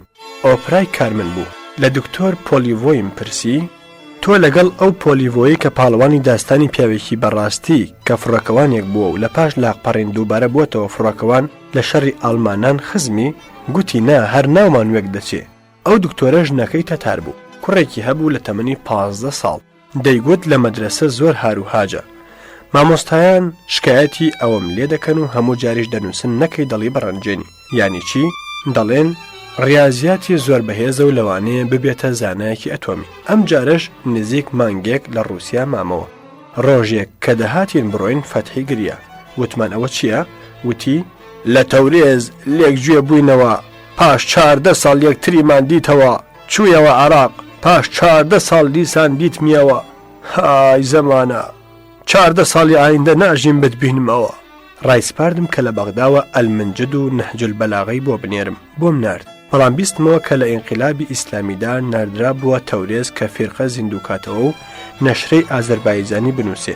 چۆ بوو قزڵەجی لە تاران دیتبوو، وتبووی هیچم بۆ نەکراوە و کەس ئامادە نەبووە هاوکاریم بکە. دەچمە فەڕەنسا و لەوێ دەچمەوە مۆسکۆ. سەلامی بۆ ناردەبووم، خۆی نەهات بیبینمەوە. ئەم بینەکە پێکەوە بووین بۆ گێڕامەوە کە ماوەی 6 مانگ دەگەڵ قزڵەجی لە بولغاریا ژیاوە و زۆری قسەی خۆڕی نێوان خۆیان بۆ دەگێڕامەوە. حەیف ئەمەشم لەبیر بچێ. ڕۆژێک لە ئوتێل کۆنتینینتال کە تازە چوو بووین ژنێکی خزمەتکاری ئوتێل سەری بە ژووردا کرد. کەمال وتی فەرموو شتێک بخۆوە. بەدەست ئیشارەی کرد کە بێدەنگ بە. دوایی لە دەرەوە پێیوت بوو کەمترین قسە بکەن میکرۆفۆن لە ژوورەکەتاندا هەیە زەبتی دەکا.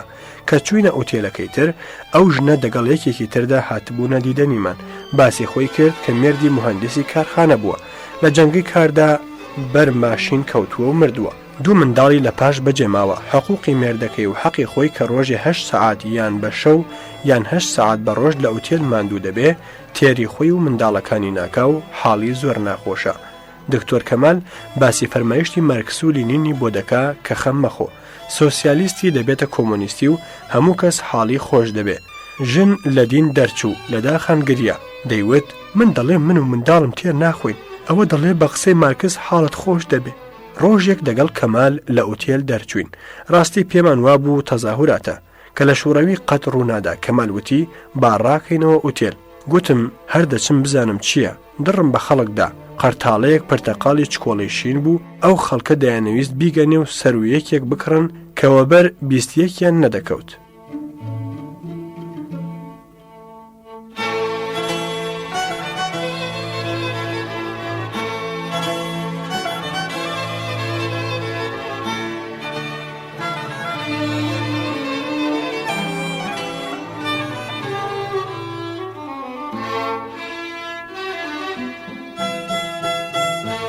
دەگەڵ کەمال قەدەممان لێدەدا چاوم بە کوچێکی تەنگی بنبەست کەوت. لە دەرگای کوچە نووسرا بوو سەلام عادل. وتم وەرە هەر بڵێ قەدری شێوەی عەرەب ناگیرێ. ئەگەر کوژران ئاوا لە مۆسکۆ ناوتان لەسەر کۆڵانان دەنووسن. لە مۆسکۆڕە ڕاست هاتینە فڕگەی بەینەلمیلەلی ئەستەمبول کە سەودا هەر بە دۆلارە. زۆرمان شت کڕی بۆ دیاری. چوومە دوکانێک داوای جغارم کرد. کابراوتی دەخیلە تۆ بچۆ پاکەتێک چای لێپتۆنم بۆ بکەڕە. هەر جغارەیەکت بوێ دەدەمێ و زیادت لێ ناستێنم. پاکەتە چام بۆ کڕی و لە بن دوکانەکەی شاردیەوە و چەند گڵۆسێک جغارەی خارجیم لێکڕی. لە تەیارەی بەرەو عێراقدا زۆرمان ویسکی و وۆدگا کڕی کە بە دینارێک بوو. لە بەغدا بە 5 دینار. چەمەدانەکانمان پڕ کرد.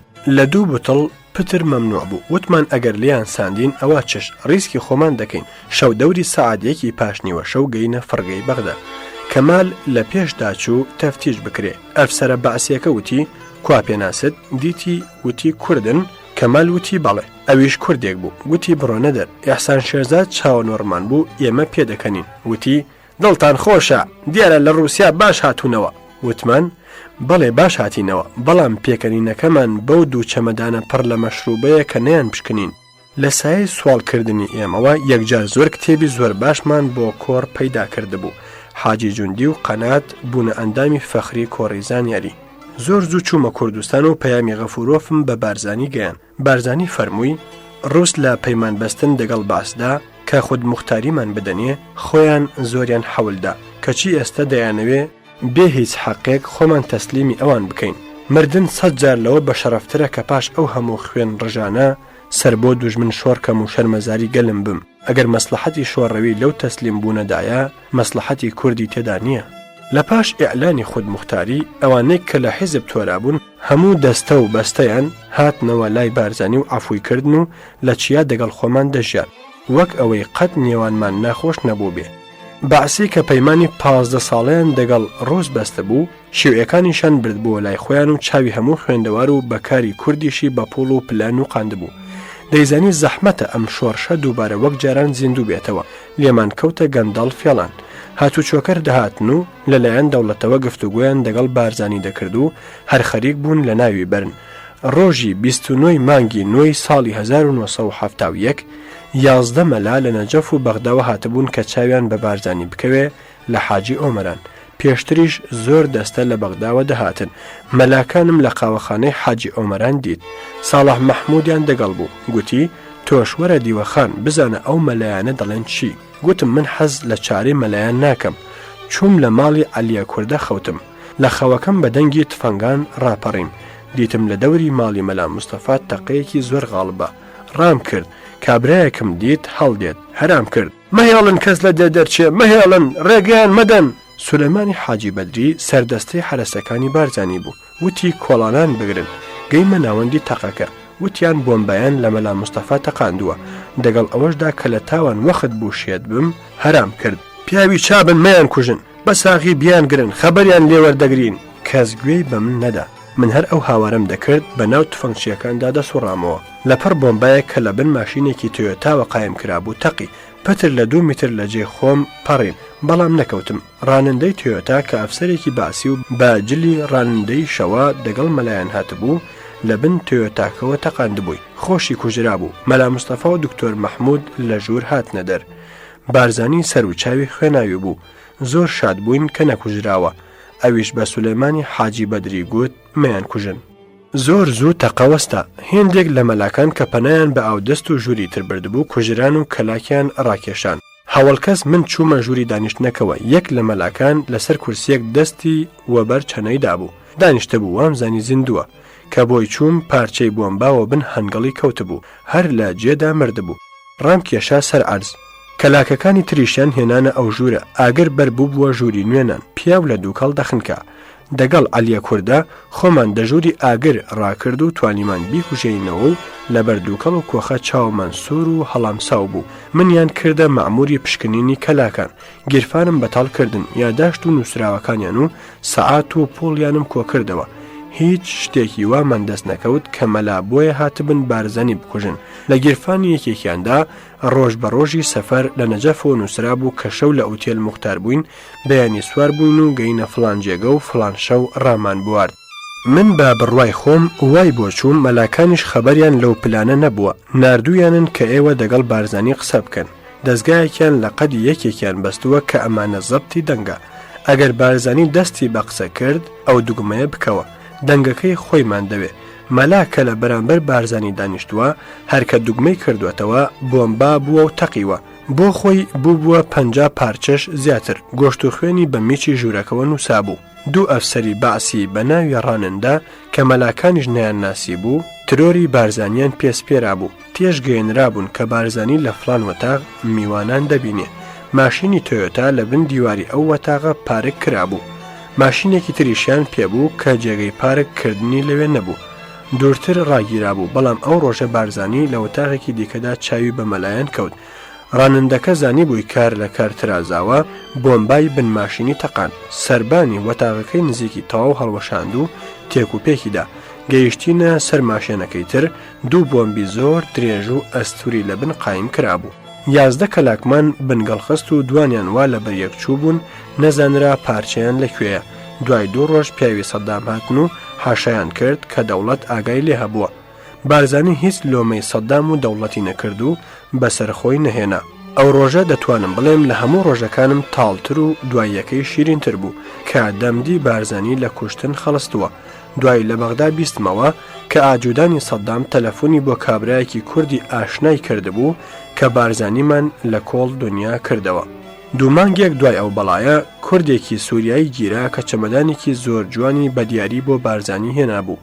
ئەویش بۆمبایەک بوو لە هەر ژوورێکدا بتەقیبا کەس لێی دەرنەچوو. کاک مەسعود و چەند کەسێک چووبوونە بەغدا لە گەڕانەوەدا لە سووچی خەیابانێکی بەغدا بەرگولە درابوون. جگە لە عەریف حەمید کە لاقی شکابوو ئەوانی تر ساغ دەرچوون. هەمیشە لەو 4 ساڵەی قەیرانەدا دەوڵەت خەریکی لە بەیندانی شۆڕش و بارزانی بوو. وەک لە دوای شەرەفنامەشدا گوتومە بارزانی لە کۆبوونەوەیەکی گەورەدا فەرمووی تانک و تەیارە و تۆپی دوژمن پێمان نەوەستا، دەترسم پۆڵ و پلە و تۆڕۆمبیل و قەسر لە بەینتان بەرێ. ڕاست ئەوە بوو. ئەوانەی کە چەندین ساڵ بوو لە شۆڕش بوون واشێتی دەرەجە و پۆڵ و قەسر و تۆڕۆمبیلی بەغدا بوون کە بەعسی ڕوون دەیانزانی تازە ئەوانە تااقەتی بەرداوبەرد و شەڕیان نەماوە. لە ماوەی 4 ساڵەشدا ڕێگەوبانی زۆرپان و قەڵای زۆر قایمیان لە کوردستان دروست کرد و ئاشکرا ئامادەی هجومی دیکە بوون. ئێمەش هەموو هومێدمان کەوتبووە سەر ئێران و چەک و یارمەتی ئەوان. هەمیشە بەسەتان لە فەرماندەکانی پێشمەرگە لە تاران و شارەکانی تری ئێران خەریکی خۆشگوزەرانی و پوڵ خەرجکردن بوون. ئیدی سرد نەیەشێنم لە ساڵی 1970 شۆڕش بەجارێک بێناوەڕۆک بوو. لە ساڵی 1974دا بەعسی کە زۆر پشت ئەستور بوون لە یاریدەدانی ڕووسان ڕێیان گەیان کەرکووک، خانەقین، سنجار، ناوچەی شێخان بەر خودموختاری ناکەوێ، واتە بە زۆر شەڕیان بۆ ساز کردینەوە و دیسان شەڕ قەومایەوە.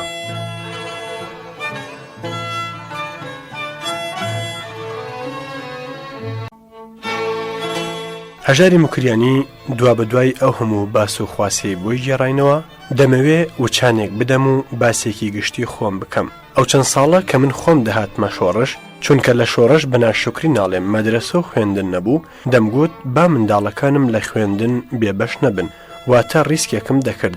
مستەفام گەی بووە 6 و دەبوو دیبلۆم بستێنێ. زۆر زیرەکێکی بلیمەت بوو. هەموو ساڵ لە مەدرسەدا یەکەم بوو. زاگرۆسم گەی بووە دووهەمی ڕاهنمایی. ئەویشم هەر زۆر هەڵکەوتە بوو. خانی چکۆڵەش دەبوایە بچێتە 4ەمی ئیبتیدایی. هیچ گاش دەوڵەت تەشقەڵەی تێنە هاڵاند بوون.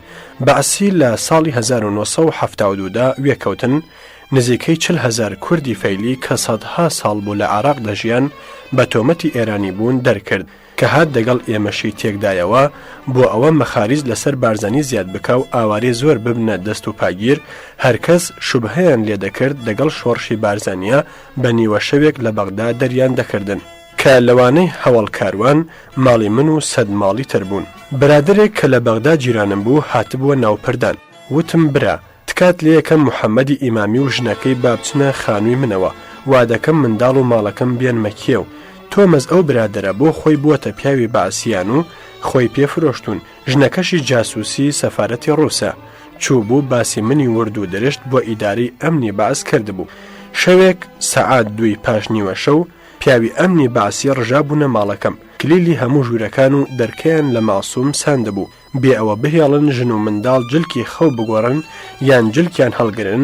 ڕەپێچەکیان دابوون. مەعسووم هەر ئەوەندەی پێکرابوو دینار و ڕبعێک 25 تمەن لەسەر تەلەڤیزیۆن دەست بداتێ. ئیتر سواری کامیۆنیان کردبوون بردبوویانە ئیداری ئەمن.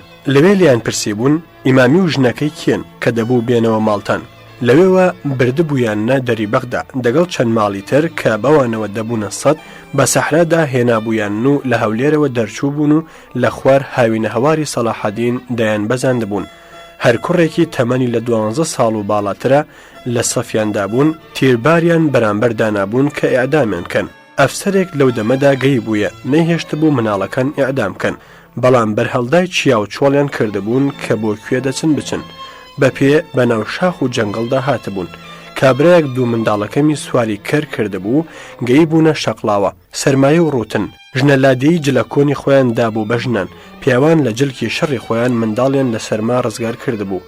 لەوێوە چوو بوونە هیران و نازەنین بە کامیۆن باریان کردبوون بۆ ڕانیە و لە ماڵی مام قادری باغەوان شەوێک مابوونەوە تۆزێک پۆشتە کرابوونەوە و ڕاست بۆ کەمپی ئاواران لە نەغەدا لە خێوەتێکدا جێکرابوونەوە و بە ژیانی پەناهەندەی ئاوارە ژیابوون من کە ئەو خەبەرانەمزانی ناردم بە دزیەوە ماڵ و منداڵەکەم هاتنە حاجی ئۆمەران پێم وایە یەکەم جار بووم مەعسوومم دیت بۆ ماڵ بگری زۆرم دڵخۆشی دایەوە خانی کە هەر دیتمی وتی بابا زۆریان سواری کامیۆن کردین بە خۆڕایی و هیچ پۆڵیشیان لێ نەستاندین خۆزگەم بە دڵی منداڵ کە جا بزانین من کە نزیکەی 30 ساڵ زەحمەتم کێشاوە و ئەویش زەحمەتی فەرهاد چم لێ سێندرا بوو 8600 دیناری عراقی 400 مسقال زێر و خەشڵی ژن پڕی 6 وەتاغ مافورەی ئێرانی کتێبخانەکەم کە باوەڕکە قەت بە ملیۆن دیناری شمنەدا ئەو هەموو ساڵە کتێبی هەڵبژاردەم وەسەر یەک نابوو جگە لە عەرەبی و فارسی و تورکی ئازەری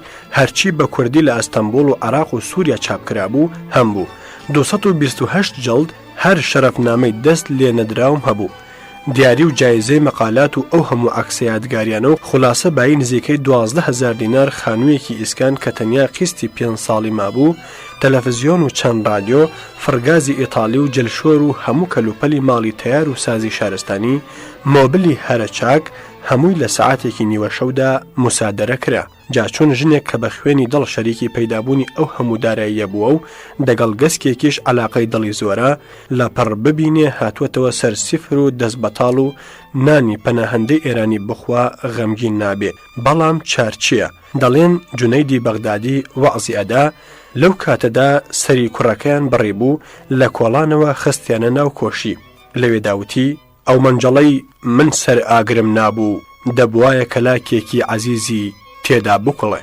داواکردنی ئازادی کوردستان لە منجەڵی جونەید گەرمتر بوو دارایی منیشی تێدا کوڵاو هەلا بوو با ناهومێد نەبین ئەگەر لە ئێرانەوە هەڵاتم 506 تمەنم پێبوو ئەگەر ماڵ و منداڵم بۆ هاتن 6 تمەنم هەبوو بەڵام دوکانێکی عەکاسیم شکە برد لە پاش دەوڵەمەند بوون ئێستا 6 تمەنەکەش شک نابین ئەو کەسەی بووە سەبەبی ماڵوێرانی من هەر بەعسی گرتیان و ئیعدامیان کرد ژنەکەشی بە گوێ پچر خۆی گەیاندەوە ڕووسیا ڕێگەی شاران نەمابوو تەیریش نەیدەوێرە هات و چۆبکە ڕۆژێک لەو ناخۆشیە گەورەدا کەریم نەستانی کە پێشمەرگەیەکی ئێرانی و زۆر ئازا بوو لە حاجی ئۆمەران پەیدا بوو وتم کەریم تۆ لە کۆیە دەژیت چۆنت وێراوە بێ و بگەیە ئێرە و بۆچی هاتووی گوتی من جاروبار قاچاقچێتی دەکەم و بە کوێرە ڕێگەیاندا خۆم لە جاش و سەرباز دەشارمەوە محەممەد مەولود مەم 20 دیناری حەقی ڕێگە داومەتێ کە 120 دینار پوڵ بۆ تۆ بێنم زانیوێ ماڵت هەموو داگیر کراوە و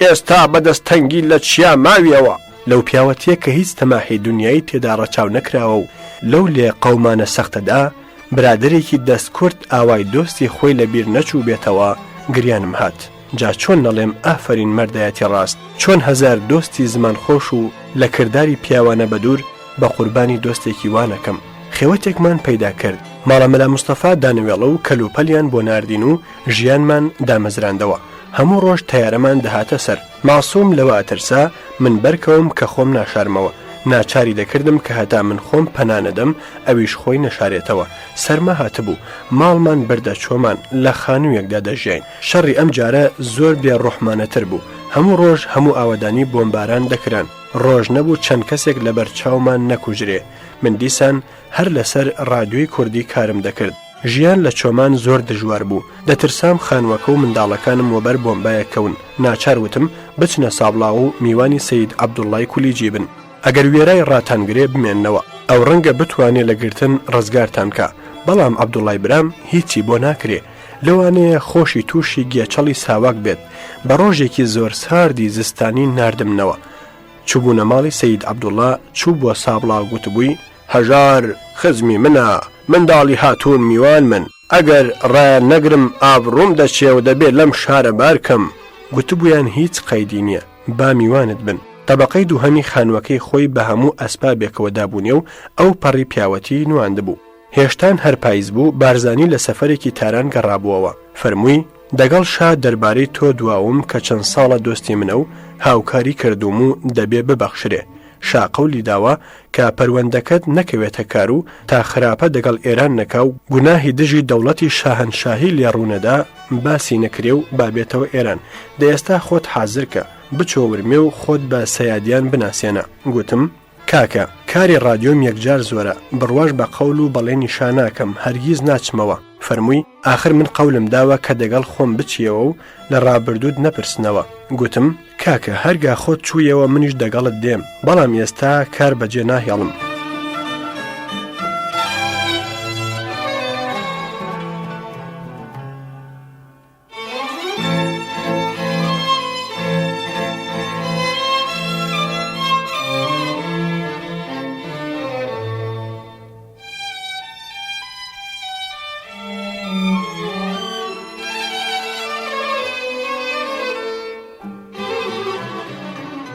لە مانگی بەفرانباری ساڵی 1975دا نازانم کام ڕۆژ بوو بارزانی دەهاتە تاران. فەرمووی تۆش دەگەڵ خۆم وەرە. هێنامیە ورمێ چاوم بە سەیادیان کەوت.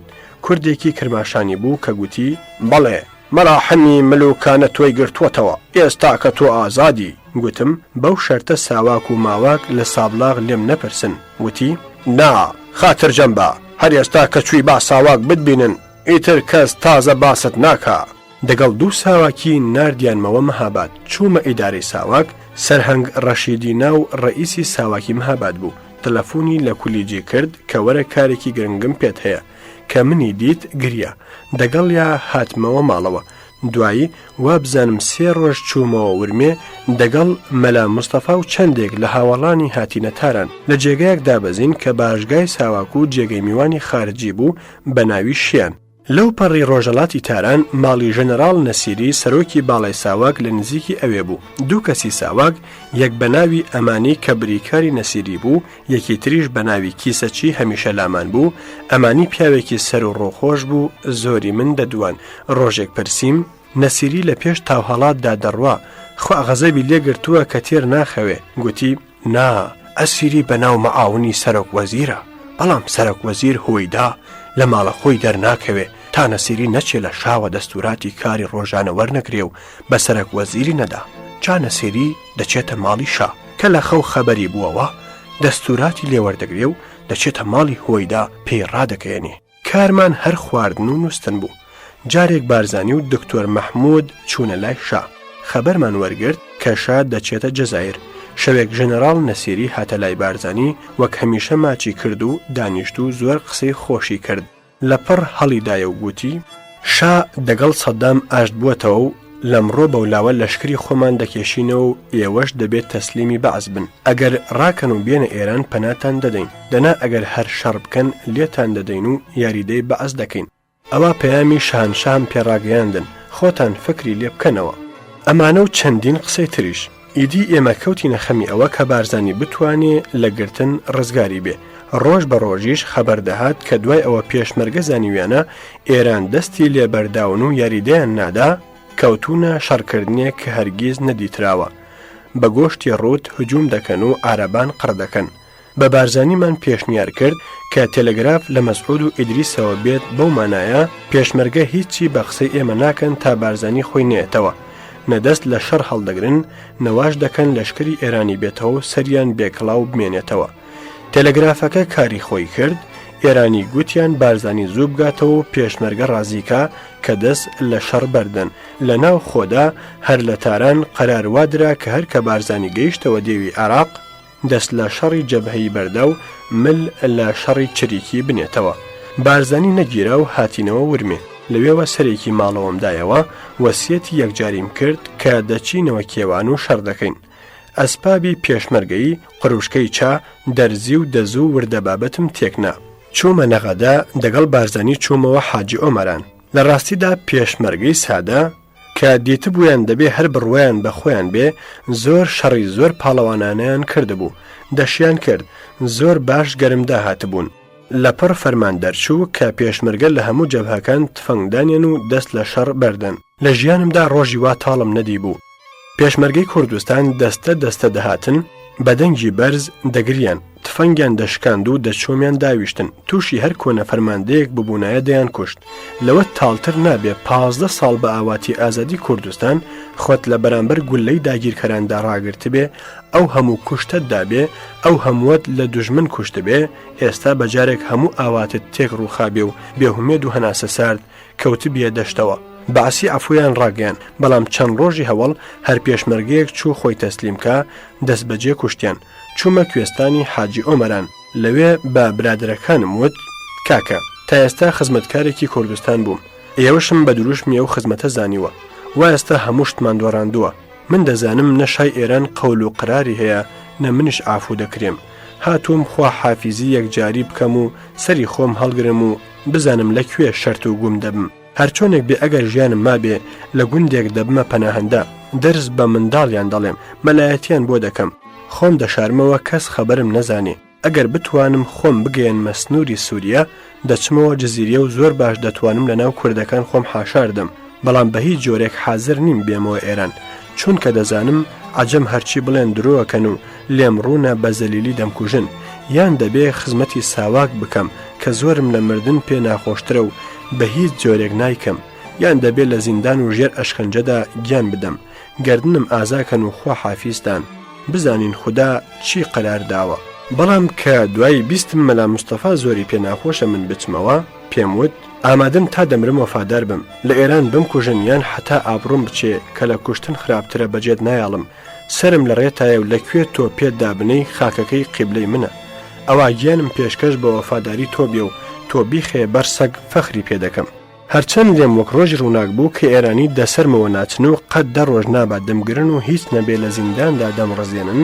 خۆم ئامادەی هاتنەوەی ئێران کرد مام عەلی عەجەمم دیت فرمێسکی بەڕیشە سپێکەی داهاتە خوار وتم مام عەلی بۆ دەگری وتی خەمی تۆمە هەژار خەمی تۆمە منیش دێم بۆ ئێران وتم کاکە دێ چی پیرەمێردێکی وەک تۆ ئەمەلەیشت دەست ناکەوێ عەرەبیش باوەڕ ناکەم کاریان بە پیرێکی وەک تۆ هەبێ بۆ خۆت لە زینوێ بمێنەوە مام عەلی لەبیرم چوو دوو شوشە ئارەق لە ماڵی سولەیمانی پێشمەرگەیە پێی دەڵێم بداتێ بە چەند ڕانندەیەکم وت بمباتە چۆمان هێندێک کتێبم لەوێن بیانهێنم کەس نەیدەوێرا بێ لە ترسی پێشمەرگەی ناهومێت کراو حوسێن کاوانی گوتی من دەدبم لە ڕێگە لە چەند جێ پێشمەرگە ڕایانگرتین دەیانگوت مام هەژار تۆ پیاوی چاک بووی دز نەبووی ئێمە لە دڵمان نایە تۆ بکوژین گەیمە چۆمان ئاڕانندە وتی برسیمە وتم با بچینە لای سولەیمانی پێشمەرگەم نانێکت بۆ پەیداکەم ئەگەر چوم چەندم پێ سەیر بوو مام عەلی بە عشقی دوو بوتڵ ئارەقەوە لەو خەتەرە نەترسا بوو هاتبوو وەریگرت بوو بەناو دەنگی تەقە و گریانی پێشمەرگەدا هاتمەوە حاجی ئۆمەران هەروە کاروانی ماڵ بوون دەڕۆیشتن وتیان پیاوی ئێرانی لەسەر سنوور چەک و کتێب دەگێڕنەوە دەمانچەکەم دا بە مام عەلی کتێبەکانیشم بەجێهێشت لەگەڵ ترۆمبێلێکی ماڵە بارزانی هاتمە نەغەدا لەم هەراو ناخۆشیەدا لە بیریان نەچوو بوو ڕادیۆکەم بدزن لە ناو فەلەکەی نەغەدەدا دەگەڕام کوڕی ڕەش عەلی کوڕی پێشەوە قازی موحەممەد دابەزی و یەکتریمان ماچ کرد عەلی وتی زۆر بەداخەوم کە ئێوە تازە هاتنە ئەم دیوە من لە ئەڵمان بووم زۆری بەخێراتن کردم و ڕۆیشت پاشماوەیەکی زۆر ڕۆژێک لە کەرەج هاتەلام گوتی بم بەلای شیرازی لە ڕێگەدا گوتی حەیف کە هاتیە سابلاغ لەوێ نەبووم گوتم کاکە لە نەغەدە دیتمی گوتم منێکی کە زۆر لە بابی ئەو نزیک بووم و ئەویش ئەوەندە دەستی دەڕوا هیچ نەبێ دەڵێ بچینە ناو خانوویەکی منەوە لە سابلاغ تا فکرێکتان بۆ دەکرێتەوە تۆ ئەو پیاوەتیەشت لەدەست نەهات ئەگەر ئێستاش پێت دەڵێمەوە بۆیە کە هیچ چاوم لە چاکەت نییە بەڵام کولیجی توانی ئەو کارە پیاوانەیە بکە حەزم دەکرد تۆش زۆر پیاوبای گوتی هەژار دەوڵەت منی کردە دەستماڵ کاغەزی چڵمی خۆی پێسەڕیم و ئیتر قەدرم نەما وتم کاکە پیاوبای نەدەکرای بە دەستماڵ کاغەزی فەرموو با بچین شیرازیت نیشاندم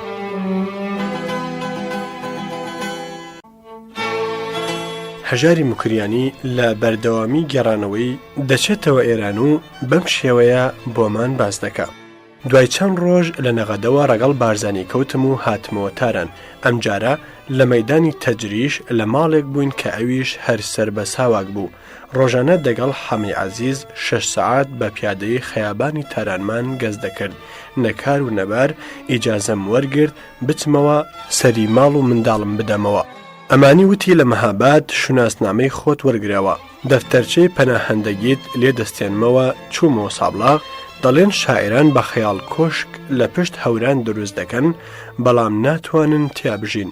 من ئەگەرچی هەموو ژیانی خۆم دۆڕاند بوو بەڵام دەمگوت خەڵکی سابلاغ لێم ڕوونە ئەو هەموو ماندووبوون و ژیان بە فیڕۆچوونەی منیان هەر لە بەرچاوە و ڕەنگە زۆرم حورمەتگرن بەڵام تەواو پێچەوانە بوو. هیچ کەس نەیدەوێرە تەنانەت جوابی سڵاویشم بداتەوە. چەند کەسێک وەک سەعیدخانی هومایۆن، خاڵەمین، یوسف ئەورامی جاریوا بوو دەهاتن سەریان دەدەم کە لە ماڵیش دەچوومە دەواخانەی ئەیوبیان کە خزمم بوون یان سرم لە کتێبخانەی خەلیل موفەقی ئەدا. تەنیا دوو کەس هەبوون کە منیش و سەعید ناکامیش دەچووینە دوکانیان و بەڕووی خۆشەوە دەیان دواندین. حاجی متەلیب و مامۆستا موحەممەدی شوشەفرۆش. یەک دوو جاریش چوومە دوکانی سەدیق حەیدەری لە شار و خەڵکەکەی تەواو بێگانە بووم. ناچار هەر لە بەیانیەوە تا ئێوارە لە سەربانی ماڵی سەید ئەوڵای کولیجی دادەنیشتم و دەمڕوانیە کۆڵان و دەمچەم. پیاوهەق بڵێ حەمەدی کەریمی باش بوو. هاتوچۆی دەکردم و منداڵەکانمی بە تۆڕۆمبیلی خۆی دەژێڕا. شەوێک دەهاتمەوە ماڵی کولیجی، لە پشتەوە یەکێک بانگی کردم. جعفەری کەریمی بوو کە لە زمانی کۆمەڵەدا زۆر ئاشنای نزیک بووین. گوتی ببەخشە کە نەهاتوومە لات، لە ماڵ نەبووم. گوتم کاک جعفەر خەبەرم هەیە لە ماڵ بووی، چاویشم لەوە نییە تۆ بمناسی. حەمەدی برات تۆی لای من ڕووزەرد کردووە کە دەوێرێ بمدوێنێ. تووشی کەسانێک دەبووم لەسەر خەیابان دۆستی قەدیمی بوون، بە چاو سڵاویان دەکرد و زوو تێدەپەڕین. هەموو کەس لایوا بوو هەر ئەم ڕۆژانە من ئێعدام دەکرێم و ئەوانیش بە تۆمەتی سڵاو لە منکردن تووشی بەڵابن. بەڕاستی زگم بەوانش دەسووتا. هەر پێم خۆش بوو زوو سابلاغ بەجێبێڵم. شتێکیش کە زۆر لە بەردڵم گران دەهات دەمدی هیچ سابلاغیەک خۆ بە کورد زانینی لەبیر نەماوە. سەروبنی هەموو قسان لە هەموو شوێنان سفتە و بانک و فەرش و نەغدی نەبوو. سابلاغێک کە مەرکەزی مەڕ و ماڵات و ماست و ڕۆنە ماستی قوتووی تەورێزیان دەکڕی. هیچ وەک کوردستانم نەدەهاتە بەرچاو. ڕەفیقی سابلاغم هەر ئەو عراقیانە بوون کە ماڵیان هاتبووە سابلاغ.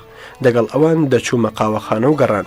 بەیانیەک لە خەوهەستام وتیان ژاندەرمێک لە ئاگاهی شارەبانیەوە هاتبووە دوات. عەبدوڵای برام و سەید عەبدوڵای کولیجی وتیان ئێمەش دەگەڵ تا دین. من وتم ناکاکە خۆم دەچم بزانم چیان دەوێ. کابرایەکی کورد ڕئیسی ئاگاهی دەستی بە پرسیار کرد. وتی پێم بڵێ ناوت عمرت تۆختی خۆی کۆمۆنیست بووی هەڵاتووی؟ لەو قسانە. گوتم تۆ کوردی سابلاغی؟ گوتی بەڵێ. گوتم کاکە خۆت نا، باوکت دایکت قەت بۆیان نەگێڕاویەوە کە کۆمەڵ هەبووە، قازی محەممەد هەبووە، داوای ئیستیقلالی کوردستان کراوە؟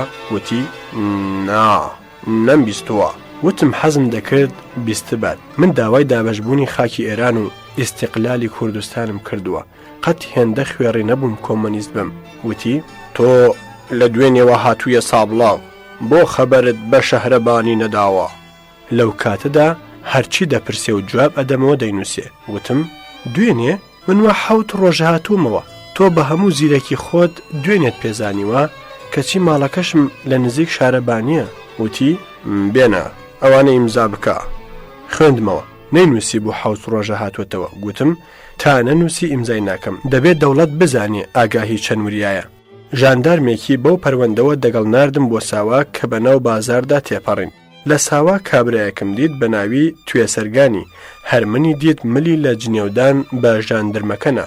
وتی ئای بۆچیتان هێناوە؟ کێ گوتوویە بیهێنن؟ تەلەفۆنی لە ئاگاهی کرد و چەند جوێنێکی بەویشدا. وتی بە شەرەفم نەمان گوتووە و ئاگاشمان لێ نەبووە تۆیان بان کردووە و تۆیان هێناوێتە ئێرە. منیش وتم ئاغای توێسەرگانی من هێندە سادە نیم، بە شەرەفت ئەگەر ئێوە داواتان نەکردمایە ئاگاهی کەسەگی خۆتانە حەدی نەبوو بانگم کە. ئێستا بۆچیتان هێناوم؟ آخر سەیادیان وەک تۆ سوێندی خوارد کە کەس باسم نەکە. وتی بە هەزاران سوێن بە ملیۆنان قورئان نێمە ئاگامە لێ نەبووە، بەڵام کە تازە هاتووی چەند پرسیارێکت لێ دەکەم، ئەگەر پێت خۆش بوو جوابم بدەوە. عەبدوڕەحمانی قاسملوو دەناسی؟ بەڵێ برادێکی خۆشەویستمە. لەکوێیە؟ لە پراگ، مامۆستای دانیشگایە. دەرسی فارسی دەڵێ وانییە؟ دیارە خۆت نایناسی. ئەو پیاوە 9 زمان دەزانێ، دەرسی اقتصادی سیاسی بە زمانی چێکی دەڵێتەوە. کۆمۆنیستە؟ باوەڕ ناکەم، چونکە حیزبەکەی مەلای نوێشکەری تێدایە، سەیدی تێدایە، ڕەنگە میلی بێ. زۆر باشە، حەمید خوسرەوی دەناسی؟ بەڵێ، ئەوەی 2 مانگە گرتوتانە ولا تەنوایە جاسووسی ڕووسانە؟ ئەو حەمیدی خوسرەویە چۆن پیاوێکە؟ باوەڕ ناکەم رووسیا ئەوەندە نەزان بێ پۆڵی خۆی لە حەمید خەرج بکات تا جاسووسی پێ بکە. حەمید لە بازار بەڕەڵاکەی ماڵەکەی خۆی پێ نازانێتەوە. زۆر باشە، زۆر باشە. دکتۆر مرادی ڕزماوەری دەناسی؟ بەڵێ، ئەو بۆیە دەبێت جاسووسی گەورەی ڕووسان بێ، زۆر زیرەکە. بەڵام لە نێوان ئەڵمان و مۆسکۆدا هاتوچۆ دەکا و جاروبارەش دێتە بەغدایە. تۆ پێت خۆشە لە سابلاغ بی کە وەتەنی خۆتە؟ حەز دەکەم لە چابەهار بم، نەک لە سابلاغ. ئەم هێنانم بۆ ساواک دەزانم بۆ چییە. بە هەزاران پیاوی بێکار هەیە نانی شەوی دەست ناکەوێ. منیان کە لە کتێبخانە دیوە یان لە دەواخانە بە پەلەیەکێک هاتوۆتە لات و توێتی هەژارم دیت سڵاویان لێ کرد. تۆش ڕەنگە دەتمنێکت مژدە دابنێ. هەموو ڕۆژ تااقەتم نییە بێمە ساواک و بڵاوی بکەنەوە کە من بوومەتە هاوکارتان. هەر ئێستا دەچمە لای سەیادیان و بزانم بۆچی قەولیدا کە ساواک کاری پێم نەبێ و دروی کرد. ئیدی لە ساواک ڕزگارم هات و تازە ئەو خانووەم نەدیتەوە. داوای شوناسنامەم کردەوە، وتیان ژمارە چەند بوو. خوشکم وتی کاکم پێش منە و ژمارەی 1452. ئیدی شوناسنامی خۆم و منداڵەکانم ساند. زۆر ڕۆژان دەچوومە نەغەدا، وا دەبوو چەند شەوێکیش دەمامەوە. جارێکی تر لە سابلاغەوە هاتمەوە تاران. ڕۆژێک نەسیری هاتە لای مەلا موستەفا بە خێراتنی منی کرد. بارزانی پێیوت هەژار دەگەڵ من هاتووەتەوە، دەبێ کارێکی هەبێ پێیبژی و نابێ لە خۆشم دوورکەوێتەوە. گوتی بەڵێ، خانوویەکی دەدەینێ لە نزیک تۆ بێ، بەڵام بیرت نەچێ شەهر فەرموویە پەروەندەی وەگەڕ مەخەن، ئێمە ناتوانین کاری بدەینێ، بەڵام بۆ خاتری تۆ ئەو بۆ خۆی حولی کار بدا. ئەگەر لە ئێمە پرسیار کرا دەڵێن موافقین، خۆت دەزانی سپوری جادەش بەبێ موافقەتی ئێمەدا نامەزرێ.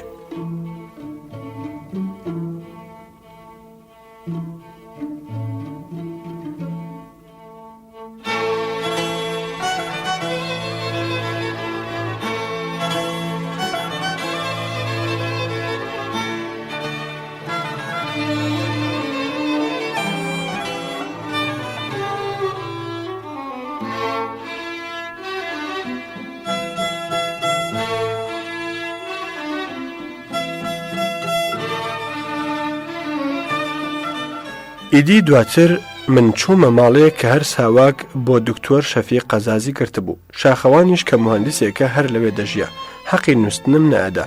ماوەیەک وا مامەوە نەکار نەبار، کارمان ئێوارە سینەما و شەو تەماشای تەلەڤیزیۆن بوو. پاش ماوەیەک دکتۆر شەفیق دەڕۆیشت، هاتنە سەرمان کە ئەم ماڵە چۆڵکەن. شەفیق ناوماڵەکەی خۆی جگە لە تەلەڤیزیۆن و ستۆری و یەخچاڵ و شتی بە قیمەت کە فرۆشتنی دابە من کە من ماڵم نەمابوو.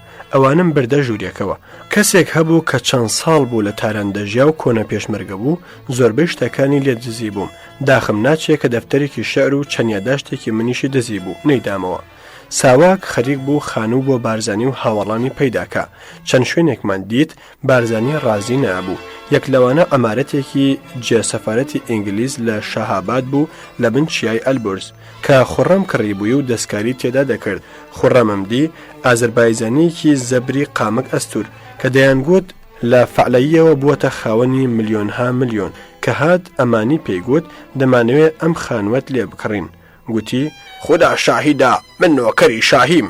گوتم ئەمانی بە حیاتی خۆی قسەیەکی ڕاستی کردووە. ئەمانی زۆر پێکەنی. چووینە سەری پارکی خوڕەم کە ئەویش مڵکی خوڕەم بوو کە هاتین بڕۆین. خوڕەم وتی مەڕوەن دەنیارم کۆکاتان بۆ بێنن. بارزانی فەرمووی پۆڵەکە لە گیرفانتدا بمێنێ باشترە. لە گەوهەر دەشتی کەڕەج زۆر خانوویان نیشانداین. بارزانی قبوڵی نەکرد. ئاخری بڕیاردرا لە عەزیمیەی کەڕەج چەند خانوویەک بکڕن و تێیدا ببینە پەناهەندە.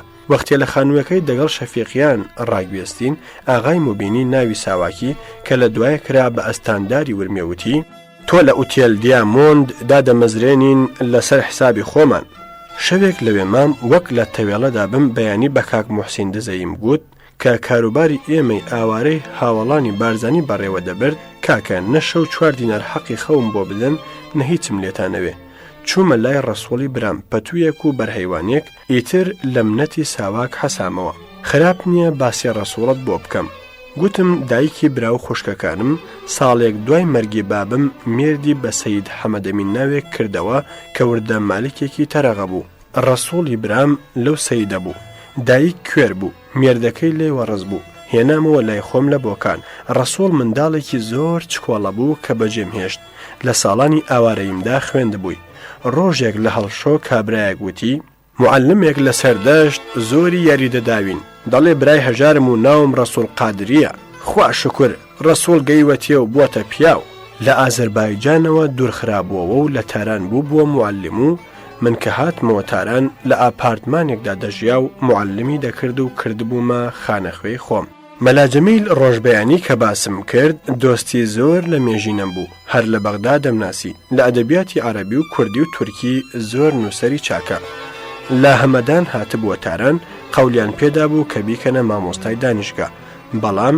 درۆیان دەگەڵ کردبوو لە ڕادوی بڕۆن مەرزی دامەزرا بوو هەرچەند بە مەلا موستەفایان وتبوو دژی تۆیە بەڵام هەر خۆشم دەویست شەمسەدین فەقێ بە ناوی ئەمیر قاسمی لە تاران وەکیلی بارزانی بوو جارێک هاتە حاجی ئۆمەران نامەیەکم دایە بۆ مەلا جەمیل دوعا و سڵاو و ئەحواڵ پرسی نامەردی کردبوو بە بارزانی وتبوو هەژار ئێستاش دەگەڵ مەلا جەمیل دۆستە بارزانی لی پرسییم گوتم بەڵێ نامم بۆ ناردووە من مەلا جەمیلم زۆر خۆش دەوێت چونکە زانایەکی گەورەیە و فەرقی دەگەڵ مەلایانی کورد زۆرە کە هیچیان هیچ نازانن دوو نوسخەش شەرەفنامەم بۆ ناردەبوو کە یەکیانی دابوو بە دانیشکەندەی ئەدەبیات هەرکە هاتمەوە تاران دیتمەوە زۆر دەچوومە مەنزڵەکەی ڕۆژی جومعان دەچوینە دەری تاران بۆ سەیران پێکەوە چەند جار چوینە دۆڵی جالووس و وەرامین قەرار درا کە ماڵەکەم بێنمە کەرەجوو لە بارزانی نزیک بم چوومەوە سابلاغ دەگەڵ چەند ماڵە عراقیەکی لە نەغەدە و سابلاغ هاتمە کەرەج لە خانوویەکدا کە ئێستای تێدام دامەزرام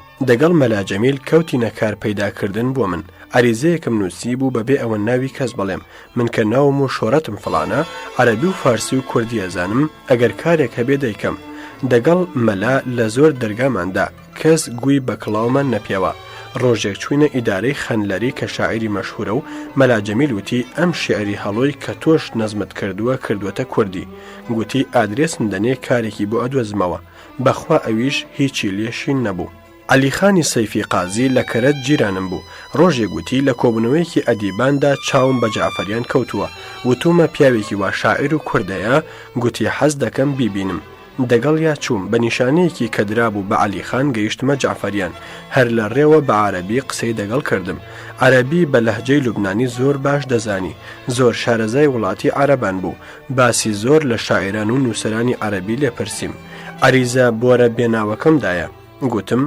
ئاغای جعفەریان عەرەب دەڵێ پیاو لەسەرەتی بە قازانجی خۆی حەول بدە بەڵام زەمانە لەسەری نییە ئاوات پێک بێنێ کە ئەوە شعرێکی عەرەبیە گوتی با بزانین بەڵکو ئەم جار جێگەی خۆی گرتبێ دەرکەوتین تەلەفۆنی بۆ میرافتابی کردبوو کە کتێبێکی عەرەبی بدەنێ بە فارسی تەرجمەی بکە لەسەر بیری مەلا جەمیل قەرارکرا تاریخی سولەیمانیە و دەوروبەری کە ئەمین زەکی بە کوردی نووسیویە و مەلا جەمیل لە بەغدا کردوویە بە عەرەبی لە عەرەبیەوە بیکەمە فارسی بۆ یەکەم جار لە تاران دەستم لە کارێک بند بوو کە مانگیە 2000 تمەنم بدەنێ لەخوا بەزیاد بێ ڕۆژێکی دیکە مەلا جەمیل وتی وەرە پێکەوە بچینە لای جعفەریان وتویە هەردووکتان وەرنە لام جارێ پێشوو کە هەر بە عەرەبی دواندمی پێم وابوو ئیمتیحانم دەکا داخوا ڕاستە عەرەبی دەزانم ئەم جار بە فارسی هەردووکمانی دەدوان پرسی ئەو کابرای ئەو ڕۆژە دەگەڵت هاتبوو چ بوو گوتم مەمنونی ئەوم کە توی بە من ناسان گوتی زۆری لێ ترسام بۆیە هەر بە عەرەبی دواندمی نەوەکە شتێکمان لەسەر بنووسێ و گوزارش بدا بۆ مانگی دووهەم مەعاشەکەم کرا بە 2500 تمەن بەڵام دیسان زۆر کەم بوو بەشی هیچی ناکرد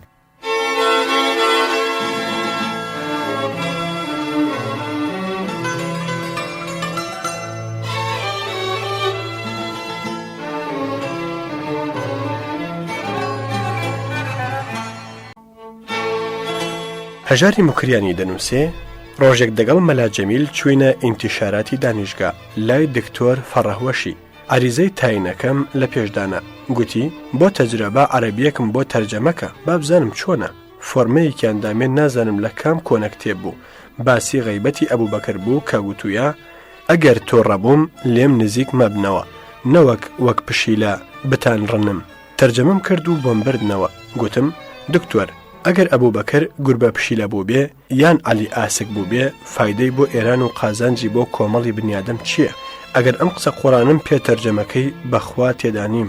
دکتۆر زۆر پێکەنی وتی کوڕە ئەوی ئەمەی داوە بە تۆ خۆشی نەیزانیوە چی تێدایە. من دەمەوێت قانونی ئیبن سینا کە هەرگیز تەرجەمە نەکراوە ئەگەر بتوانی بیکەیە فارسی پۆڵێکی باشت ئەدەینێ. گوتم من بە پۆڵی تالیف کاری وا ناکەم، من دەمەوێت لە ئیدارەیەک دامەزرێنی. ئەوسا چۆن تۆ دەڵێی باوا بێ؟ گوتی شەرت بێ لە ماوەی 6 مانگدا لە ئیدارە دادمەزرێنم. هەر ئێستاش بچۆ پاژۆشی ئێرانزەمین خەریکی فەرهەنگی فارسی بە کوردی بە بەو شەرتەی قانون تەرجەمەکەی. منێکی کە ئاوبردەی کارێک بووم وتم هەر عەرەبی بێ دەتوانم تەرجەمەیکەم. قانونی دامێ و هاتمەوە ماڵێ. نەبابم حەکیم بووە نەدایکم هیچی لێزانیوە. بردمەوە و بە سەرکزی وتم من لە تاوی بێکاری وەک هونەرپیشەیەک بووم کە سیناریۆی نەدیت بێ و قبوڵی بازیکردن لە ڕۆڵێکدا بکە. دەو کتێبە ناگەم. من هەر لەگەڵ کتێبی ئەدەبیاتی عەرەبدا سەرۆکارم بووە لەوە سرم دەرناچێ. گوتی تکایە ناهومێد مەبە بچۆ حەول بدە ئەگەر مانگێ 2 سەفحەش تەرجەمەکەی قبوڵمە هەفتەی 3 ڕۆژ بچۆ ئیدارە خەریکی فەرهەنگ بە 3 ڕۆژیش لە ماڵ بە قانونەوە خەریک بە.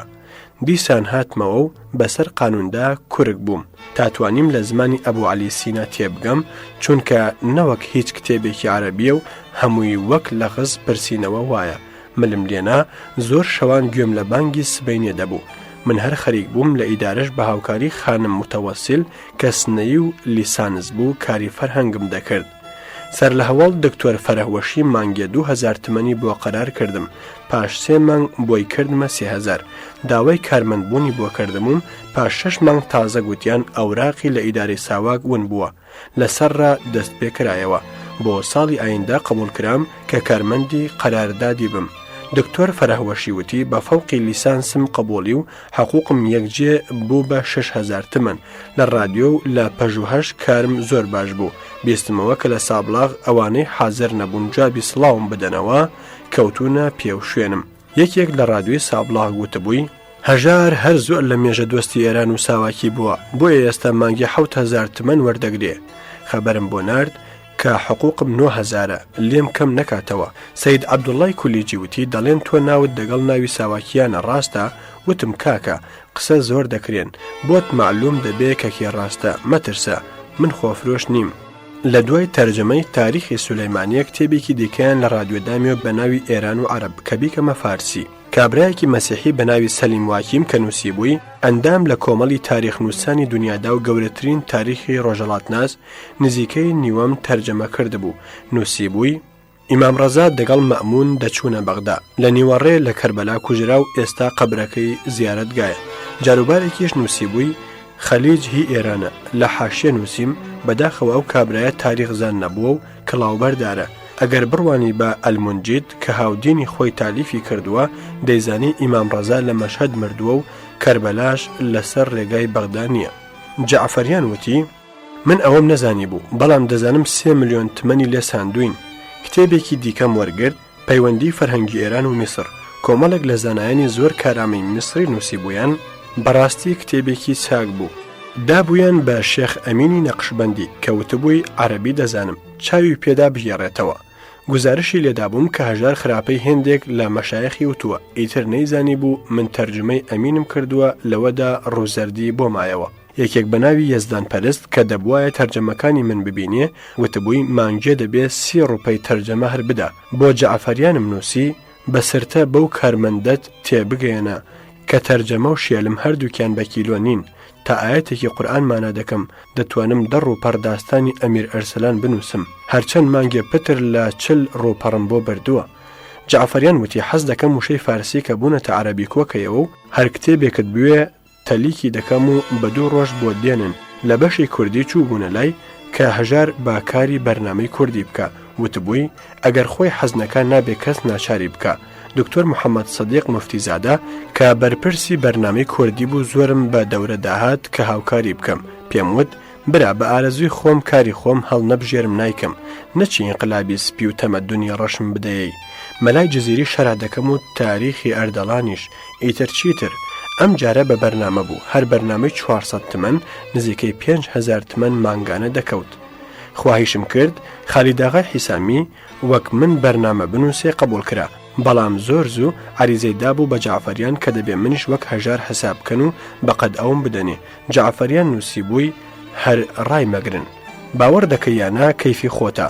ماوەی نزیک 4 ساڵ کە لە ڕادیۆی زەمانی شادا نووسیومە، یەکجاریش ناوی ئەعلا حەزرەت ئەریامیهرم بەسەر قەڵەمدا نەهاتووە، هەمیشە خۆم لێ دزیوەتەوە. کاتێ قانون لە چاپ درا، جیرانێکی ساواکی زۆر نازک و محتەرەمم هەبوو، تاجداری کە بەسەر کاری بێگانەکان ڕادەگەیشت. وتی لە پشتی بنووسە دیاری بۆ شەهبانوو، وا دەکەم جایزەی کتێبی ساڵت بدەنێ. گوتم من کابرایەکی کوردی دەربەدەری کەس نەناس ڕێم ناکەوێ بۆ شابان و دیاری بنێرم، خۆم لەوەش دزیەوە. لە ڕاستی لا نادەم، جعفەریان بۆ مەلاجەمیل و من زۆر باش بوو، خوا جەزای خێری بداتەوە. قوتبی کە مدیر عامل بوو چوو بووە کرماشان و کوردستان، قەولیدا بوو کارخانەیەکی ئامرازی مۆسیقای کوردی دامەزرێنن. نامەیەکم بۆ جعفەریان نووسی لە 15 ڕووپەردا. پوختەکەی ئەمە بوو: ئێوە کە زمان لووسان پێتان دەڵێن کورد شاپەرستن و نیشتمانی ئێرانیان خۆش دەوێ، فریوتان خواردووە. هەموو کوردێک ڕقی زۆری لە ئێران و ئێرانیە. بە دوور و درێژی زوڵمی دەوڵەتانی لە سەفەوی ڕا تا ئەمڕۆم نووسی بووکە، ئێستاش عومەر ناو لە تاران خۆی ناو دەنێ ئەمیر، بابەکر دەبێتە باقر. لە ڕادیۆ ئێمە کوردی دەڵێن، بەڵام کتێبە کوردیەکان لە عێراقەوە بە قاچاغی وارد دەکرێن و ئەگەر ساواک بیان گرێواوی لایە، زۆر شەرمە بۆ دەوڵەتێ کە دەڵێ کوردیش لە خۆمانن.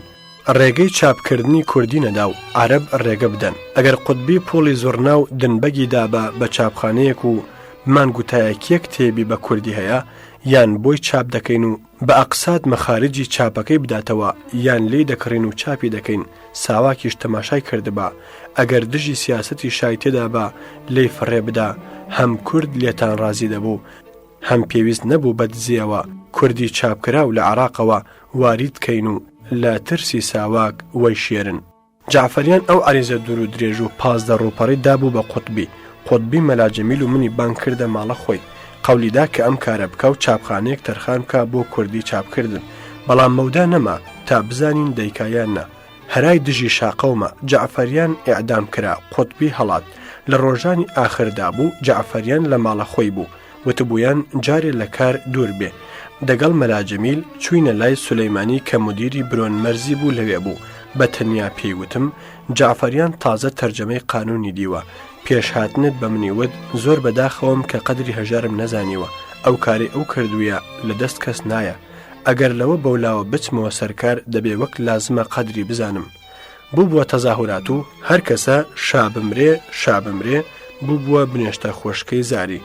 خانمی مەسئولی پەژوهشی ئێران زەمین بانگی کرد مەژوورەکەی خۆی، وتی هەژار دەڵێن تۆ لە شەڕی چریکی شارەزای، ئەگەر شانەڕوا تۆ دەبێ ببیە سەردەستەمان بۆ شەڕی چریکی. گوتم خانم فەرەح بەخش، دوعا لە خوددا بکە پەشیمان نەبیەوە. ئێمە لە عێراق ئاوامان کرد و پەشیمان بووینەوە و زۆریشمان جزیای کاری خۆمان دیت.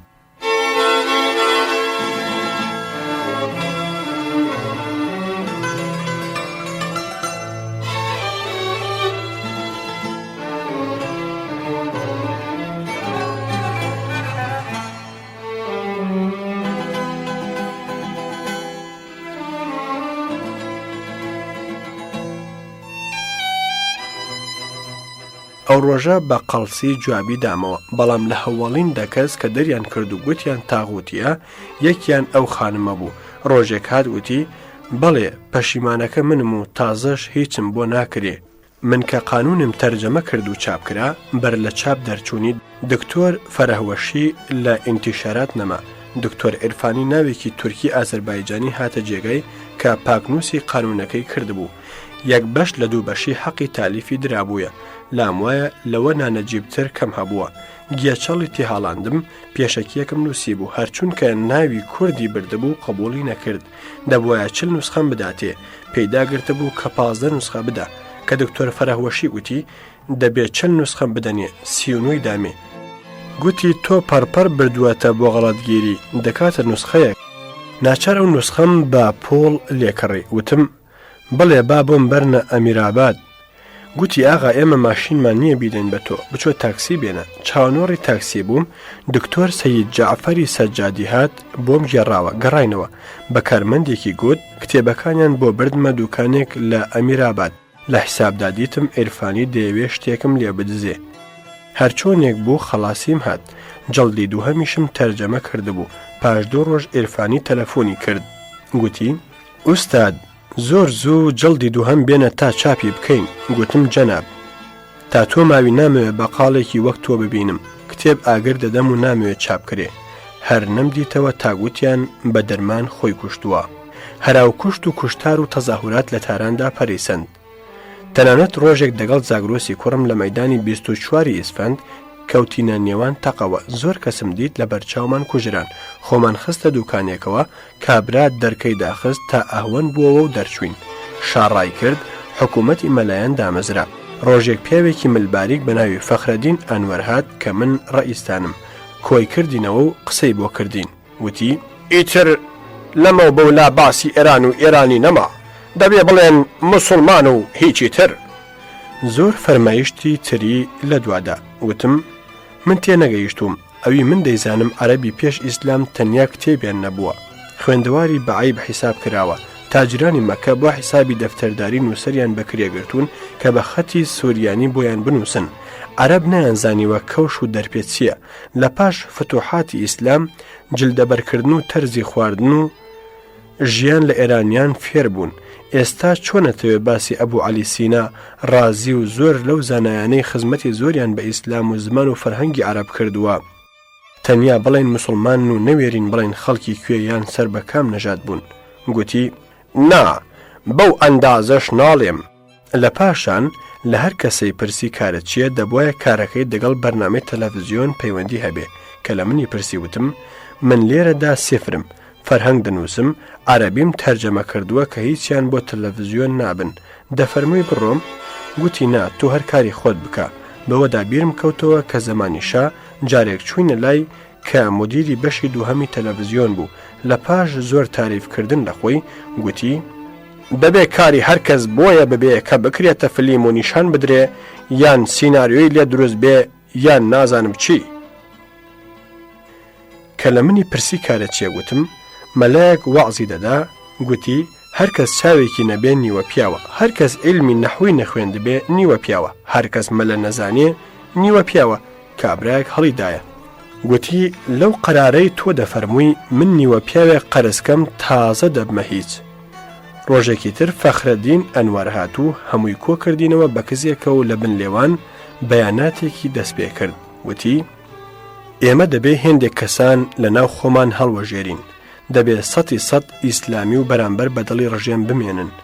ساکەکەم هەڵگرت و جەلسەم بەجێهێشت 2 ڕۆژ دوایی کە چوومە ئیدارە لە دەرگا وێستا بوو گوتی وەرە ژوورەکەی من گلەی کرد گوتی ئەو ڕۆژە من تۆم لە بەرامبەر خۆم دانا زۆرم قەدرگرتی هەر دەستم بە قسە کرد بەجێ تێشتم ئەوە جوان نەبوو. وتم ئاغای ئەنوار تێگەیشتم چ دەفەرمووی هەروتت هەڵوەژاردن دەفێکی خۆم گەیشتم گوێ بگرە من کوردم مەهابادیم بابم شافعی سنی بوو بۆ خۆم شیعانیم سنیش نیم ناوم عەبدوڕەحمانە کە قاتڵی ئیمام عەلیش عەبدوڕەحمانی ناو بووە. ئەوانم هەموو گوناهن لە نەزەری ئێوەدا نزیکەی 6 ساڵ لە عمرم بە خۆڕایی چووە. دەفەرمی بڕۆم وتی کێ دەڵێ بڕۆ نەخێر کاری خۆت بکە. هەرەو ڕۆژە چوو بوو گوتبووی دەبێ هەژار بکەنە کارمەندی ڕەسمی گوتبوویان عمری زیادە و ناکرێ گوتیان نابێ کەس لە ئیدارەیەک 2 معاش وەرگێ نووسیم بەرنامەی رادیۆ نانووسم. چوو بوون بە قوتبزادەیان گوتبوو ئیجازەیەکی نووسی بوو کە بۆ هەژار قەیدێ ناکا تا کوردێکی بنەجوو بە ناوی میهراسا کە بە جوولەکەی ناوی بدوع بووە کرا بە مدیری برونمەرزی. لی پرسیم لەوە بەولاوە چیمان بۆ دەنووسی؟ وتم بۆچی مەلای جزیری و تاریخی ئەردەڵانتان ناوێ؟ وتی حەز دەکەین بەرنامەی مەزهەبی بنووسی. ئیتر چوومە لای سولەیمانی و خۆم لە بەرنامەی مەزهەبی دوورخستەوە و ئیستیعفامدا.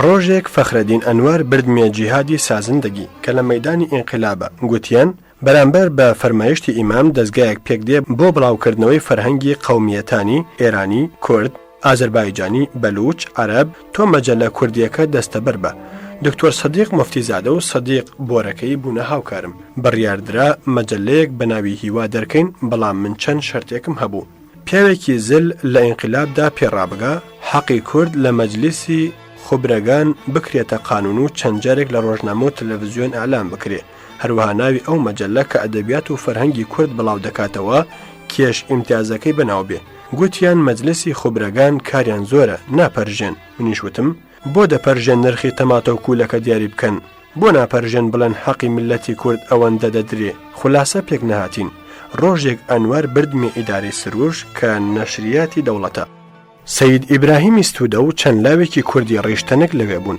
باسی مەجەلەی کوردی کرا دەنگ لە دار و بەردەوە هات لە من نەهات ڕاستە دەوێ هەمویانم زۆر ناخۆش دەویست کە هاتینە دەر ئەنوەر گوتی بۆ هیچ قسەت نەکرد وتم برا من کارم بە کاری کەسەوە نییە خۆم بە تەنیایی هەرچیەکم بۆ بکرێ دەیکەم نامەوێت کەس دەگەڵ مندا کار بکە ئەوانەشم کە دیت من لام وایە هەر بۆ خۆشەویستکردن خۆنیشان ئەدەن لە ئیدارە کەوتمە تەرجەمەکردنی نووسراوەکانی شەریعەتی یەکەمیان چاپ کرا نازانم لەکوێ دووهەمیان چاپ کرا سێهەمی دەبوو لە سروش چاپ بکرێ چوومەوە لای یەکێک لەو گەنجانەی کە ئەو ڕۆژە زۆر بە خوێن تاڵم هاتە بەرچاو بە ناوی ماجد ڕۆحانی دیتم خەربزە بەڕەنگ نییە نە هەر کەسێک خزمەت بەو ئیسلامە بکە و ڕیشی هات بێتەوە تەواو خراپ و منافقە زۆر کوڕێکی باشم هاتە بەرچاو زۆرم خۆشویست ئەویش زۆر بەدڵ دەیویست یاری دەم بدا پاش چاپی کتێبی سێهەم و چوارەمی شەریعەتی ویستم شەرحی مەلای جزیری چاپ بکەم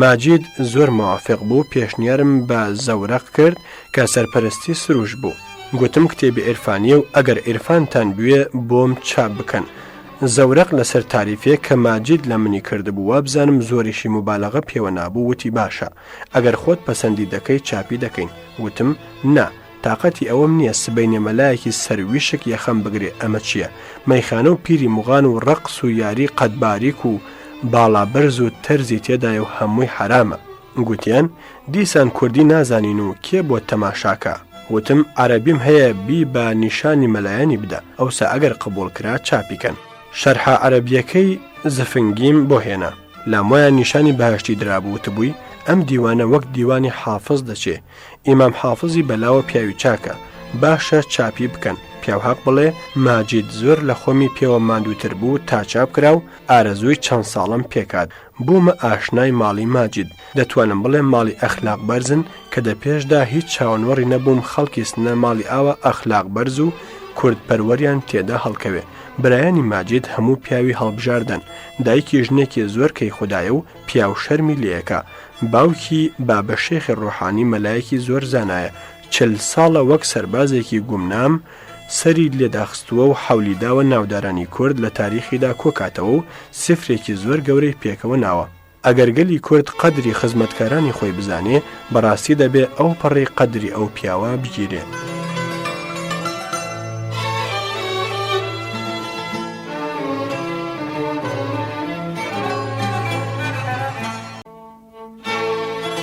هەژاری مکریانی لە گێڕانەوەی بەسەرهاتەکانی ژیانی خۆیدا لەو کاتەی کە لە ئێران بووە باسی چەند کەسایەتێکی کردووە و بەردەوام دەبێت لەو باسانە دێتە سەر باسی ئەحمەدی موفتیزادەی شاعیر هەژار دەنووسێ کاک ئەحمەدی موفتیزادە کە خاڵی ماجیدی هاوڵم بوو وەک دەڵێن نازی شاگرد بە هونەر دەگاتەوە مامۆستا دیارە ئەخلاقی کاک ئەحمەد کاری زۆر کردووەتە سەر خوارزە و خوشکی و خزمی لە هەرای ئازادی خوازی کوردستانی دوای ئینقلابی ئیسلامیدا زۆر کەس لە کوردەکانی سابڵاغ و سنە خراپەی ئەحمەدی موفتیزادەیان دەوت بەڵام کە دەگەڵی بووماشنە زانیم لە غەرەزێکی نەزانانەوە خراپەی دەڵێن گوناهی هەر ئەوە بووە کە مسلمانی بەڕاستیە و ئەم بڕوایەش بۆ کۆمۆنیست و زۆر لە لاوانی ئەمڕۆمان قوت ناچێ موفتیزادە بەدڵویستویە ئازادی بۆ کوردستان بسێنێ زۆریش ماندوو بووە نەشی زانیوە مەلای حاکم درۆیان لەلا گوناح نییە فریوی با قسەیان خواردووە و لایوا بووە کە قەولی ئازادی کوردستانی پێئەدەن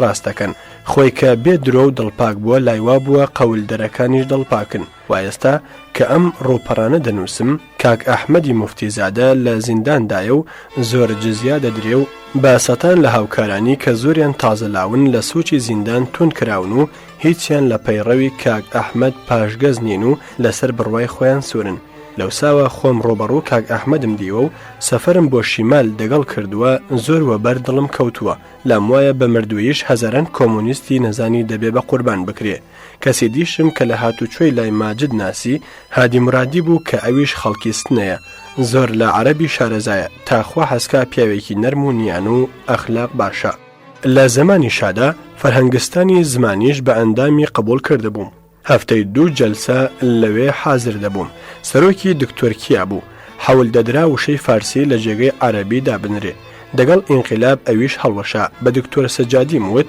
بە ئەم جار وشە فارسیەکانمان پێ بکەن بە عەرەبی هەرکە ئینقلاب ڕوویدا و گەرما و گەرمی بوو دیوانی هەژار بۆ کوردستان و شەرەفنامەم ئۆفسێت کردەوە دیوانەکەم لە ماوەی 2 مانگدا هەمووی فرۆشرا شەرەفنامەش تا ئێستا زۆری لێ فرۆشراوە و کەمی ماوە کە شەرەفنامەکەش باریگرانی کەوتە سەرشانی ماجید ڕۆحانی لە ماڵە باوکی جێگەی کردەوە و بۆ فرۆشتن و ناردنی بۆ دەرەوەی تاران هەموو زەحمەتی خستە سەر خۆی قسەی خۆمان بێ بەلای منەوە ئەو ماجیدە ڕەنگە تۆزێک شێت بێ کە هێندە بە دەرد و مەرگی منەوەیە و خۆم پێوە ماندووەکە چونکە تا ئێستا نمبیستووە کەس لەسەر قەدرگرتنم و خۆ بۆ ماندووکردنم میداڵێکی درابێتێ هەر چۆنێک بێ زۆر بە خزمەتمەوە ماندووە و هەر کارێکم دەبێ زۆر بە ڕووی خۆشەوە دەیکا ڕەنگە بە پیاوی گەورەم بزانێ کە بۆیە لام وایە شێتە پێم وایە ئەگەر ڕابردووی ژیانەکەم بخوێنێتەوە لێم پەشیمان ببێتەوە تا ئەو ساش خواکەریمە هەتا ئێستا لە هەموو کەسم لێ نزیکترە هەژاری مکریانی بەشێک لە کتێبەکەی تایبەت دەکا بە دکتۆران و لە سەرەتای ئەم بەشەدا دەنووسێ دەربارەی دکتۆرانەوە دەنووسێت لە بەغدا ڕوت و پێخاوس و کەس نەناسێک بووم نەخۆشکەوتم چوومە لای دکتۆرێک بە ناوی دکتۆر نووری فتوحی مەسیحی و کوردی خەڵکی سولەیمانی بوو لە بەغدا دکتۆری دەکرد معاینەم کرد دەرمانی دامێ پۆڵی نەستان قەولیشی لێ ساندم کە هەتا کارم بە دکتۆر بێ بچمە لای نەک هەر بۆ من بۆ هەموو فەقیرێک عەرەب بێ یان کورد باوکێکی دڵسۆز و خێرۆمەند بوو هەر ئەو دەگەڵ زۆر دکتۆری تری کردمە ئاشنا کە یەک لەوانە دکتۆر کەمال حوسێن ناو بوو کارتێکی دامێ بچمە لای ئەویش کە پارەی نەستاند هیچ تەنانەت مەعسوومیشی لە بیمارستانی خەیال ئەمەلیات کرد و پارەی ئەمەلیاتیشی نەستاند من کە خەجاڵەتیان دەبووم دەمەویست تۆڵەیان بۆ بکەمەوە و تەبلیغاتیان بۆ بکەم جارێک کارتێکم بۆ کاک ئەمیری قازی بۆ دکتۆر کەمال نووسی کە ئەوە دۆستی منە و پۆڵیشی هەیە تکایە تەماشای بکە و پۆڵیشی لێوەرگرە ئەمیر کە دەبوو شەو بێتەوە ماڵ نهاتەوە تا 3 ڕۆژ هیچ خەبەرم نەزانی لە بیمارستانەوە تەلەفۆنی کرد کە دکتۆر کەمال بێدەنگ بردومی ئەمەلی کردوم و گوتوویە بە هەژار مەڵێ پۆڵیشی ناوێ ڕۆژێک بە دکتۆر نوریم گوت فڵان من ئەوسا کە تازە هاتمەلات ڕوت و لات بووم ئێستا پۆڵم زۆرە تکایە لێم وەرگرە گوتی هەژار بۆ لات وایە پۆڵ هەموو شتێکە لە ژیاندا ئەدی پیاوەتی قەدری نییە من ئینسانیەتم پێ لە پۆڵ چاکترە لە دوایش کە بە شاعری کورد ناسرا بووم هیچ دکتۆرێکی کورد پۆڵی لێ نەدەستاندم کە لەوانە دکتۆر سەلام بالەتە دکتۆر ئیبراهیم عومەر دزایی طەیب عەقراوی دۆغرمەچی و زۆری تریش بوون لە هاتنەتارانیشمدا ڕاستی دکتۆرە کوردەکان زۆریان قەدرگرتم دکتۆر ئەعلەم دکتۆر فەیز نەژاد دکتۆر مۆرەکی دکتۆر شافعی لە هەمووان سەیرتر ئەوە بوو کە جارێک سربەخۆ چوومە لای دکتۆرێک لە کەرەج بە ناوی پاشا مشکاتی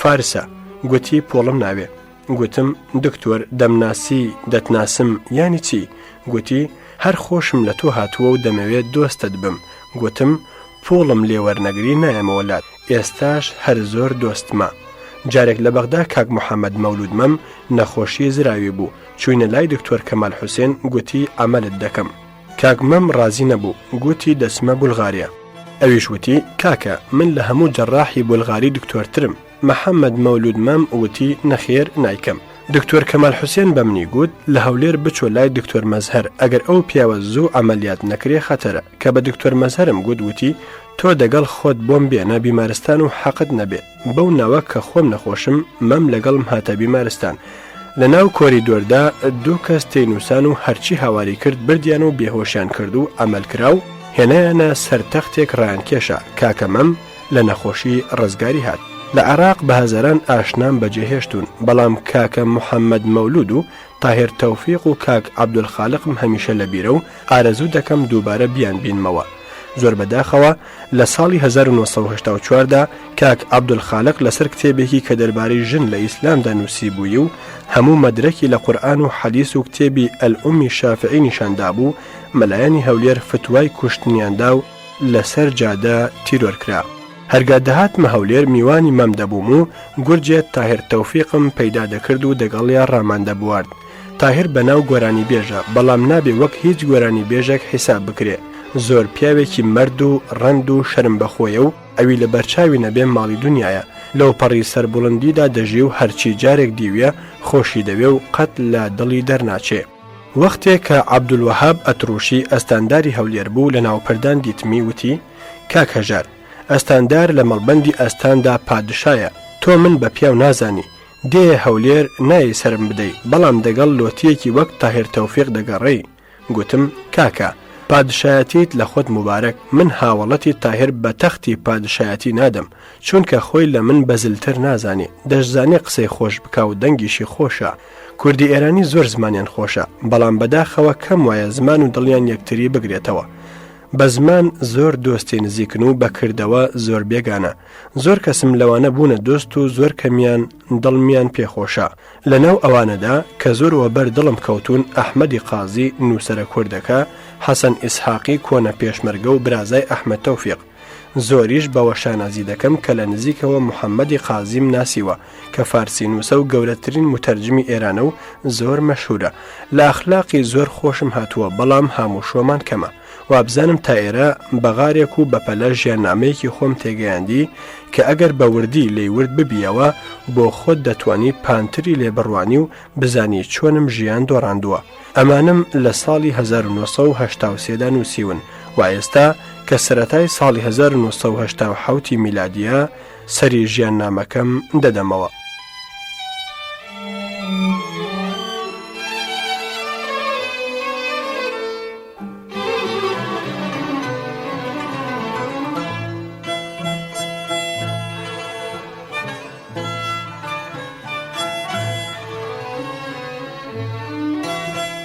من کە لە ئیدارەی پەژوهشی ئێران زەمین بووم شاهەڵات و مەلاحوکمیان کەوتە دەست لە چەندجەیەک ئیشارەم بەو ئاڵۆگۆڕە کردووە کە ئینقلابی ئیسلامی سەریگرت کەس نەیدەزانی کاری ئێران بەکوێ دەگا. هەموو کەس بەهومێت بوو کە دنیا زۆر لە پێشووتر خۆشتر دەبێت. جەهێڵان لە هەموو گەڕەکان شەوانە کێشکیان دەکێشا و تا ڕۆژ نەدەهاتنەوە ماڵ. شەوێک ماشینێک لە بەردەرکی مەلایەکی کورد بە ناوی مەلا حوسێن دابەزی بوو. گوتیان مەلا حوسێن ڕەنگە فارسی نەزانێ تۆ بچۆ بەڵکو تەرجمانی بکەی. بە فزوڵی چوومە ژوور ئایەتوڵڵا دزفولی ناوێک جەهێڵ و بەڕیش و پەشم لەوێ بوو عەرەبی دەزانی و کاری بە تەرجمانی من نەبوو. لەناو قساندا لە مەلا حوسێن ماریونسی پرسی حاڵت چۆنە؟ گوتی زۆر خراپین. گوتی ئەم ئینقلابە هەر بۆیە کراوە ئێمە تەبەقەی ڕۆحانی خۆشی ڕابوێرین. دڵم لەو قسەیە ترسا بێجێی نازانم باسی ئەو مەلا حوسێنە بکەم. مەلایەکی یەکجار سەرمردوولەی شڕ و شڕۆڵ لە حاجی ئۆمەران هاتە لای بارزانی. ئەوەندەی خۆ بە پیاوچاک و بێتەماح نیشاندا نەبێتەوە. بارزانی پارەیدایە وەری نەگرت تەنیاوتی کتێبی دینیم بۆ بکڕی دەمەوێ. وای خۆ شیرین کرد بارزانی کردیە ئامیر هێز لە بادینان تا لێ قەومان نەمدەزانی چ دەکا. لە نەغەدە بە پەناهەندەی دیتمەوە هەرای بوو دەگەڵ بارزانی کە بۆچی پۆڵی باشم نادەنێ. کوڕەکەی دەگەڵ ئێمە لە خزمەت بارزانیدا هاتە تاران کە گۆیا 40 ماڵی خزمیان لە تورکیان و نانیشەویان نییە. بارزانی بینێرێتە تورکیا 2000 دیناری دایە و قەرار بوو هەتی و بچێ. دەگەڵ حرەسێکی بارزانی چووینە بازار. کوڕی مەلا چەخماخی 200 تمەنی و تەزبیحی گرانبایی و کراواتی 100 تمەنی دەکڕین. وتم کاکە ئەوە بۆ چیتە؟ تۆ ناڵی خزمم لە برسان دەمرن؟ وتی ئەوانە بۆ دیاری دەکڕم. ڕێگە نەدرا بچێتە سەفەر و پارەش خورا. مەلا حوسێن ماڵی هاتە کەرەج. دوای حکمی مەلایەن زۆر زوو بوو بە دۆستیان نردیانە حەج. ئاخری خۆی کرد بە پاسدار و ئێستا لە دۆڵی چالوس مەقەڕی پاسدارانی هەیە و دوژمنی بەرەی ماڵە بارزانیە. بۆ عەقڵ و کەماڵیش ئەگەر بڵێ مێشکی گووی تێدایە ڕەنگە درۆ نەبێ. نزیکەی مانگێک بوو کە ئینقلاب سەرکەوتە بوو. داخی داخانم بارزانی کە زۆر لە مێژ بوو نەخۆش بوو لە ئەمریکا وەفاتی کرد لە بەرواری 1 ساڵی 1970 جەنازەیان هێنایەوە. جەنازەکەیان بردە شنۆ. بە سەتان هەزار کوردی داخلە دڵ لە ناشتنیدا بەشدار بوون. منیش لەوێ شعرێکم خوێندەوە. زۆر کەس لە مەهابادەوە بە ناوی خۆیان هاتبوونە شنۆ کە یەکیان مەلاکەریم شاریکەندی بوو، ئەویش وتارێکی خوێندەوە. زۆر لە شاعران و نووسەرانی تریش شینیان بۆ بارزانی کردبوو. ئەو ڕووداوە دڵتەزیێنەی مەرگی بارزانی بۆ من لە هەموو کەس پتر مایی خەمخۆری و تازیەباری بوو. بەڕاستی باوکی هەرا دڵسۆزم سێبەری لەسرم لاچوو. بارزانی بۆ من هەموو کەس و کارێک بوو. لەو ڕۆژەوە کە لە ڕووسیاوە هاتەوە عێراق و منی دیتەوە سایە و مایم بۆ پەیدا بوو. ئەوانەی کە هەموو هونەری منیان بە کایەک نەدەویست لە سایەی خۆشەویستی بارزانیەوە زۆر ڕێزیان لێدەنام. واتە وەک لە زۆر یادبوودەکانی داگوتومە من هەر هیچ کارە نەبووم و ئەگەر ئەو باڵی بەسەر نەکێشابام هەرگیز کەسێکی نووسەری کورد بە ناوی هەژار لە ئارادا نەدەبوو. خوا جەزای بەخێری بداتەوە. لە پاش نەمانی ئەویش کوڕەکانی ئەو ئیدریس و مەسعود هەر بە وەفاداری بۆ باوکیان زۆریان حورمەت گرتووم. پارەی لە چاپدانەوەی هەژار بۆ کوردستان ئەواندایان. لە چاپکردنەوەی شەرەفنامە زۆریان یاری دەکردم. هەر تێگیراویەکم هەبێ ئەو دوو کوڕا بە هاوار و بانگمەوە دێن. لە پاش سەرکەوتنی ئینقیلاب کوردەکانی ئێران سەریان هەڵێنا و داوای ئازادی و خۆد موختاریان دەکرد. لە مەهاباد پادگانی دەوڵەتی ڕوت کرا. چەکۆسیلاح دەست کوردان کەوت. حیزبی دیموکراتی کوردستانی ئێران بە سەرۆکاتی قاسملوو دامەزرا. بەپەنە ئەوانیشەوە دەمبیستەوە پتر لە 25 حیزب لە شاری مەهاباد هەبوو کە هەر یەکەی سربەخۆ فکرێکی لێکجای دەکردەوە و دژی یەکتر بوون. بیستمەوە کە مەلاکەریم شاریکەندی تیرۆر کراوە. دەگەڵ دەوڵەت کەوتنە و توێژ قاسملوو دەگەڵ چەند کەسێک هاتنەتاران کە مەلا شێخ عیزەدینیشان دەگەڵ بوو. ڕۆژێک دەگەڵ ئەو دەستەیە جگە لە شێخ عیزەدین لە ماڵێک نەهارمان خوارد. قاسملوو وتی تۆ یارمەتی ئێمە دەدەی؟ گوتم پۆڵم نییە، بەڵام کتێبەکانم چاپ بکەنەوە، چی لێ پەیدا بوو بۆ خۆتان. کەسێک لەوێدا گوتی بەو شەرتەی ناوی بارزانی لە نووسراوەکانت فڕێدەی باشە. وتم جا ئەگەر ناوی بارزانی دە نووسراوەکانم دانەبێت چم دەمێنێ؟ کاکە پەشیمانم ناتان دەمێ، بەڵام بۆ خۆم چاپیان هەر دەکەمەوە. وەک باسم کرد چاپیشم کردنەوە و کاریشم نەکەوتە کەس. هەر لەو ڕۆژانەدا بە قاسملووم گوت من بەلامەوە سەیرە، ئێوە حیزبێکتان هەیە نازانم چۆن ڕەحیمی قازی کە ئێوە لە من چاکتری دەناسن، فەوزی قازی هەرچونکە کچی قازی محەممەدە، نەویدی معینی هەرچونکە برای فایقا، غەنی بلووری کە 24 ساڵ لەسەر تو دەگیرا و تازە بەرەڵا کراوە لە خۆتان کۆکردوونەوە. بەلامەوە سەیرە زۆرتری ئەو پرسانە بێجوابمانەوە. حیزب لە مەهاباد کاروباری گرتە دەست. گفتوگۆ لە نێوان دەوڵەت و حیزب دامەزرا. بەیانێکی 8 مادەی درا بە دەوڵەت کە یەکیان دەڵێ دەبێ ئەو کوردە پەنابەر عراقیانە هەمویان لە ئێران دەربکرێن. نامەیەکم بۆ قاسملوو نووسی. برا دەبوایە هەموو پێشنیارەکانتان بە دەوڵەت وابووبایە کە هەتا 100 ساڵیش هەر بەهرەی بۆ کورد بدایە. نووسیوتە پەنابەران دەرکەن. فکرتان لێ کردوەتەوە پتر لە 20,000 ماڵ کوردی پەناهەندەی عراقی هەیە و لە ئێراندا بڵاو کراون. ئەوە گریمان دەوڵەت بۆ دڵخۆشی ئێوە گوتی دەریان دەکەم. چۆنیان دەردەکا؟ خۆ ئەو هەموو خەڵکە بە تەیارە نانێرێتە ئەوروپا. لە ئەوروپا کام دەوڵەت وەریان دەگرێ؟ چەندی مەخاریج تێئەچێ؟ تەنیا ڕێگای ئەوەیە لە سنووریان کا بەو دیودا و لە ترسی سەددام لەسەر سنوور بمێنن. ئەو سادوژمنایەتی ئێوە بکەن و هیچ نەبێت 10,000 پیاوی شەڕکەر لە خۆتان دەهاروژێنن. بە دەرکردنی ئەوان ڕوکنێک لە باسی مافی کورد لەناو دەچێ. بەلامەوە ئەم کارە کاری سیاسەتمەداری عاقڵ نییە. ئێران هێرشی بردە سەر مەهاباد و سەقز و سنە و گەلێک شەڕ و کوشتار ڕوویدا. حیزب لە شاران دەرکەوتن و دایانە چییە؟ وردە وردە هەڵقرچان تا بەسەر حیزبی دیموکرات و کۆمەڵەدا ساغ بووەوە. ئەم دوانش منلیان لە یەکتری کوشتننا کە ئێستاش لەم سەرەتای ساڵی 1970دا هەر شەڕیانە. ئەو سەروبەندە کە دیموکرات بەسەر مەهاباد ڕادەگەیشتن و زۆر لە برەودابوون مهندس ئاریانا و هاتەلام لە کەڕەج. دایدایە تای کەلاموڵایەک کە دەبێت تۆش بێەوە شار و شێڵەوە و بێڵەوە. گوتم بە هیچ جۆر نایم کاکە 25 حیزب لەو شارە بچکۆڵە هەیە. ئەمن زۆریش زیرەک بم هەر دەتوانم یەکیان لە خۆم ڕازیکەم. 24ەکەی دی گوێنم پێدەن. گوتم دەڵێن مەلای ماوەڕانێ کە ئێستاش ناوی پیرۆزە و خەڵکی عراق سوێن بە گۆڕی دەخۆن. ڕۆژێک 2 کەس چوونە لای بۆ شەرع لەسەر بزنێک. فەرموویە 2 سبەی وەرنەوە. فەقیەکانی بەتەنیا پێیان گوتووە ئەم شەرعە زۆر هاسان بوو. 2 سبەی بۆ چ بوو؟ گوتبووی من گەزرە و کایەکەم دانەپۆشراوە. شەرع بەلای هەر کامیاندا نەدەم شەولێم دەسووتێنێ سبەی قرارە دایپۆشم 2 سبەی شەرعیان دەکەم. گوتم کاکە سۆفیەکی شێخ ڕەشیدی لۆلان لە گوندی ژیر بوو، ڕەمەزانێ بە ڕۆژوو نەبوو، سەبیلەی دەکێشا. گوتیان تۆ بەکاری چۆن بە ڕۆژوو نابی؟ گوتی کەسم تەزرە بەم کردیە وام ئاسوودەترە.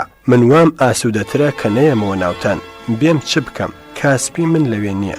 مەسەلیە کە دەڵێ بۆ فەقیر یان دارستان یان شارستان، منێکی بێماڵ و دەستەنگ لە تاران حەولێکم پێ ئەدرێ لە سابلاغ دەبێت چاوم لەوە بێ پیاوێکی وەک تۆ جارێک تەنەکە ڕۆنێکم بەخێر و منەت بۆ بنێرێ. بەدڵشکاوی گەڕاوە، بەڵام هەر ئەو مهندس ئاریایە حزبەکەی بەجێهێشت و عاقبەتی خۆی گەیاندە پاریس و لەوێ ڕانندەی تەکسیە.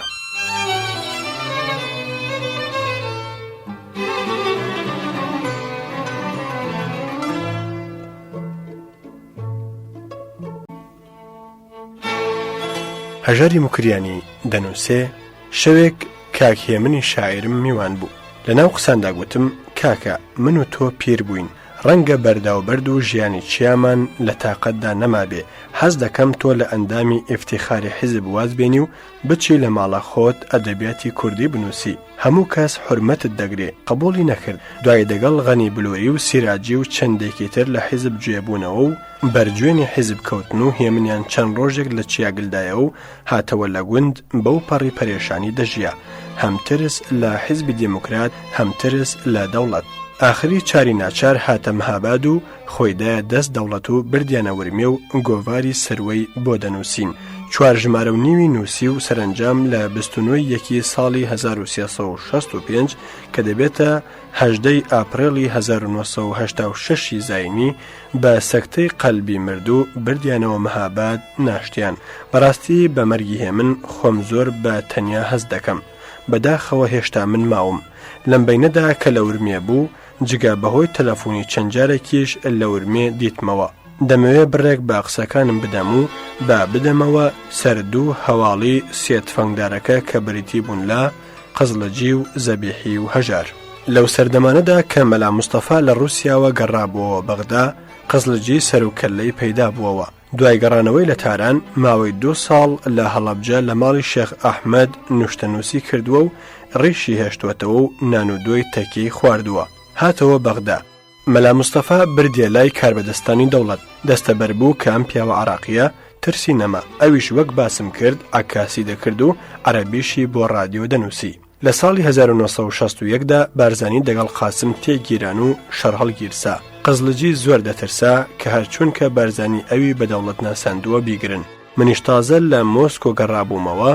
حزبی کۆمونیستی عراق بە من و قزلجیان ڕاگەیان کە ئەگەر پێتان خۆش بێ لە ئەڵمان دادەمەزرێن و دەکرێنە مامۆستا لە دانیشگا. من قبوڵم نەکرد. وتم ئەگەر لە ئەڵمان بام و بارزانی لە دەوڵەت هەڵگەڕاباوە لەوێوە دەهاتمەوە. قزلجی قبوڵی کرد و ناردیان، بەڵام لە باتی ئەڵمان بردیانە بولغاریا.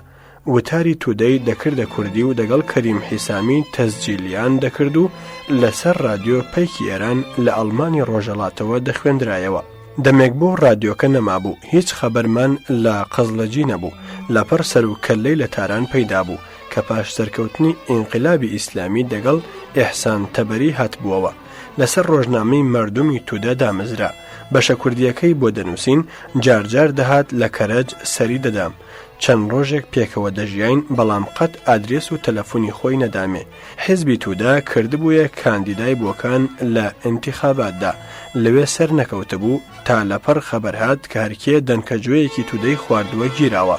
بیستمانەوە کە قزلجی دەگەڵ عەلی گەلاوێش گیراون تا لە ڕۆژی 27 سێپتەمبەری ساڵی 1984دا بیستمان کە لە زیندانی ئەویندا وەفاتی کردووە و تەنانەت نەمانزانی قەبرەکەشی لەکوێیە. زەبیحی وەک باسکرا ڕێگەی دەرک و دیوانی بۆ کرایەوە. گەیشتە ڕادەیە کە هاتوچۆی قەسری جمهوری دەکرد. جارێک نەمزانی چۆن بوو، بێسەر و شوێن بوو. 2 ساڵ خەبەرم نەزانی. لەپەر هاتەوە سەردونیا و گوتی لە ماڵێکدا حەبسیان کردبووم. دیسان وە قەدر کەوتەوە. بەختیار کە سەرۆکی ئەمنی ئێران بوو لە دژی شا چوو بووە دەرو لەوێوە هاتبووە بەغدا. زەبیحی کرابووە وەکیلی دەوڵەت و یاریدەی بەختیار کە بەختیاریش بە فێکی شای ئێران کوژرا. دیسان هەر هاتوچۆی ژنی بەختیاری دەکرد و کاری لە دەوڵەت بۆ پێک دێنان. ڕۆژێک بە نیوەگاڵتەوە گوتم ئەو بەختیارە فەقیرەت چۆن بە کوژدا تۆڕە بوو حاشای کرد. گوتم کاکە تۆ دەتگوت هەرکەس لە ئێرانەوە بێتە لای بەختیار تا من قۆڵی لەسەر نەکێشم و نەڵێم باشە قبولی ناکە. دیسان چۆن ماشێن نووس و خزمەتکاری بەردەستی قبول کرابوون کە هەر ئەوانیش ساواکی بوون و لە دەشت بەختیاریان کوشت. من لە شۆڕش و ئەو لە بەغدا خەبەرمان لێک نەما. پاش شکانی شۆڕش و هاتنمان بە دیوی ئێراندا و پاش ئینقیلابی ئیسلامی و شاڕوخان گوتیان زەبێحی هاتووەتە مەهاباد شێخ عیزەدینی دیتووە. ڕۆژێک بە تەلەفۆن قسەی دەگەڵ کردم، گوتی نازانم چۆنت ببینم. گوتم ئەگەر ناتوانی بێتە کەرەج وەرە شارە گەورەکە. پاش ماوەیەک شەوێک لە بەغداوە تەلەفۆنی کرد، حاڵی پرسیم. گوتم ئەوە ئەم هاتوچۆ هەڵبەزت لە چییە؟ بۆ فەرهەنگەکە چاپ ناکەی؟ گوتی ئەم زستانە چاپی دەکەم. گوتیان هاتووەتە لای برای شێخ عیزەدین شێخ جەلال لە ڕێگە دیموکرات گرتوویانە و چەک و پارەیان لێگرتووە و بەریان داوە. ئیتر ناوی نەما. پاشان وتیان لە عێراق بەعسی کوشتویانە. ئەویش زۆر ئەسەح نەبوو تا خەبەری ئەسەحم دەستکەوت کە هاتووە بۆ ئێران و لە نزیک تەورێزگیراوە. ئیتر لەو ساوە ئەویش وەک وەفایی ئاخری خێربێ دەمێکە بێسەر و شوێنە. لە سێت فەنگداران جاری هەر من ماوم. کوا چۆن بزانین من چۆن شرت و گوم دەبم خوا ئەیزانێ. مەحوی شاعیر دەفەرموێ بەجێ ماوم لە یاران نابەجێ ماوم ئەجەل زوو بە بە مردن لەم قوسووری ژینا ئێستیعفانەکەم چ بکەم. شاعیرێکی عەرەبی بەر لە ئیسلامیش دەڵێ بەبیری من مردن کوێرێکە دەست دەکوتێ. ئەگەر کەسێکی وە بەرنەهات تا زۆر پیر نەبێ نامرێ.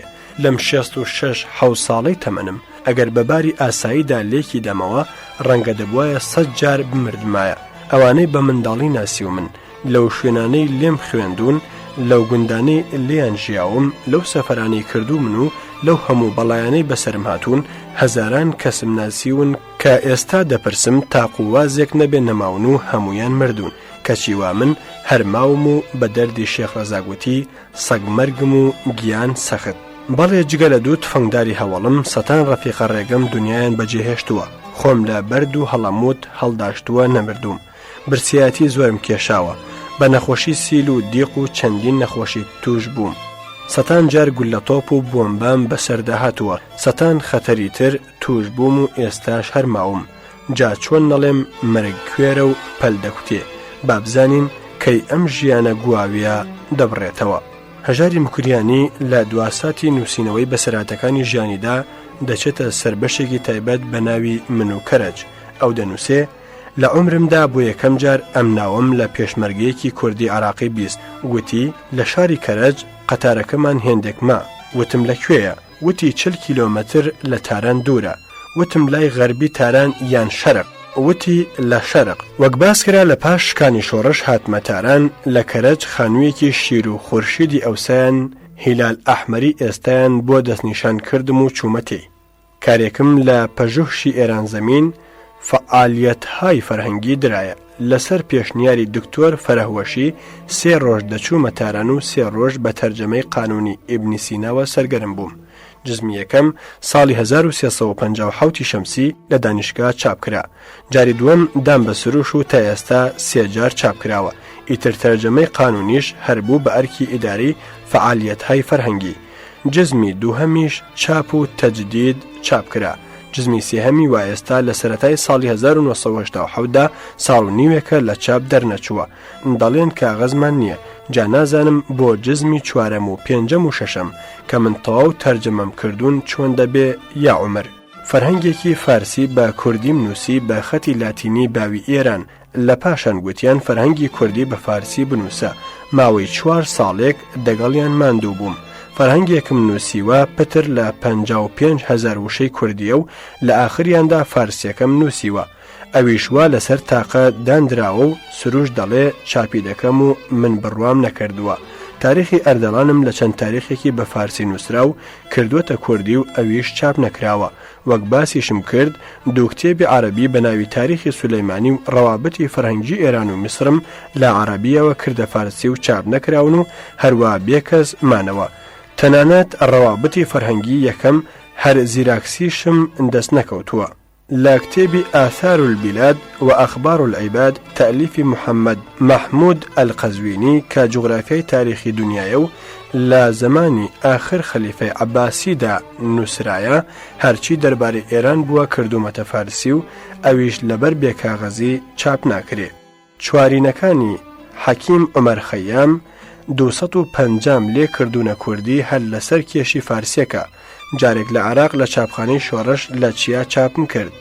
لەو دەمەوە لە ئێران لەلایەن سەیدیانی مەهابادی کە قەدیم بە ئەبن الشەیطان مەشهور بوو 2 جاران بە بێپرسی من چاپ کراوە، 2 جاریش لە سنە هەر بێپرسی من لە چاپ دراوە و بڵاو کراوەتەوە، بەڵام دەوڵەت ئیجازەی بەخۆم نەداوە چاپی بکەمەوە. لە ساڵی 1986دا تەواو نەخۆش کەوتە بیرم کە بۆچی تاماوم کارێک دەگەڵ مەموزینی خانی نەکەم.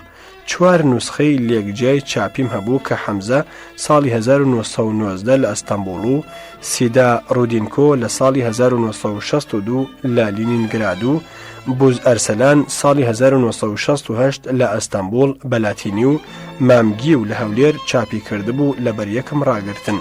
نوسخەیەکی ڕاستم لێ نووسینەوە و خەیاڵم کرد کە دەگەڵ مەموزینە تەرجەمە مکریانەکەی خۆمدا لە چاپیان بدەم، بەڵام تا ئێستا بۆم نەلواوە. با بزانین چۆن دەبێ کەوابوو لێرەدا بێجێی نازانم هەموو نووسراوەکانم چاپکرا و چاپ نەکرا و ئەوی تا ساڵی 1987 نووسی و من بۆتی بنووسم.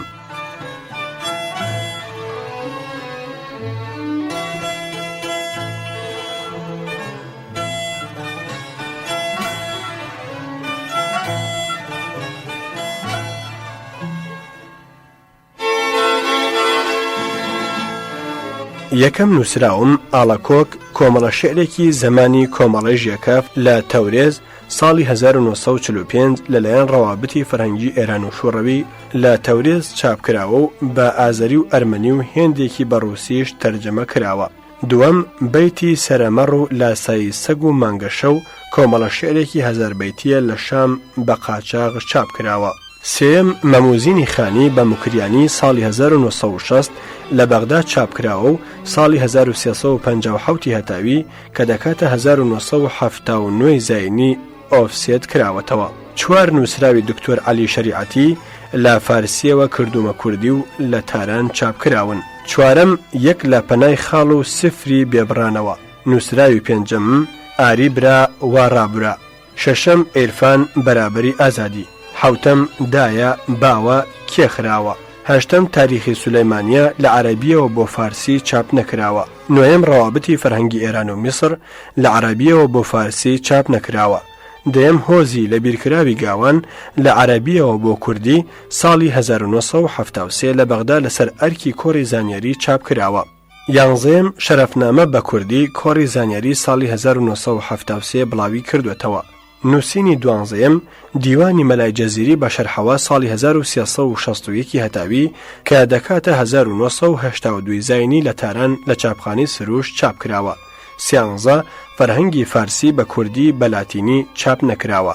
14 فەرهەنگی کوردی بە کوردی چاپ نەکراوە. 15 تاریخی ئەردەڵان لە فارسیەوە بۆ کوردی چاپ نەکراوە. 16 ئاثار البلاد و ئەخبار العیباد لە عەرەبیەوە بە فارسی چاپ نەکراوە.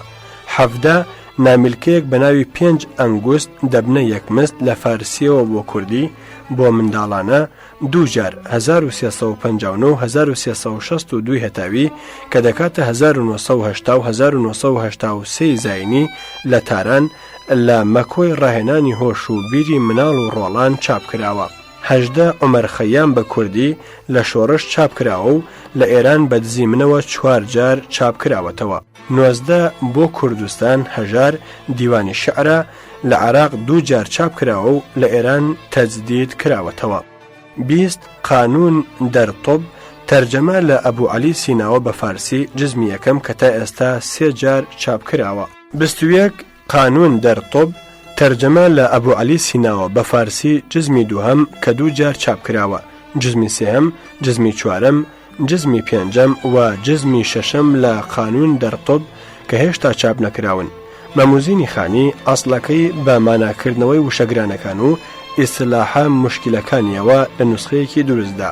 جگە لەمانەش زۆر مەقالات و شعر لە زۆر ڕۆژنامە و گۆڤاراندا چاپکراون و نازانم لەکوێن کە لەوانە دەکرێ بڵێم لە ڕۆژنامەکانی خەبات، کوردستانی زەمانی قازی، کوردستانی برای خەبات، مەجەللەی هەڵاڵە، گۆڤاری ڕووناهی لە بەغدا، هێوی ڕۆژنامەی عومەر جەلال کەوا بزانم چرای کورد بوو، کومسە مولسکی برابدا، گۆڤاری لیتیراتور ئیژیزن کە بە ناوێکی تر چاپکرا، ڕێگەی گەل نووسەری کوردی و زۆری تریش کە ئێستا لە بیرم نەماون، لە سروەشدا چەند مەقالێکم هەیە، لە پێشەنگیشدا هەروەها هەروەک وتوێژێکیشم دەگەڵ پێشەنگ هەیە و چاپکراوە. لە ئاخر و ئۆخری پاییزی ساڵی 1986 دەگەڵ مەعسووم چووینە پاریس، بووینە میوانی ڕەسۆڵی برام کە ئێستا ژنێکی ئێرانی و کوڕێکی هەیە 4 ساڵان بە ناوی دیاکۆ. سەفەری پاریسم بۆیە خۆش بوو کە دەگەڵ ئەنستیتیۆی کوردی پاریس و کاکەنداڵی مدیری بوومە ئاشنا. ڕۆژانە هاتوچۆی ئەو شوێنە پیرۆزم دەکرد. ئەو شوێنە لە پاریس بە هاوکاری یەڵمازگونەی و کاکەنداڵ دامەزرا. یەڵمازگونەی بڕیاری داوە کە هەرچی داهاتی فیلمەکانیەتی لەوەی خەرز بکە. کەنداڵیش کە یەکێکە لە زانایانی فیزیکی مەشهور هەموو هێزی خۆی لەو بارەوە سرف بکە. بەڵام داخی گرانم یەڵمازگونەی مردن مەودای پێنەداوە و جوانەمەرگ بووە. شوێنەکە لە چاکترین جادەی پاریس واتە لافایەت دامەزراوە بە هەزاران کتێب، بلاڤۆک، ئەفلامی ویدیۆ، کاسێتی وەرگێڕا و لە هەموو بابەتەکانی سەر بە کوردستانی تێدا کۆکراوەتەوە. دەوڵەتی فەڕەنسای سۆسیالیست زۆر یارمەتی ئەو شوێنی داوە. جگە لە ئەساسیە ساڵانە 800,000 فرانکی یارمەتی کردووە. بەڵام دوای ئەوە کە دیگۆڵیە دەستە ڕاستیەکان هاتوونە سەرکار، پاش دیدارێکی وەزیری دەرەوەی تورکیا ئەو کۆمەکیان بڕاوە. کەوتونەتە بێپۆڵی و دەستەنگی. ملیۆنێری کورد لە ئەوروپا و شوێنی تر یەکجار زۆرن. بەڵام کورد فێری ئەوە نەبووە کە سەری خۆی بەو شتانەوە بێشێنێ. یارمەتی ناکەن هەرچۆنێک بێت چاکترین جێگەی کۆکردن و ڕاگررتنی کللتوری کورد لەو شوێنەیە. لە سایه هاتوچۆن بۆ ناو ئەو مەرکەزە گرینگە دەگەڵ زۆر کوردی دڵسۆزی فیداکار بوومە ئاشنا، بە تایبەتی کاکشەوقی، تەیمور و زۆری تریش. بەرلەوە بڕۆم بۆ پاریس، مەموزینە ئەسڵیەکەی خانیم بەمانە لێدانەوە لە تایبدا. نوسخەیەکم نیشانی کاک ئیدریس بارزانیدا خوێند بوویەوە. قەراریدا لە ئەوروپا چاپ بکرێ. نامەیەکی بۆ مامۆستا پیرۆت لە ڤیەنناردوو کتێبەکەشی بۆ نارد کە بە زووترین کات بە هەر نرخێک بێ بە چاپی بگەێنێ. پاش 17 ڕۆژ تاخیر توانیم تەلەفۆنی پیرۆت وەرگرم. قەرار درا پێکەوە حەولی لە چاپدانی بدەین. بەهۆی کاکەنداڵ کەوتمە پرسوڕا، گوتیان زۆر جوان چاپ بکرێ، 240,000 فرانکی تێچێ کە لێکمدایەوە بە پۆڵی ئێران دەیکردە 3 ملیۆن و ئەوەندە تمەن. دەمزانی ئەو پۆڵە بۆ ئیدریس هەڵناسوڕێ. کەنداڵوتی ئێمە ماشێنێکی چاپی کامپیوتەر دەکڕین بە 7,000 دۆلار، مەشغوڵی دەبین بەڵام جارێ پۆڵ نییە. وەختێ هاتمەوە کەڕەج بە ئیدریسم گوت بە ئەو 7,000 دۆلارە تەرتیب بکەین. گوتی شەرتە ئەگەر حیزبیش موافقت نەکا من خۆم تەرتیبی دەکەم. بەڵام 2 ڕۆژ دوای ئەم وتوێژە ئیدریس بە سەکتەی قەلبی مرد و ڕیسەکەم بووەوە بەخۆری. لەو سەروبەندەدا کە لە پاریس بووم کۆبوونەوەی لاگرانی ئەنستیتیۆ بوو کە لە هەموو لایەکی ئەوروپاوە بێن. زۆر کەس لەبەر ویزا دەست نەکەوتن نەهاتن. لە سوێدەوە چەندێک هاتن و لە ئەڵمان و شوێنی تریشەوە هاتەبوون. لە کۆبوونەوەکاندا شرکەتم دەکرد. ڕۆژی دوایی گوتیان بڕیاروا بووە دکتۆر ئێسمەت شەریف وانلی ڕئیسی جەلسە بێ، نەخۆشە و ناتوانێ بێ، کەوا بێ بە هەژار ئەم ڕیاسەتی جەلسەیە وەعۆدە بگرێ و قسەی خەلاسبوونی کۆبوونەوە ئەو بیکە. لە جەلسەی تایندا من زۆر بەڕاشکاوی تێرم گلە و گازن لە کورد کرد کە با بە ئەو هەموو حیزب چیە هەتانە. ئێمەی کورد لە هەموو لاوە بەرپەلەمار دراوین کە خەریکن توخم و توممان ببرنەوە و بە دەردی سوورپێستەکانی ئەمریکا بچین. ئەو هەموو حیزبە کە هەمووشی دژی یەکترە بۆ چییە؟ جاران دەمانگوت شێخ و ئاغا لێ ناگەڕێن ئازاد بین. ئێستا حیزبەکان لە شێخ و ئاغا خراپترن و زۆرتریشن. وەک خەڵکی قوڕەبەرازمان لێ هاتووە. بە 12 ئاغا ڕەئەتێکیان هەبوو. وەختە ناوی حیزبەکان لە هەموو کورد زیاتر بێ. بابە پیاوی چاک بن. ئێمە بێکەس و ڕۆت لە دەشتێک لەبەر باران و بەفر ماوین. جارێ با پەنایەک دروستکەین سەرما نەمان با. ئەوسا لەسەر ڕەنکردنەوەی سوور بێ یا شین و زەرد بێ شەڕ دەکەین. خولاسە زۆرم هەمولایەک شێلە. لەلایەن ڕۆژنامەی کوردستان پرێس و فەرهاد شاکەلیشەوە چەند وتوێژێکم دەگەڵ کرا. هەرچەند ئیدریس سپاردە بووی کە پیرۆت لە خەرجیدا یاریدەم بدا، بەڵام ئەوێ ڕاست بێ ئەگەر دکتۆر عەزیزی فەیز نەژاد لە ئەڵمانەوە یارمەتی نەدابام لام وایە ڕەزیل دەبووم، خوا جەزای بەخێری بداتەوە. کاک حەمەی عەزیزیش هات چەند ڕۆژێک میوانمان بوو، بە دیداری زۆر شاد و شکر بوومەوە.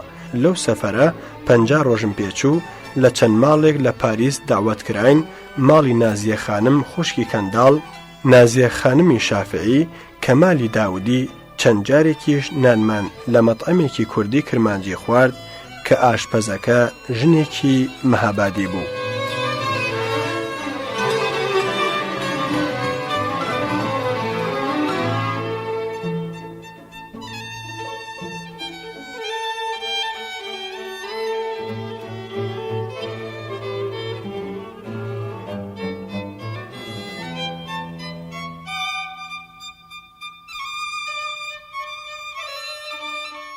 دۆستان و هۆگرانی دنیای پڕزانست و حیکمەتی کتێب، لێرەدا هاتینە کۆتایی خوێندنەوەی کتێبی چێشتی مجێوری هەژاری مکریانی. هیوادارین کە جێگەی سوود و ڕەزامەندی هەموو لایەکتان بوو بێ. تا بۆ خوێندنەوەی کتێبێکی تر و لە بەرنامەی کتێب باشترین هاوڕێدا پێتان دەگەینەوە. خۆشەویستی و بەختەوەری هاوڕێی هەمیشەیتان بێ.